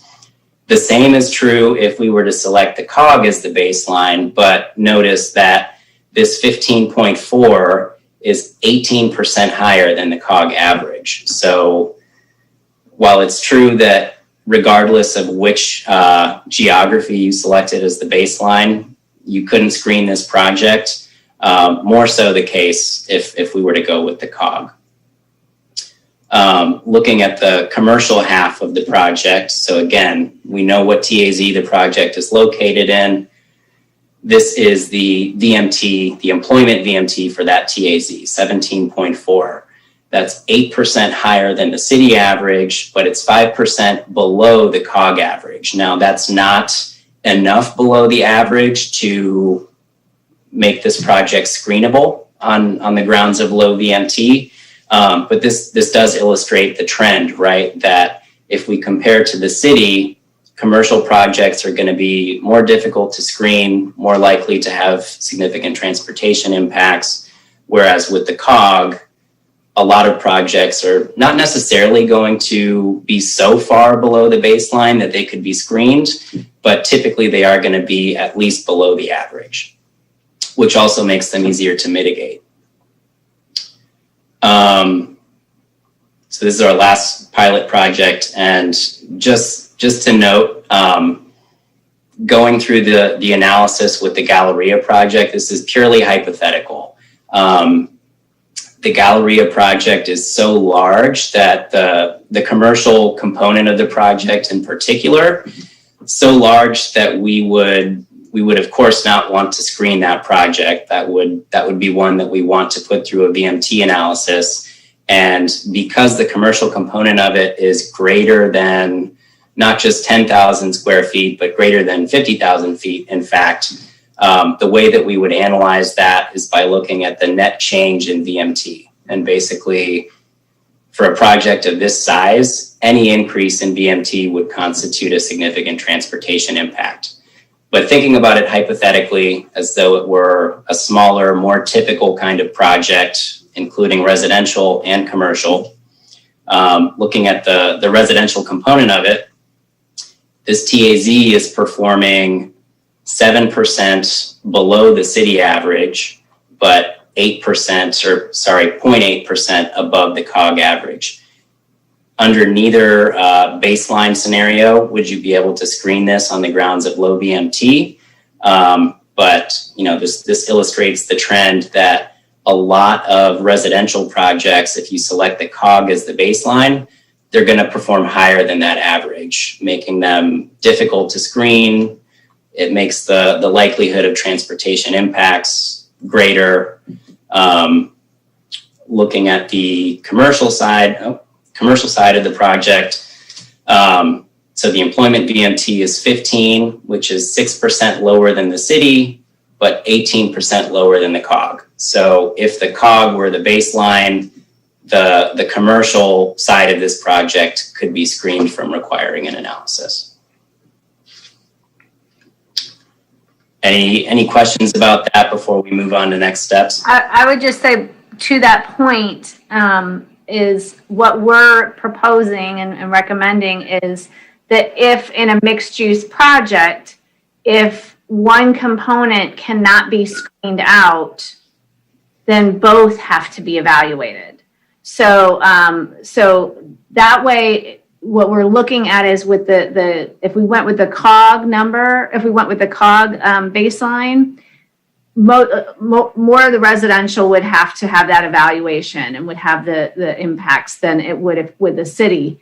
And maybe the commercial wouldn't, and maybe there are some of the commercial that would screen out, but if it's mixed use, which is a lot more of what we see, if it's mixed use, if that residential doesn't screen out, then both sides would have to be evaluated. Right. So real quick then, on a mixed use project, you're saying they both, if one, okay, let's redefine screening. Screening out means you do not do the metrics or the impact study. Yeah, right. Yep. So overall, for the community, on a community side, you would not want to screen out. You would want to go through the impact study, right? That you'd be more conservative if you were evaluating it for the impacts, and that's right. Looking at more of the residential seem to be something more that council's more concerned about the impacts of residential than the commercial component. So that's why we were looking at that COG, because fewer projects would be able to screen out with residential. Okay. So, and then on the mixed use portion here, you're saying that if one does not screen out, you have to do both? You still have to do both? You have to evaluate both components. So right, they're integrated. Yeah. Right. Okay. All right, go on. Okay. To be clear, this is for CEQA, right? Yes. Yes. That's just so people watching understand, because that's kind of gotten lost through. Right. This is only for CEQA. All right, so next steps. In terms of staff recommendations, we've covered most of these already, but recommending a BMT impact significance threshold of 16.8% below the SB-COG average. For commercial uses larger than 10,000 square feet, like the Galleria, for example, the significance threshold would be no net increase in BMT. As far as the screening criteria, so for project size, screen local serving retail uses that are less than 10,000 square feet in size. For other non-retail land uses, screen projects that would generate less than 110 daily trips. Project location, screen residential and commercial projects that are located in a TAZ whose baseline VMT, whether it's per capita for a residential or per employee for an employment-oriented project, that baseline VMT has to already be more than 16.8% below the SB-COG average. To the point about mixed-use projects that we just covered, if either component of a project fails to meet the low BMT screening, then the whole project would be required to go through the VMT analysis process. And then for transit proximity, we are not recommending that that be adopted as a screening criterion.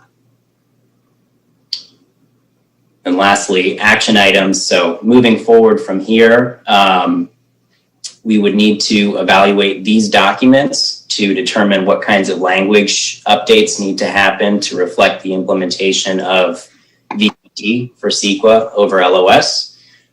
We would develop draft transportation study guidelines for review by the city, and then we would take this to Planning Commission for formal consideration.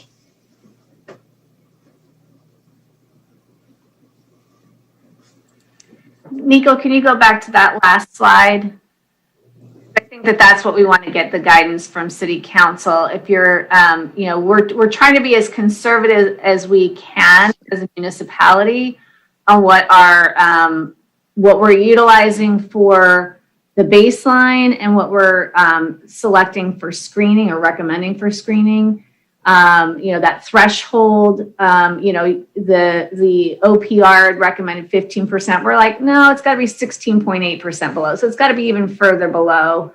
For commercial uses, we don't want to prohibit things, such as the redevelopment of Artesia by forcing every single one of those projects to have to do the analysis. So we're looking at something that's, if it's, and I'm going down to the next one, for the project size screening, if it's less than 10,000 square feet, then it can be screened out. The 110 daily trips, if you recall, office was 11,000 square feet.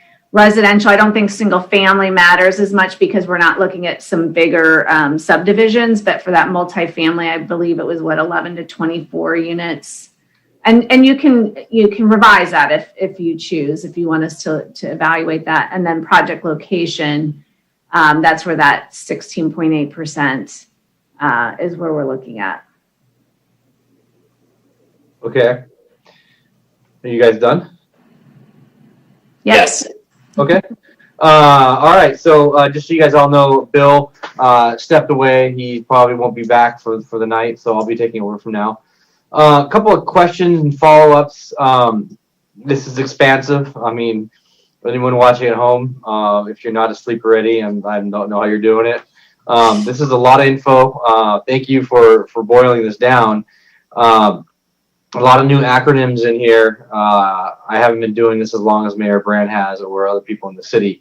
Right off the top, Brandy, I wanted to talk to you about Article 27 or Measure DD, where we have specifically called out in Measure DD, if I can pull it out right now, it says in 27.5, portion 4, it basically says a complete objective analysis of the traffic circulation, traffic safety impacts.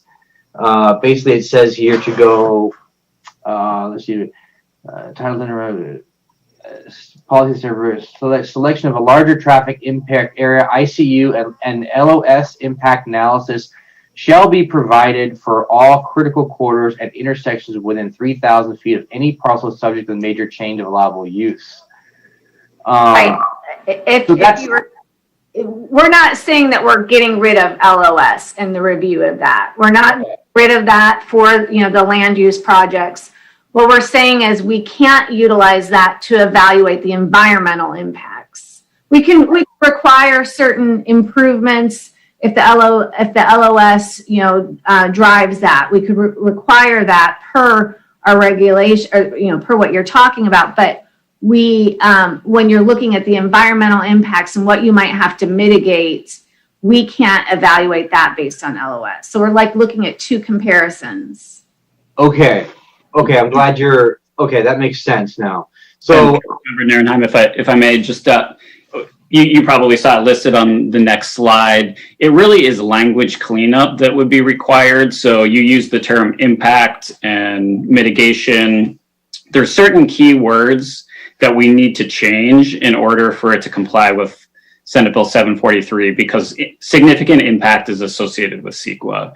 Mitigation is associated with CEQA. So the Article 27, the language could be changed to operational effect or operational improvement, something like that strikes those words and replaces them with words that don't belong and don't relate to CEQA.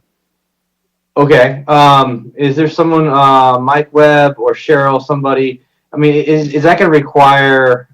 This is voted in by the voters. Would that have to be changed by the voters? Absolutely. It's the only way that the charter can be amended. It can start with the council and then be submitted to the voters, or it could be done by petition, as Article 27 was. But you cannot, the council cannot clean up the language. And, I'm not certain it has to be done because they're different. The language is for different purposes. Article 27 talks about what is enough of a project that it needs voter approval, and further indicates that that study has to be done using LOS, and that information has to be provided to the voters. So it's both. There'll be two different studies in every project that is a major change in allowable land use. Got it. Okay.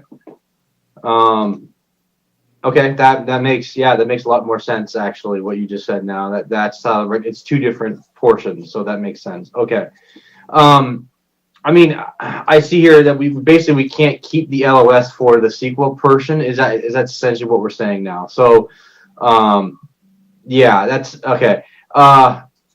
So when it comes to Manhattan Beach and their medical office, they've had a moratorium in place, and their problem was there was too much office space to begin with. They just had too much of it. They wanted to stop it. That was their issue. It wasn't the traffic issue driving it.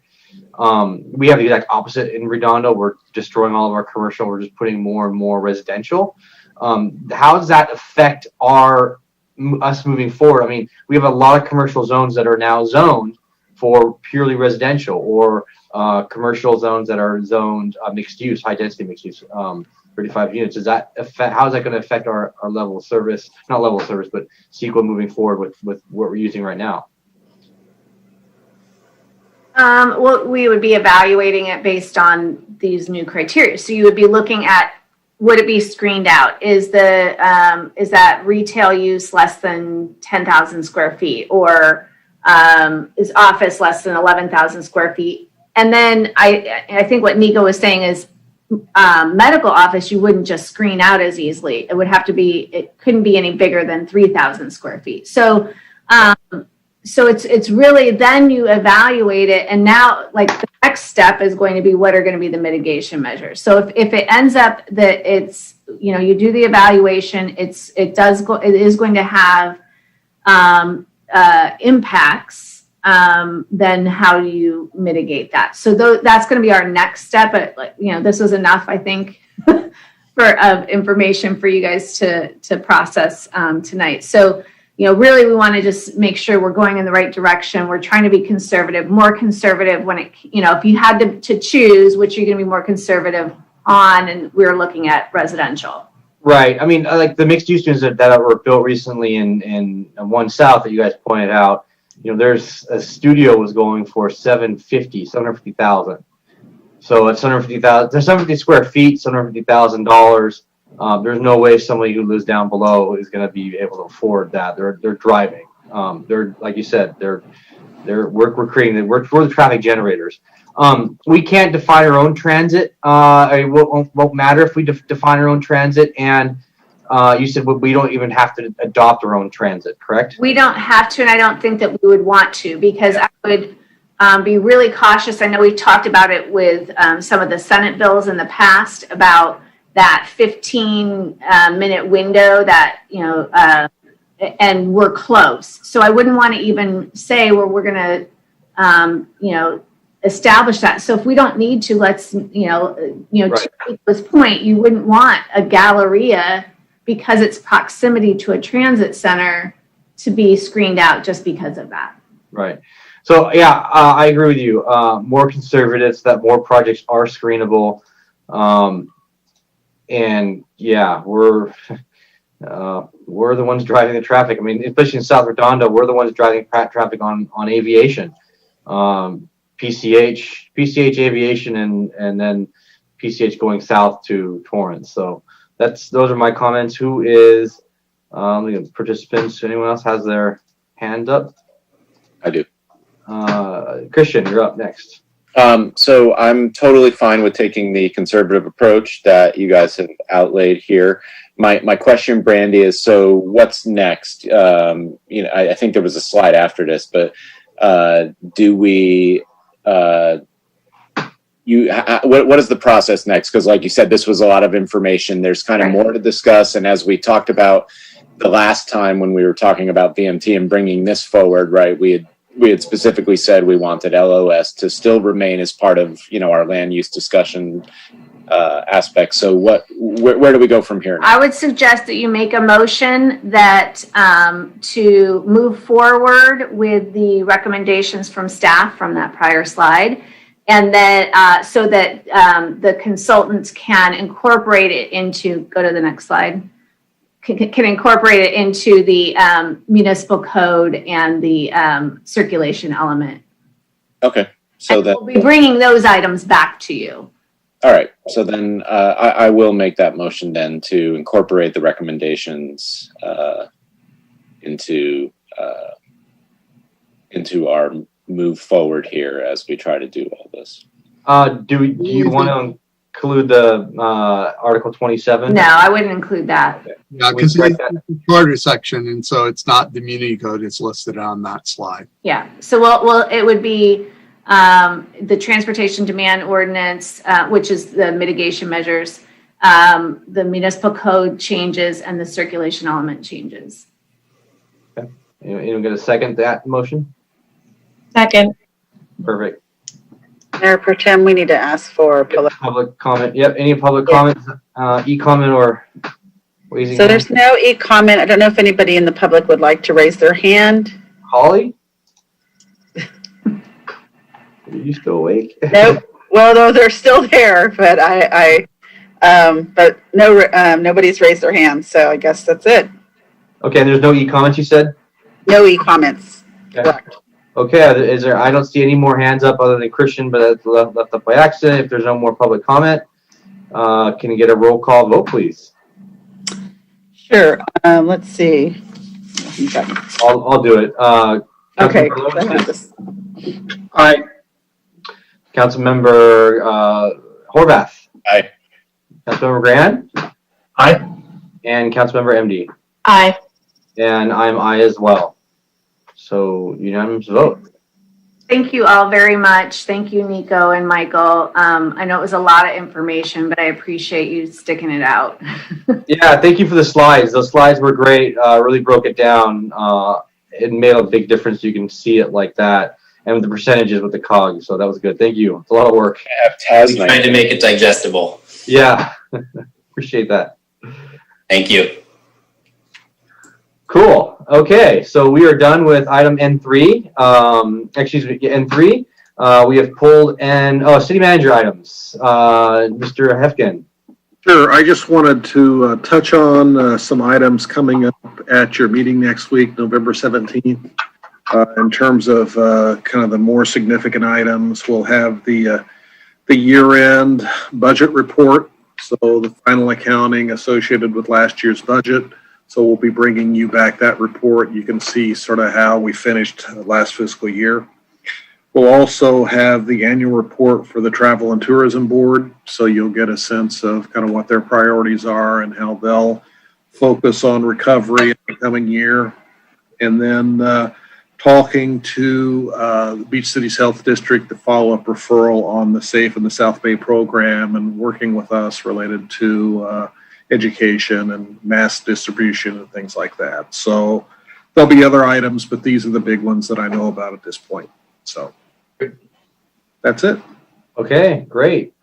Mayor and city council items. So we have pulled P1 from the agenda. Anyone have any mayor and council referrals? Councilman Lowenstein.